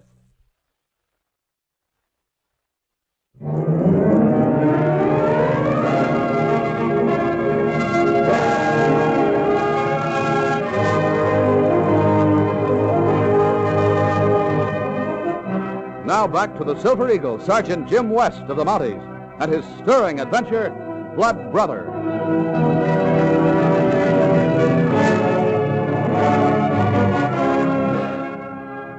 Long after nightfall, the Silver Eagle and Joe Bordeaux gave up the search for the two outlaws and made camp for the night near the bank of the river. Hey, Jim, don't you want this other caribou steak? No, thanks. I've had enough to eat. Son of a gumdrop, can't let that go to waste. Guess I'm gonna have to eat that one, too. Don't know if I can or no. Why not? You've only had 5 steaks. You know, I bet you that's why I still feel hungry. You sure you don't want him? No, I've had plenty. Okay, donkey. That remind me, Jim. What you suppose happened to those two fellows? I wish I knew. We've been following the river all day. If they headed north, we should have cut sign on them by this time. Maybe they don't come so far as the river. In that case, they must have found a hideout somewhere between here and Buffalo Bend. Tomorrow morning, we'd better start working back over the... Hey, do I hear something, or was that me chewing? No, that was a voice. It came from the river. There's someone out there in a canoe. Better go see who it is. Wait little minute, Jim. I come with you. Eat that Indian, Wolfjaw. Here we are, Wolfjaw. Hey, what that he got in his canoe? We'll soon find out. Come on, let's give him a hand. Sacre bleu, that be man's body. Oh, Jacques, me find him on riverbank. Who is it, Wolfjaw? Him white man, old trapper fella. Someone shoot him. It's Pop Jenkins. Is he dead? No, but him hurt bad. Silver Eagle make strong medicine. Maybe save him. All right, let's get him over to the campfire. Yeah, she'll carry him. Well, you come, Pops.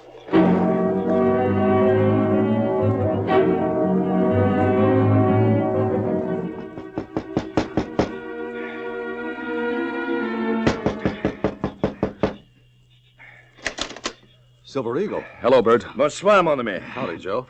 Sorry to rouse you this time of night, Bert, but I'm hoping you can give us some information.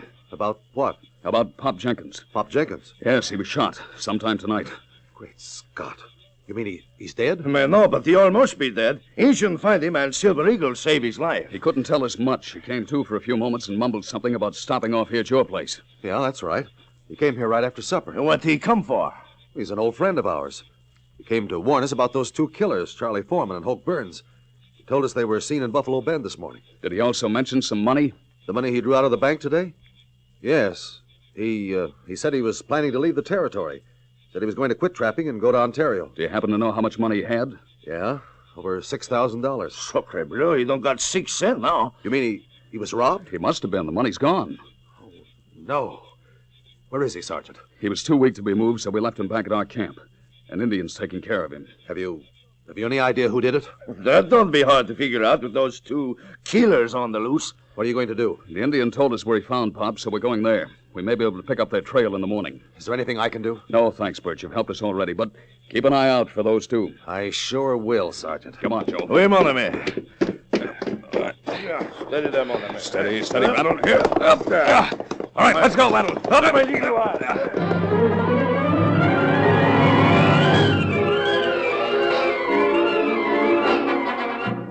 As the Mountie and Joe rode away, Bert stood for a moment, watching them disappear into the darkness, his face grim and pale in the light of the oil lamp which he carried in one hand.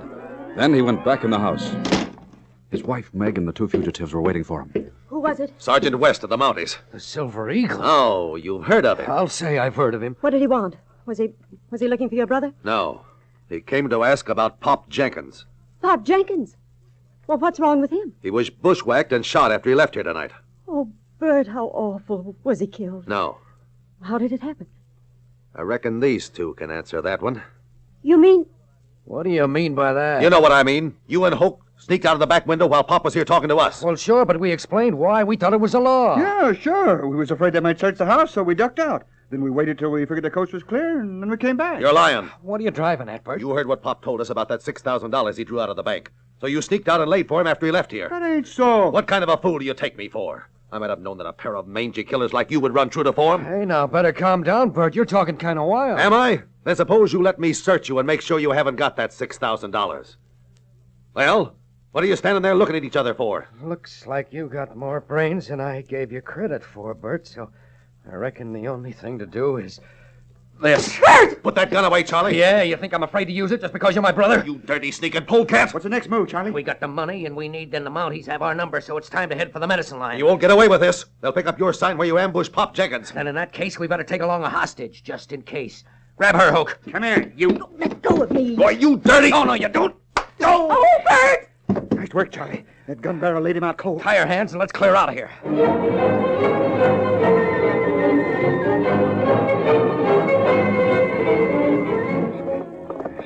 Rain up, Joe. What's the matter, mon ami? I've been doing some thinking since we left Bert's place. How did those outlaws know Pop Jenkins was carrying all that money? Maybe they find out in Buffalo Bend. No, they couldn't, Joe. We know they went from the train station direct to the livery stable and then rode out of town. They had no chance to learn about Pop. Bukush, that's right. As far as we know, the only persons Pop talked to after leaving town were Bert and his wife. The shooting must have occurred soon after he left their place. Son of a gumdrop, you don't suppose Bert do it? I didn't say that. But something else occurred to me. Charlie Foreman has light blonde hair and a cleft chin. So does Bert. And his last name is Forsythe. Foreman, Forsythe. You think maybe that name Foreman be how you say it, alias? Alias, yes. Charlie and Bert might be related. And that would explain why Charlie and his pal came here to hide out. Gushim, I bet you that'd be right. It's just a hunch, Joe.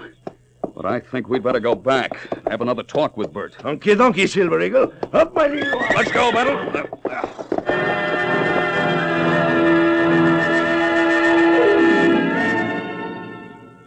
Meanwhile, the two outlaws had tied Meg's hands and also tied and gagged Bert, who was still unconscious. Then they collected a few supplies from the kitchen and took them out to the barn, where Hoke proceeded to harness a team to the canvas-covered wagon. Charlie was standing outside the barn holding a gun on Meg. You got him hitched up yet, Hoke? Yeah, all set. All right, drive him out and let's go. Get up there. Come on, get up. All right, climb up there and get in the back of the wagon. For the last time, won't you please let me stay here with Bert? I promise you we Get won't... moving before I use this gun on you. Here, I'll pull her up. Now go on, get in back. How about the supplies? They're in the back. And I reckon we're all set. Hey, what was that? Something hit the barn door. Give me that lantern. Here it is. Hoke, What's wrong? come here. It's an arrow. Arrow? Yeah, got a feather tied to it. Charlie, that's an eagle feather. Sign of the Silver Eagle. Holy mackerel. Do you hear something? Yeah, and I see something, too. Here he comes. Come on, let's get back on the wagon. Hands where you are, the name of the Queen. It's the Mountie. Let him have it. No! Thank God. Don't shoot! I'll give up. Take their guns, Joe. You're both under arrest in the name of the Queen.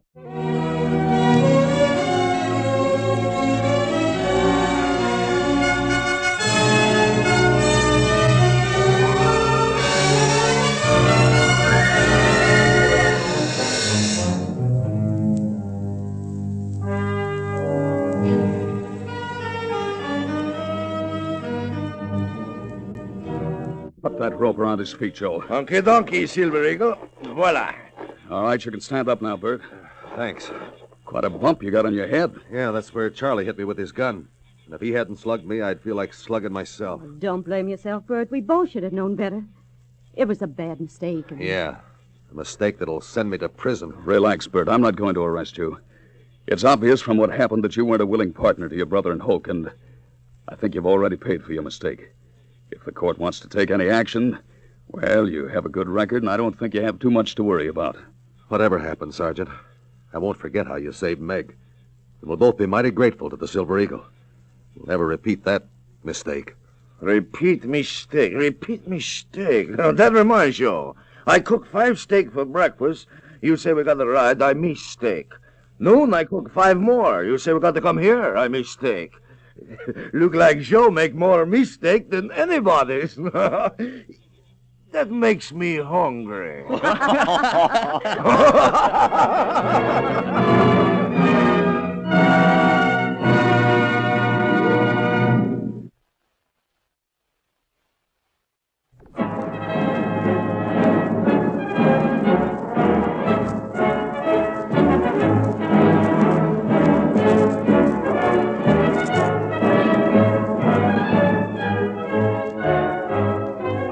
Today's story of the Great Northwest was written by James Lawrence.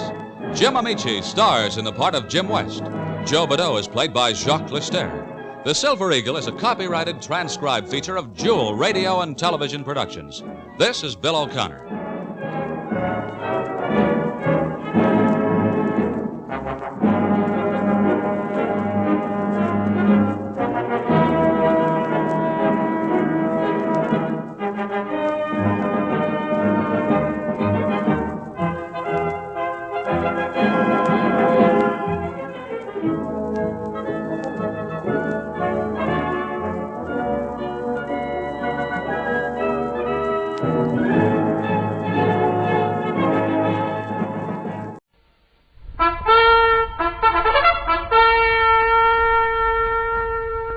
I solemnly swear that I will faithfully, diligently, and impartially execute and perform the duties required of me as a member of the Royal Canadian Mounted Police, and will well and truly obey and perform all lawful orders and instructions which I shall receive as such, without fear, favor, or affection, of or towards any person.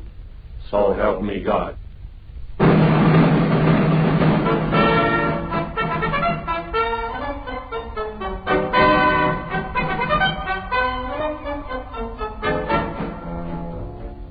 The Queen's Men. For the first time, authentic stories of the world-famous Royal Canadian Mounted Police. Tales of men who for almost 100 years have helped to keep peace in Canada. The Queen's Men.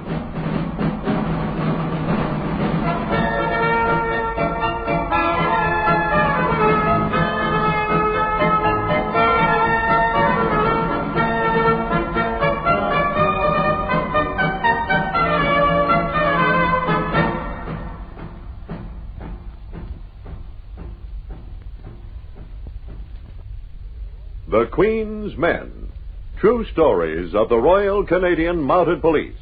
Names have been changed for family protection. And now transcribe The Queen's Men.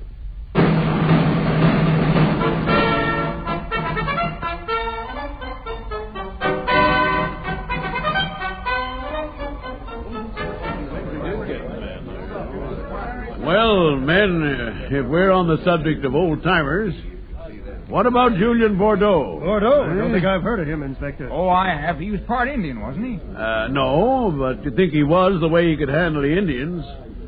Julien was the most colorful member of the force, French-Canadian. And he spoke French, English, and Cree fluently.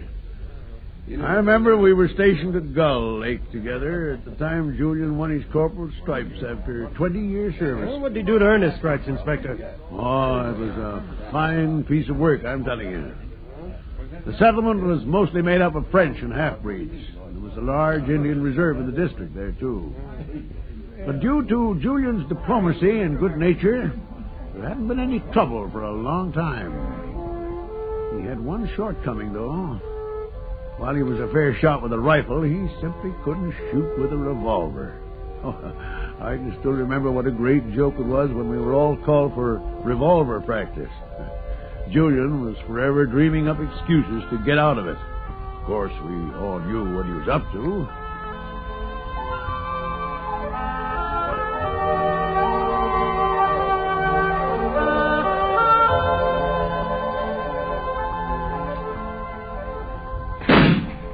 Bullseye! Good work, Corporal. You see that, Julien?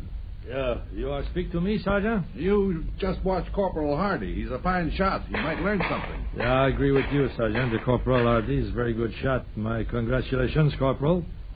I will permit you to take my turn so as for keep the score high and not disgrace the force. Okay, Julien. Quit stalling. Take one shot anyway so I can report your presence. Come on. Okay, Sergeant. Maybe some of you boys like to look for shelter? All right. That way. Quiet. I take aim. I fire. Well, you see? I'm telling you, I cannot hit those targets. You want me to show you how I can shoot? You give me fast-moving deer or a duck to shoot at. It's not about time for lunch, no? As a matter of fact, it is. All right, men. You can pack up and let's get back to barracks. I'm all pack up, me. Say, Julien. Oui, Sergeant. You're not going to ask me trying again, eh? No. You know, sometimes I think you're putting on an act about this revolver practice. Oh, je t'assure, I'm not. You're capable enough at everything else. Walk back with me, will you? Yeah, wait. I'd like to discuss your friend White Eagle. Come on here. I'm afraid White Eagle does not look on me like a friend. He certainly does not. But I know you've taken a special interest in him. Yeah. Oui. 4 times now I have catch him on his tricks. No matter how I'm watching him, always somehow he managed to get in trouble with alcohol. I'm afraid White Eagle is pretty bad Indian. That worries you? Oui. There's not too many bad Indians. The Indian are, the people, the rest of them, they worry too about White Eagle. How he's got all this money when he's so lazy and he don't work? Yes, that's a good question. And every time you catch him, he has money enough to pay his fine, so he goes loose again. One day he's going to get into serious trouble. Yeah, oui, I'm afraid so. Why you mention him today, Sergeant? Have you ever seen any evidence of White Eagle stealing horses? Stealing horses? No. I've catch him many things, but not yet stealing. This series of daring horse thefts that have been reported recently, I've had Manning on it, and he hasn't been able to find a single clue. Yeah, well, see, I've been giving those thefts some thought, Sergeant. I thought so. You were down to the Indian Reserve last night, weren't you? Oui. And the night before? Yes. If you have anything in mind, Julien, perhaps you'd like to let me in on it. Well, when White Eagle is keeping out of trouble for 2 whole months, naturally, I begin to suspect something. I think he does not call attention to himself just now, and I begin to wonder why. Then when more and more people are saying my horses are stolen, well, I'm investigate, and it's a very clever job. It's quiet. Very quiet. You know, no one can be so quiet like an Indian. So you suspect White Eagle, huh? I suspect, but that's all. He leave no trace at all. No trace whatever. You find out anything at the reserve? No, I'm not going to the reserve for finding out anything. Just being friendly, that's all. Okay, Julien, take your time. But when you need assistance, let me know.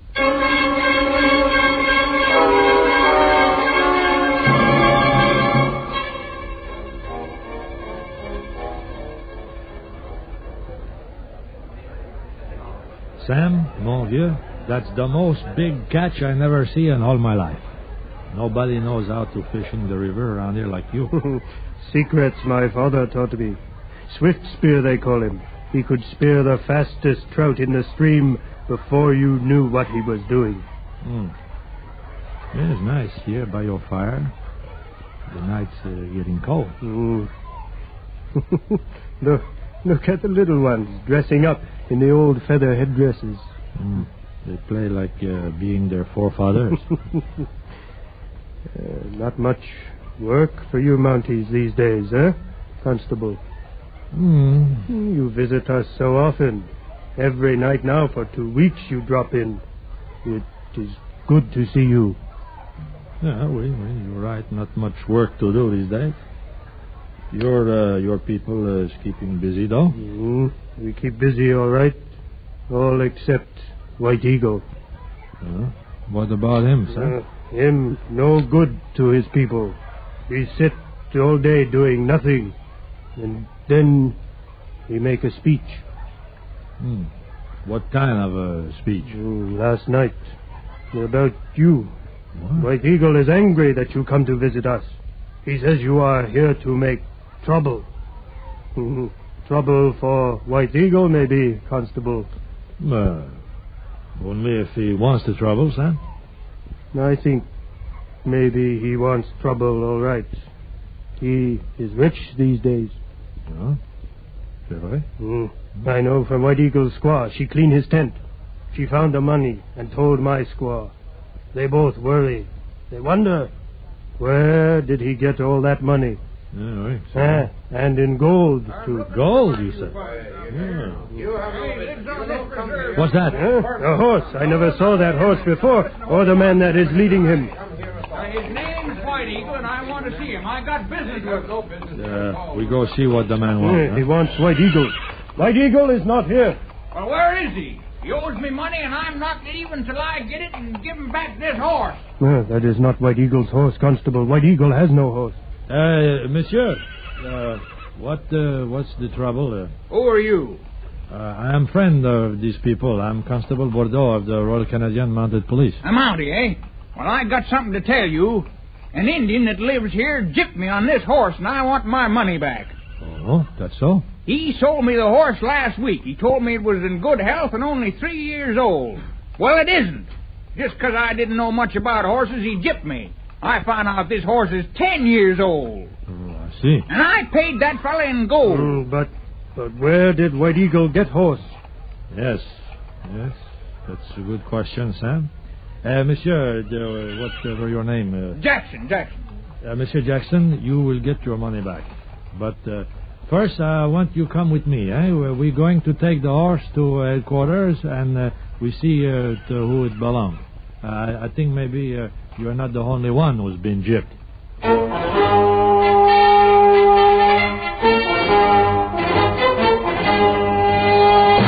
Yes, you were right, Julien.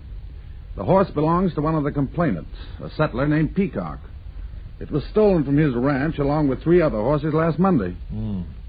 So, the White Eagle has started the real thieving, eh? I'm afraid so.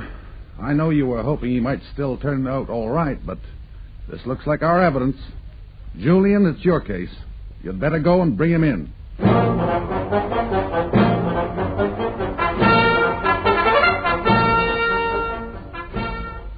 So Julien led the troop that finally tracked down White Eagle. Armed with a warrant, the boys rode back to the Indian Reserve. But White Eagle had got wind of it and had gone. Well, the chase was on. And it took 2 weeks hunting before they finally got him. He was convicted and sentenced to 5 years in the penitentiary in the northern part of the province. Julien was assigned the job of accompanying him on the train up north.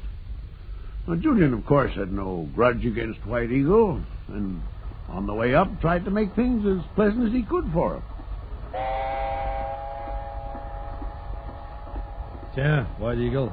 Here, have a cigarette, huh? No? Oh, go on, have one, huh?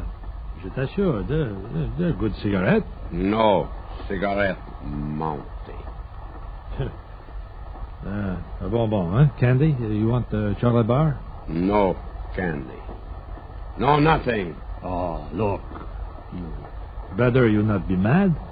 I know you're feeling bitter. Me, I suppose I would too, I guess. But look, I didn't go after you and catch you from anger.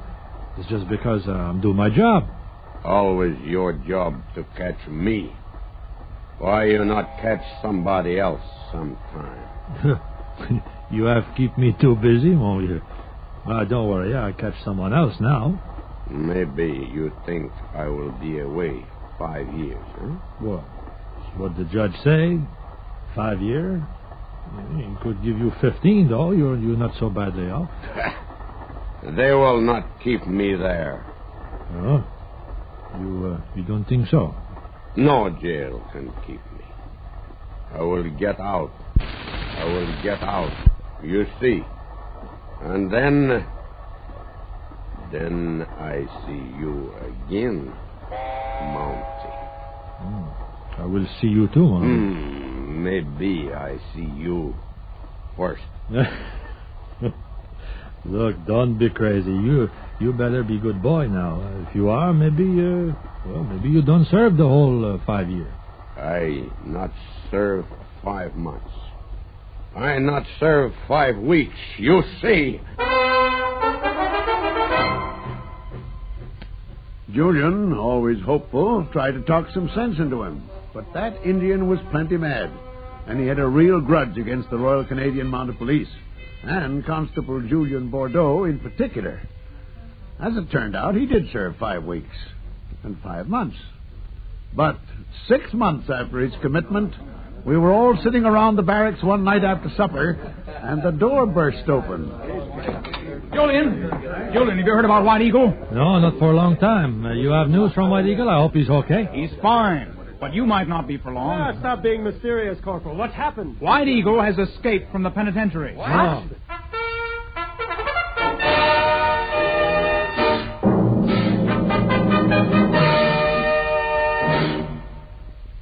In just a moment, we'll return for the second part of this true story of the Royal Canadian Mounted Police, the Queen's Men.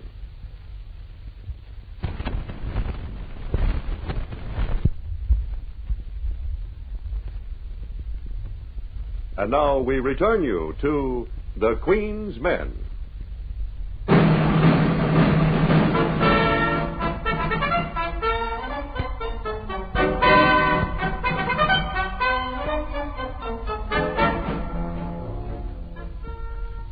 Well, White Eagle had made good his threat. He'd escaped from the penitentiary. We were all afraid now that he would carry out his second threat to even the score with Julien. All of us, that is, except Julien, who was utterly fearless. Sergeant Stevens called Julien into his office the next morning and tried talking to him. Now, see here, Julien. It's time you took this thing serious. You don't understand, Sergeant. I'm take White Eagle escape very serious. I'm going to catch him. That's just what I mean. You keep out of his way. Now, stop arguing, Julien. You're holding up the process of law.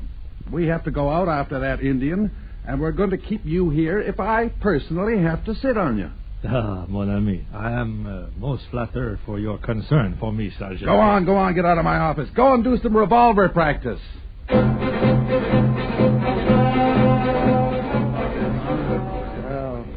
Looks like a storm brewing up. Yeah, White Eagle will be glad of that. Cover his tracks better. May I ask what all you brave Mounties are doing sitting around admiring the scenery?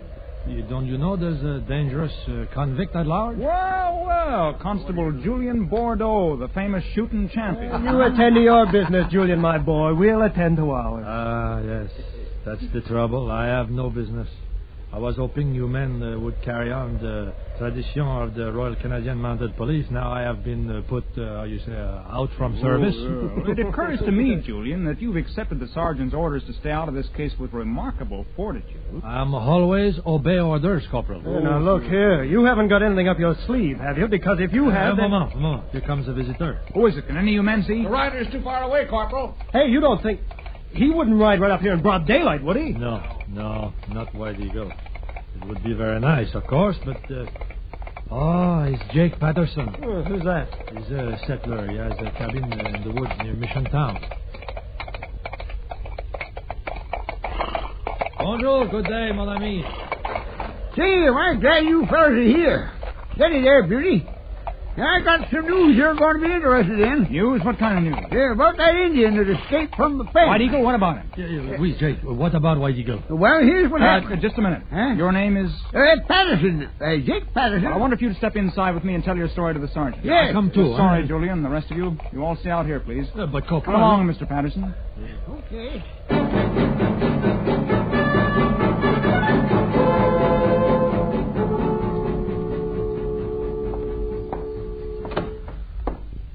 This is Sergeant Stevens, Jake Patterson. Oh, sit down, Patterson. Yes, thank you, sure. I didn't want Julien getting too interested. He might... Quite right, Hardy. All right, Patterson, let's hear your information. Well, I got a cabin up by Mission Town in a clearing near the edge of the Indian Reserve. Now, I do some trapping, and Yes. Now, what about White Eagle? Well, I came home last night about 6, or maybe 6:30. Yes, that's right. And I walk in like I usually do, not suspecting a thing. I got my day's catch over my shoulder, and I'm feeling good.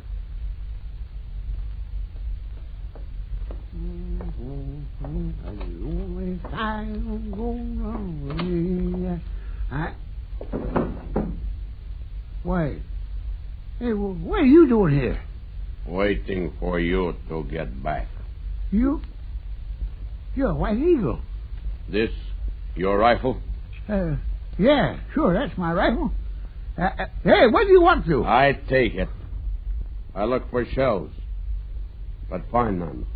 Quick, where you keep shells? Listen, you can't walk off with my rifle. Give me shells, or I will let you have it on the head. Oh, okay. All right. Don't get excited. They're over here in this chest here. Here they are. Yeah. Now go on, get out of here. I know what you will now do. That is, you tell police about me. Who, me? Why, That? All right, for me. But not tonight. You no move from this cabin till sunrise. You understand? If you do, I might still be outside. I will kill you, sure. Oh, okay. Okay, sure. I know you well enough to know you'd do it, White Eagle. When you see those redcoats, tell them they are never going to take White Eagle alive. They come after me, I will shoot them as fast as I see them. Now, I go. And remember what I say.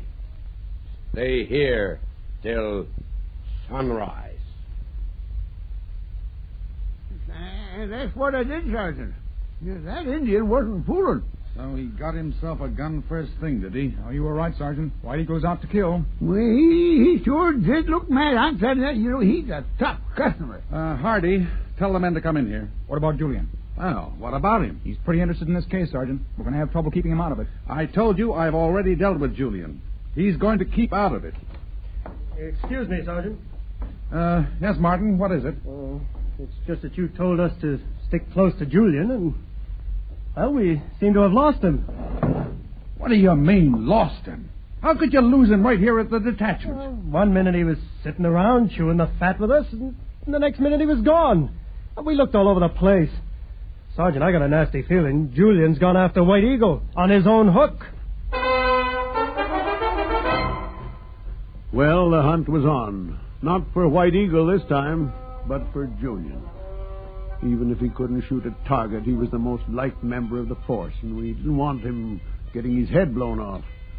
Life would have been pretty dull around Gull Lake without that fearless, charming Frenchman.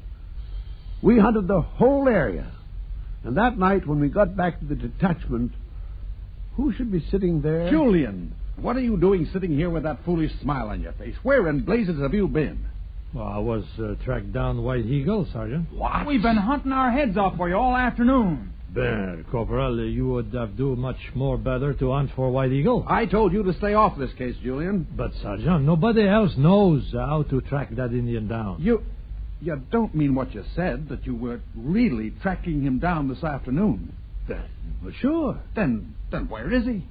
Well, he's in his tent at the reserve. What? Julien, is that the truth? Well, I'm telling the truth, Sergeant.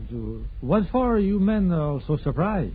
Where else would he be but in his tent? We thought he'd be after you. Well, maybe, but according to my calculation, he would go first to see the squaw, who is young and pretty, and, well, he's very fond of her, and he's jealous, too. Well, at least you didn't try to take him. I congratulate you for that. No, I think better to have help if I'm take him. You have help, but, Julien, I honestly do think you should stay out of this. Oh, now, Sergeant, let us not go through that again. Oh, I suppose Julien's right, Sergeant. He's always been the only one who could foresee what that Indian was going to do. And he did find him again this time, Sergeant. All right. Julien, since you insist, you're back on the case. Merci, Sergeant. Well, what's your plan? I suppose you have a plan. Oh, oui. I believe that the White Eagle will be in his tent until the morning. I think it would be foolish if we go into the reserve in black of night. I would suggest that maybe 3 of us go just when the day is breaking. I see. That sounds sensible. Of course, it will be necessary that we not make slightest noise. White Eagle is very smart and very watchful Indian. There's danger of the dogs barking, isn't there? Yeah, I have think of that, too. Not much danger, I think. They're used to the dogs barking all the night, the coyotes and the timber wolf. The main thing is to be careful of the footstep. We not make any sudden strange noise that will arouse White Eagle. 3 men, you think, Julien? Oui. Corporal Hardy is the crack revolver shot, so he's approaching from the front of the tent. Constable Martin and I will watch from the back, from the either side. Look, we plan now, every detail. I will, if you will permit me, illustrate the quiet way in which the Indians walk. That is the way we must walk in.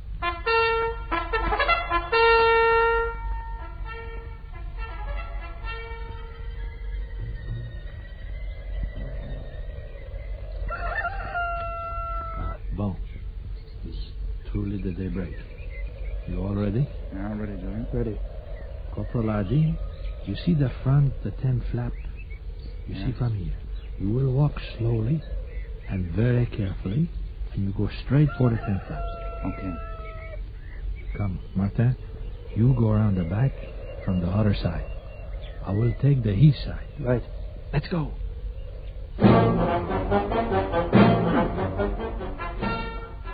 In they went and took their positions, Julien near the back of the tent. All went well until Corporal Hardy got within about 3 feet of the front of the tent. Then suddenly he stepped on a dry twig he'd not seen in the dim light. It cracked under his feet like the sound of a pistol. Then it all happened at once in the space of a few seconds. Hardy jumped to the flap of the tent, and at the same time White Eagle shot like a flash from the back of the tent, and crouching low ran like a deer. Julien and Martin called him to stop. White Eagle turned, aiming his rifle, and instantly Julien's gun cracked and White Eagle slumped over. The men jumped on him, and later we discovered what had happened. I tell you, Sergeant, I don't know how Julien did it. His bullet went squarely through the middle of White Eagle's hand. He made him drop the rifle, knocked him over for a few seconds, long enough for us to jump him. Julien always said, give me a fast-moving target. Well, he had a fast one this time. White Eagle was traveling like lightning. He was planning to knock us off on the run. He could have done it, too, but for Julien. You'd better stop, Martin. Julien's looking mighty embarrassed. It was not. That was a wonderful shot, even if it had been made in broad daylight with lots of time to aim. But to be made at 30 yards in that dim light in the flash of a second, I tell you, Sergeant, it was a miracle. You're doggone right.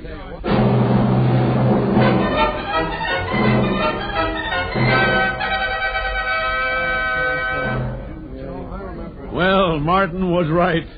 It was a miraculous shot. And I can tell you, no one ever teased Julien again about his shooting ability. Yeah, I think not. He won his corporal's stripes for that action. And he continued to be the best and most courageous man we had. He saved Hardy's and Martin's lives, you know. That Indian could have picked them off with his rifle in no time flat. And there would have been no one to tell the tale either. Rare man, Julien Bordeaux. Yes, but not so rare as that when you take a good look at the force.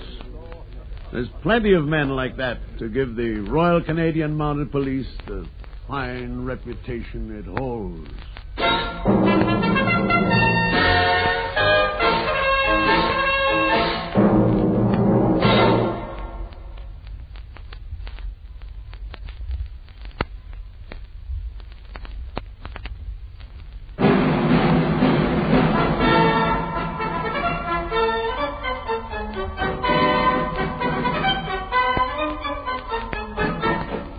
The Queen's Men, authentic stories of the Royal Canadian Mounted Police.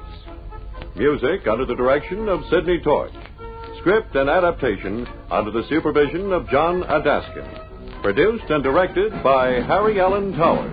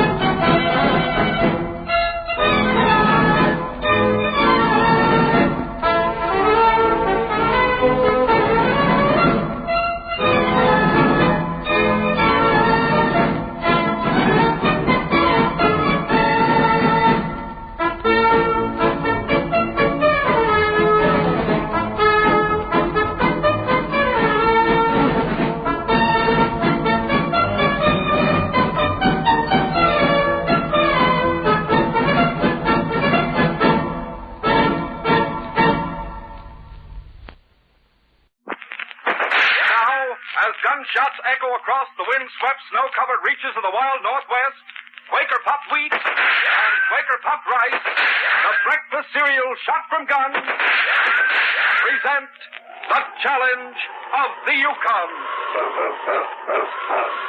It's Yukon King, swiftest and strongest lead dog of the Northwest, blazing the trail for Sergeant Preston of the Northwest Mounted Police in his relentless pursuit of lawbreakers. On, King! On, you huskies! Gold discovered in the Yukon. A stampede to the Klondike and the wild race for riches. Back to the days of the gold rush. With Quaker Pup Wheat and Quaker Pup Rice, bringing you the adventures of Sergeant Preston and his wonder dog Yukon King as they meet the challenge of the Yukon.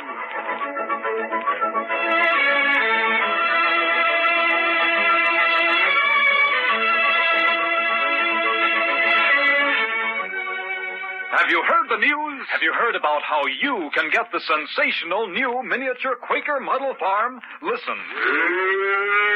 That's Bossy the cow. That's Topsy the Shetland pony. These and 44 other detailed scale models of farm animals, farm buildings, and equipment all come with a complete new Quaker model farm. There are 46 different models in all, and they're yours at no extra cost. And listen to this. There's no waiting, nothing to send in. No money, box tops, or coupon. Listen to how you can start your own Quaker model farm right here and now, tonight. You'll hear full details in just a few minutes. You can't afford to miss this amazing offer made by Quaker Pup Wheat and Quaker Pup Rice, the breakfast cereals shot from guns.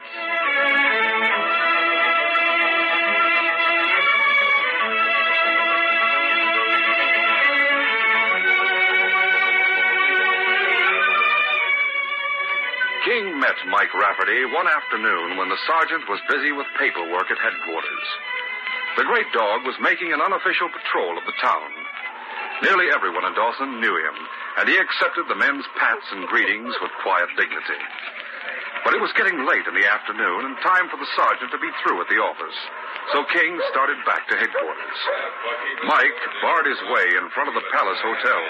Hey, Bucky, look at this dog. Yeah, hey, he's a big one, all right. You know, that's the kind of a dog I should own. Nothing but the best for Mike Rafferty, is that it? Yeah. Well, he belongs to Sergeant Preston, and he's the best lead dog in the Yukon. Name's King. You haven't got a chance of buying him. Who wants to buy him? King started to circle the big man, but Mike reached out and took hold of his harness. Hey, wait a minute. Where do you think you're going, King? Huh? King stood quietly as the big man patted him and then scratched his shining ruff. Yeah, I'd like to own this dog. I'd never accept you as his master. Oh, yes, you would. Just treat him rough, that's all you have to do. No, you're specialty. Teach him who's boss. Suddenly, the big man grabbed one of King's ears and twisted it hard. King jerked himself away in hurt surprise, ran a few steps, and turned to face the big man again. If you try to treat him rough, and you'll be sorry for it. Yeah, I can handle him. Hey, come on. Let's see what's going on at the Eldorado. King continued on his way, but he knew that Mike was an enemy. The next time he met him, he was with the sergeant.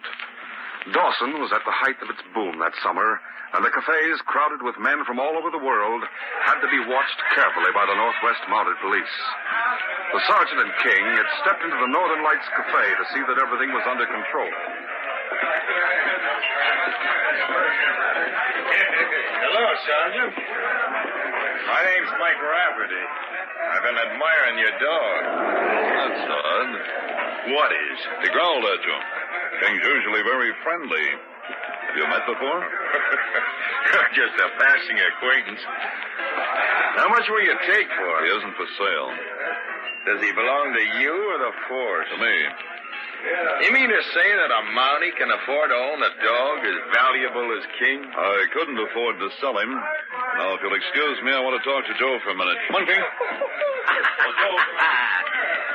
What's so funny? Well, you're talking mighty big for a guy that's broke. I am big, Bucky. Don't forget that. Well, you didn't scare the sergeant much. When I feel like it, I'll act big. Right now, you can buy me a drink. Thanks. The bar's too crowded. I'll find room. Come on.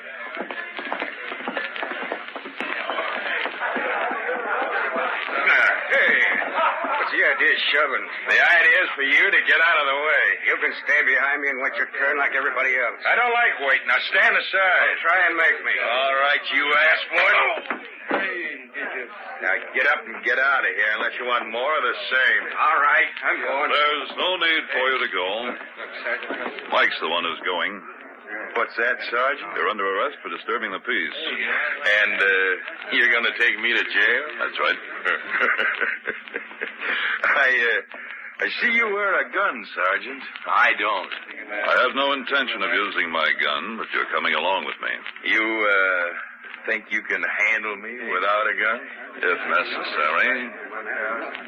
Maybe you'll find out different someday, Sergeant. But...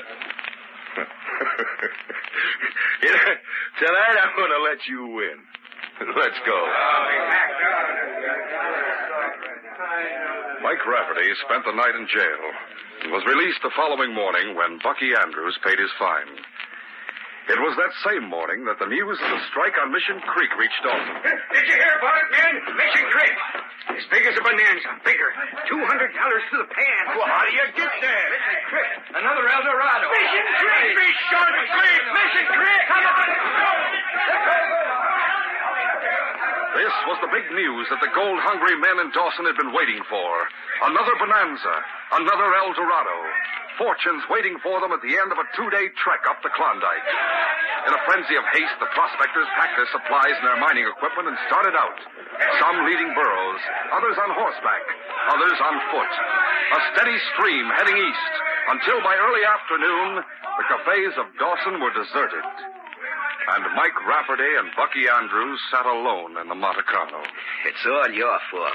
What is? So we're not going with the rest of them. If I didn't have to pay your gambling debts and your fine this morning, we'd had enough money to buy grub and equipment. You don't need money for grub. No? Where do you expect to find credit around here? Come all the way from San Francisco to do what? Sit in an empty barroom where we can't even buy a drink. Who says we're not going to Mission Creek? Well, how can we? What's to stop us? The fact that we haven't got any money to buy supplies. Don't laugh. Hey, listen, Bucky. There'll be thousands of guys who'll be making camp along the trail tonight. All of them with good outfits. Yeah. And where'll we be? Right here. Not on your life. We'll pick out the best outfit and take it for ourselves. Steal it, you mean? I said take it. You just got out of jail. Do you want to go back? No, and I won't. You leave it to me. I'm tired of leaving things to you. Then sit here. I'll get a job from tech scrubbing the floor, polishing the bar.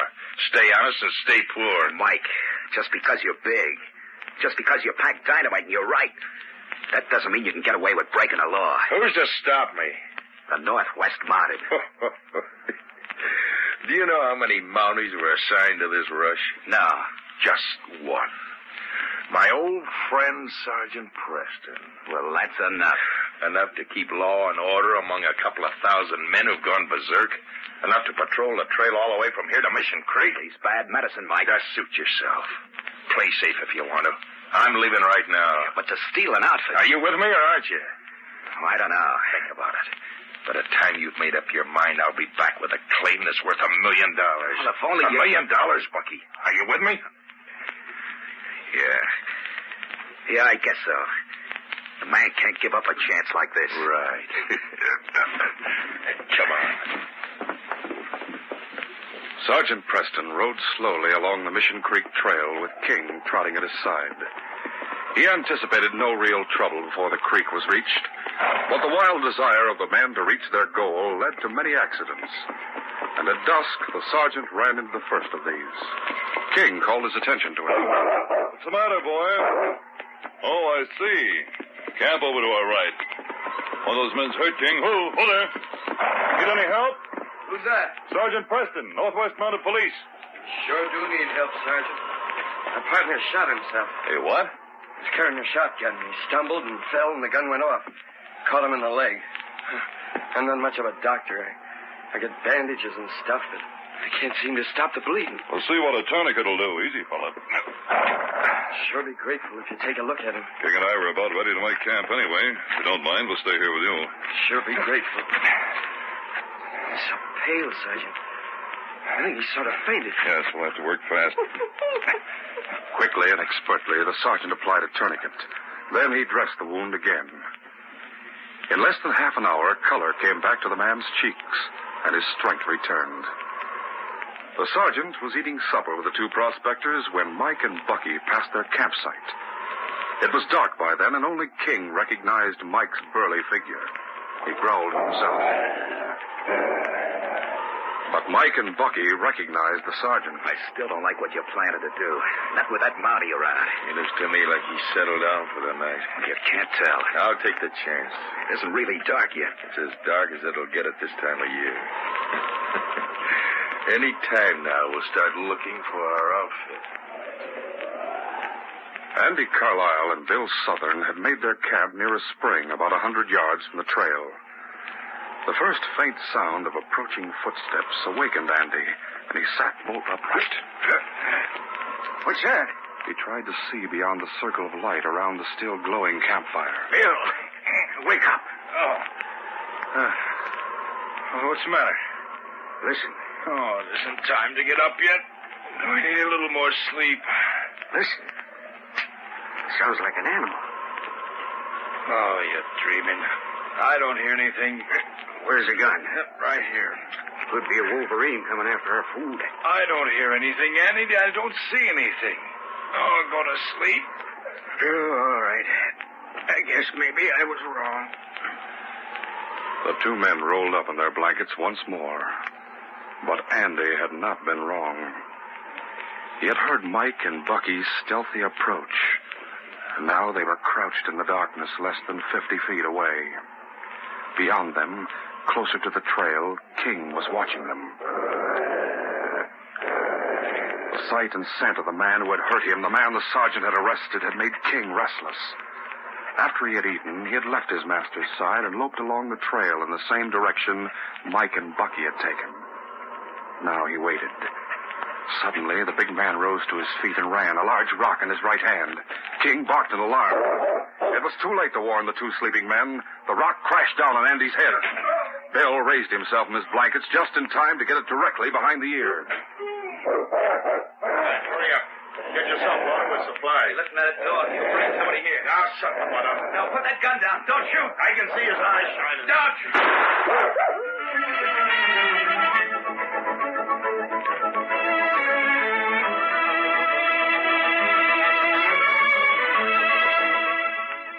We'll continue our story in just a moment. It's new. It's different. It's the Quaker Model Farm. And it's yours without waiting a single day. Listen to how easy it is to get this swell, complete miniature model farm. You can get 46 detailed scale models in all. They're yours at no extra cost. You build these exciting models of farm buildings yourself. It's easy. It's fun. And you can stock your farm with model cows. You can have your own model pony. And wait till you see models like the Big Red Barn. It actually has a sliding door. All buildings like farmhouse and garage have doors and windows that open and close. You get a cattle shed, too. A silo. A hen house with chickens.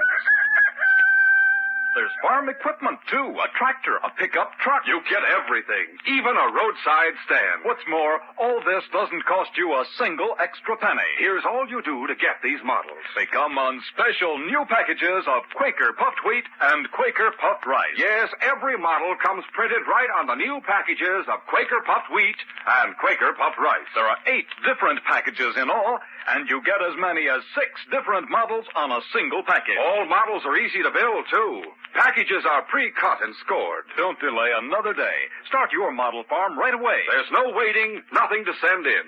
No money, box tops, or coupons. These models come on new packages of Quaker puffed wheat and Quaker puffed rice, the swell-tasting breakfast cereals shot from guns. And don't forget, different models come on 8 different packages. Ask for Quaker puffed wheat and Quaker puffed rice. Remember, your grocer now has these keen new models.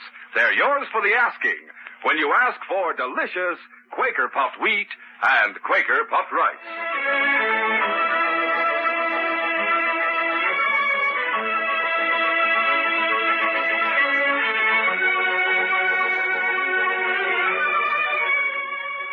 Now to continue our story.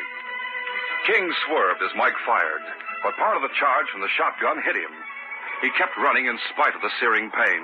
His one thought to reach his master and bring him to the aid of the two men who now lay unconscious on the ground. But the distance he had covered in a few minutes when he had followed Mike and Bucky seemed to stretch on and on. But at last he saw the campfire, and he ran to his master's side. King? What's wrong, boy? Hey, he's been hurt. Looks like he stopped some buckshot. Just lie still here, fella. I'll have you fixed up in a minute. King watched his master gratefully as he dressed the wound. But as soon as he had finished, the great dog was on his feet once more. So there's work to be done, eh, King? Does he want you to go somewhere? Evidently. I guess you're fit for duty, boy. I'll saddle up and follow you. In a few minutes, King was leading the way along the trail. When he reached Andy and Bill's camp, the two men still lay beside their smoldering campfire. The sergeant went to work. Bill was the first to revive. Take it easy. Who are you? Preston, Northwest Mounted Police. Did you hit me? No. Was it you that fired the shotgun? No, what happened? Don't you remember anything? Andy woke up. He thought he heard something. An animal, maybe.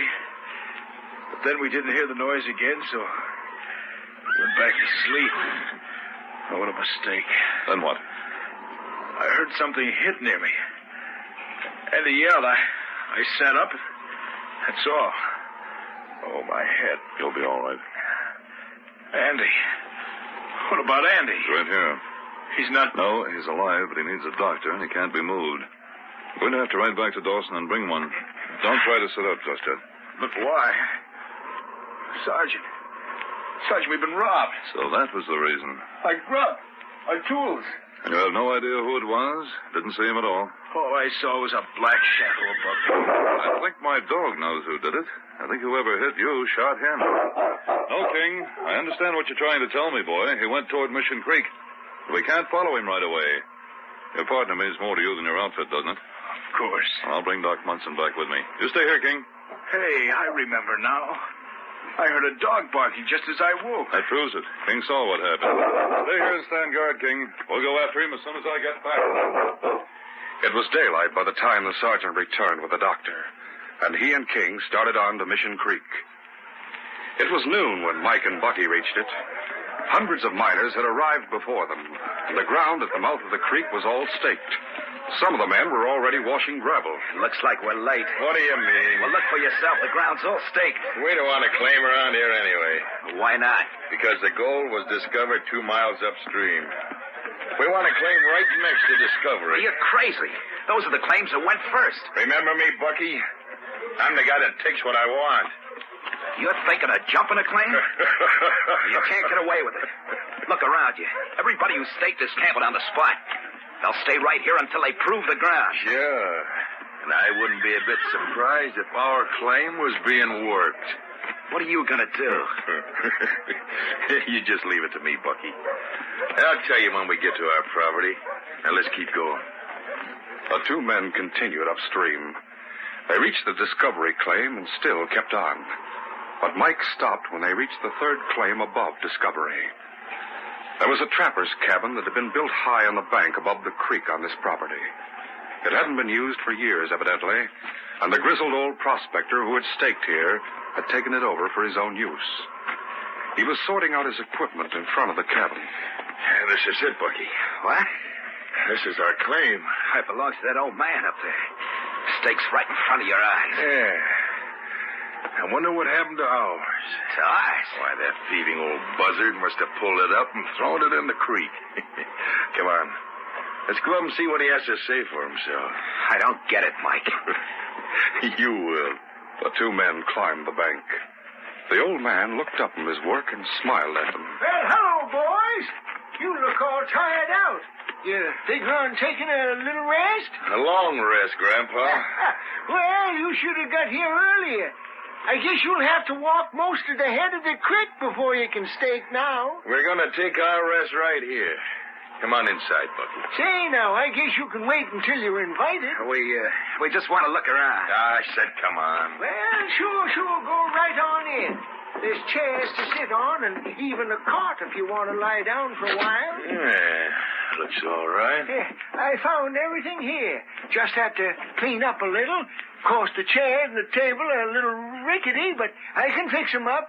With gold in my front yard and a nice, tight little cabin like this, what more could a man ask for? You don't have to tell us why you picked the spot, Grandpa. Now, I'm telling you to get your stuff together and move on. What's that? Are you deaf as well as blind? I'm not blind and I'm not deaf. Now, you must have been blind if you didn't see our stake when you got here. I got here early yesterday. I was one of the first. Lem Halper told me about his strike on his way to Dawson. There was no stake on this claim. Naturally, you're going to try to lie out of it.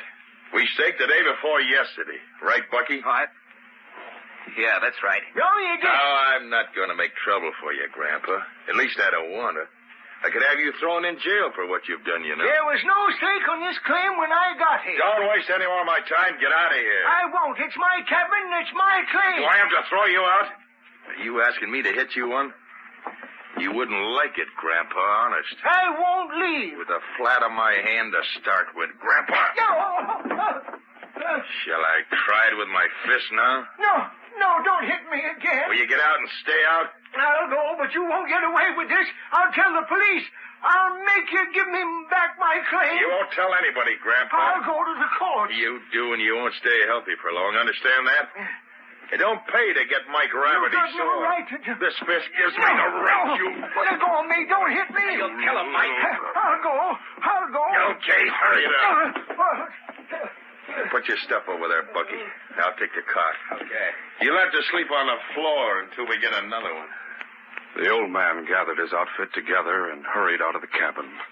He stumbled down the slope outside, and when he reached the bank, he turned upstream. But then he heard someone riding toward him.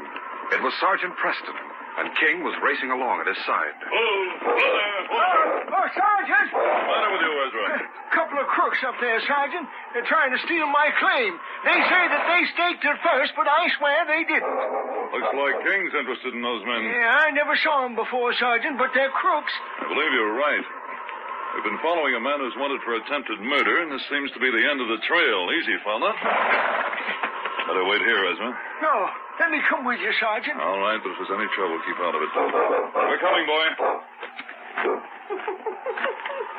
Is he inside there? Take it easy, fella. I know you're never wrong, but we have to make sure. Are these men armed, Ezra? I don't think so. The big one don't need a gun. He slapped me across the face, and I thought I'd been kicked by a mule. Let's see. Keep back.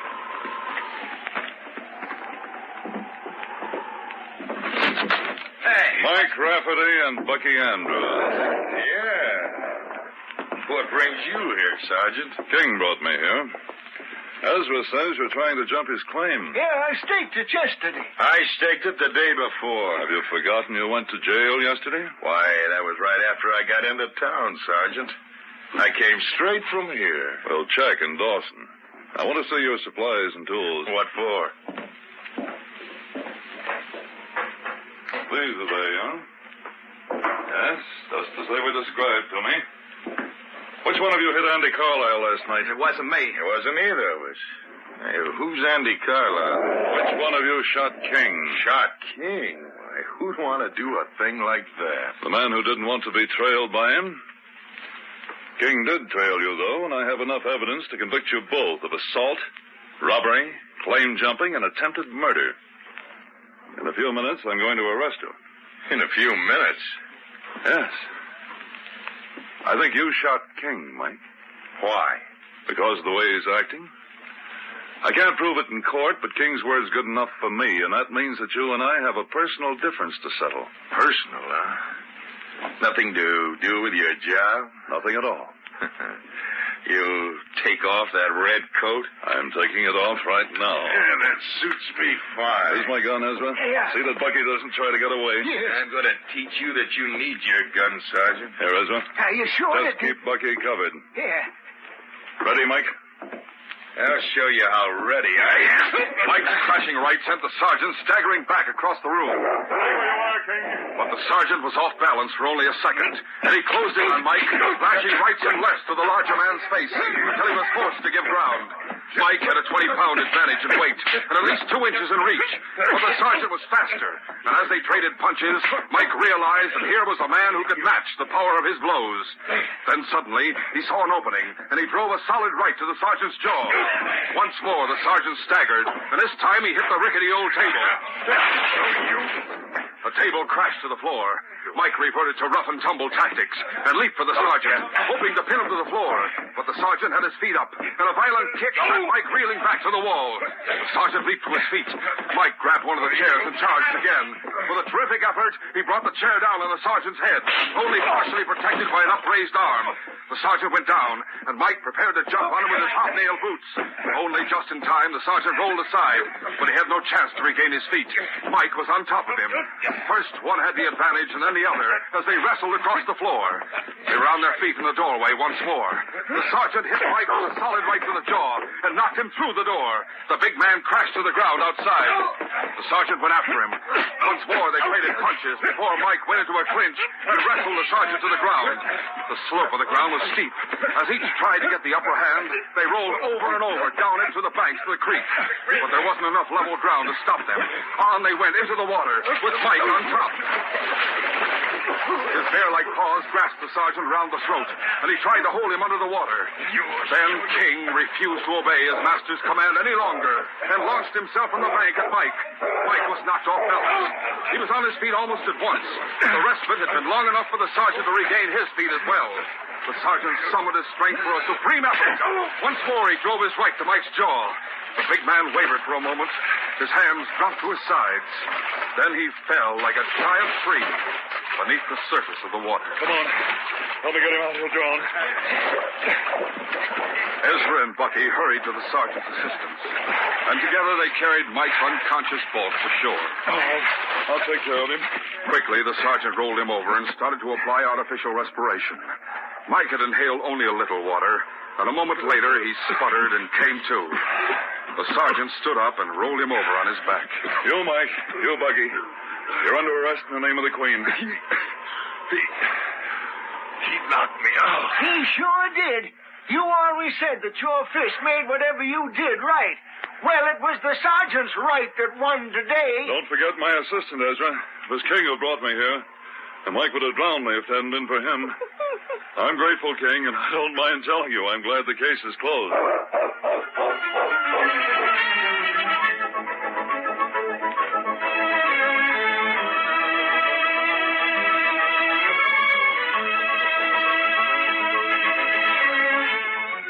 In just a moment, Sergeant Preston will give you a preview of Monday's program.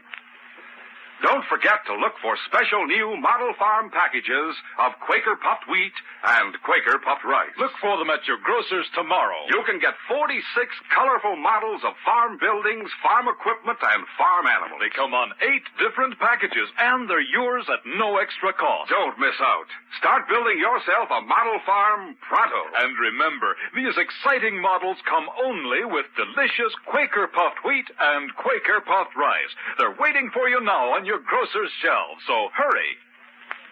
These radio dramas, a feature of the Challenge of the Yukon Incorporated, are created and produced by George W. Trendle, directed by Fred Flowerday, and supervised by Charles D. Livingston. The part of Sergeant Preston is played by Paul Sutton. They are brought to you every Monday, Wednesday, and Friday at the same time by Quaker puffed wheat and Quaker puffed rice, a breakfast cereal shot from guns. Listen Monday when Sergeant Preston and Yukon King meet the challenge of the Yukon in the adventure of timber. My friend Bill Chandler built a sawmill and established a new town in the Yukon Territory. When we went to look it over, we ran into a forest fire. That's where King proved himself a real hero, ready to lay down his life to help a friend. Be sure to hear this exciting story Monday. Till then, this is J. Michael wishing you goodbye, good luck, and good health from Quaker puffed wheat and Quaker puffed rice. So long.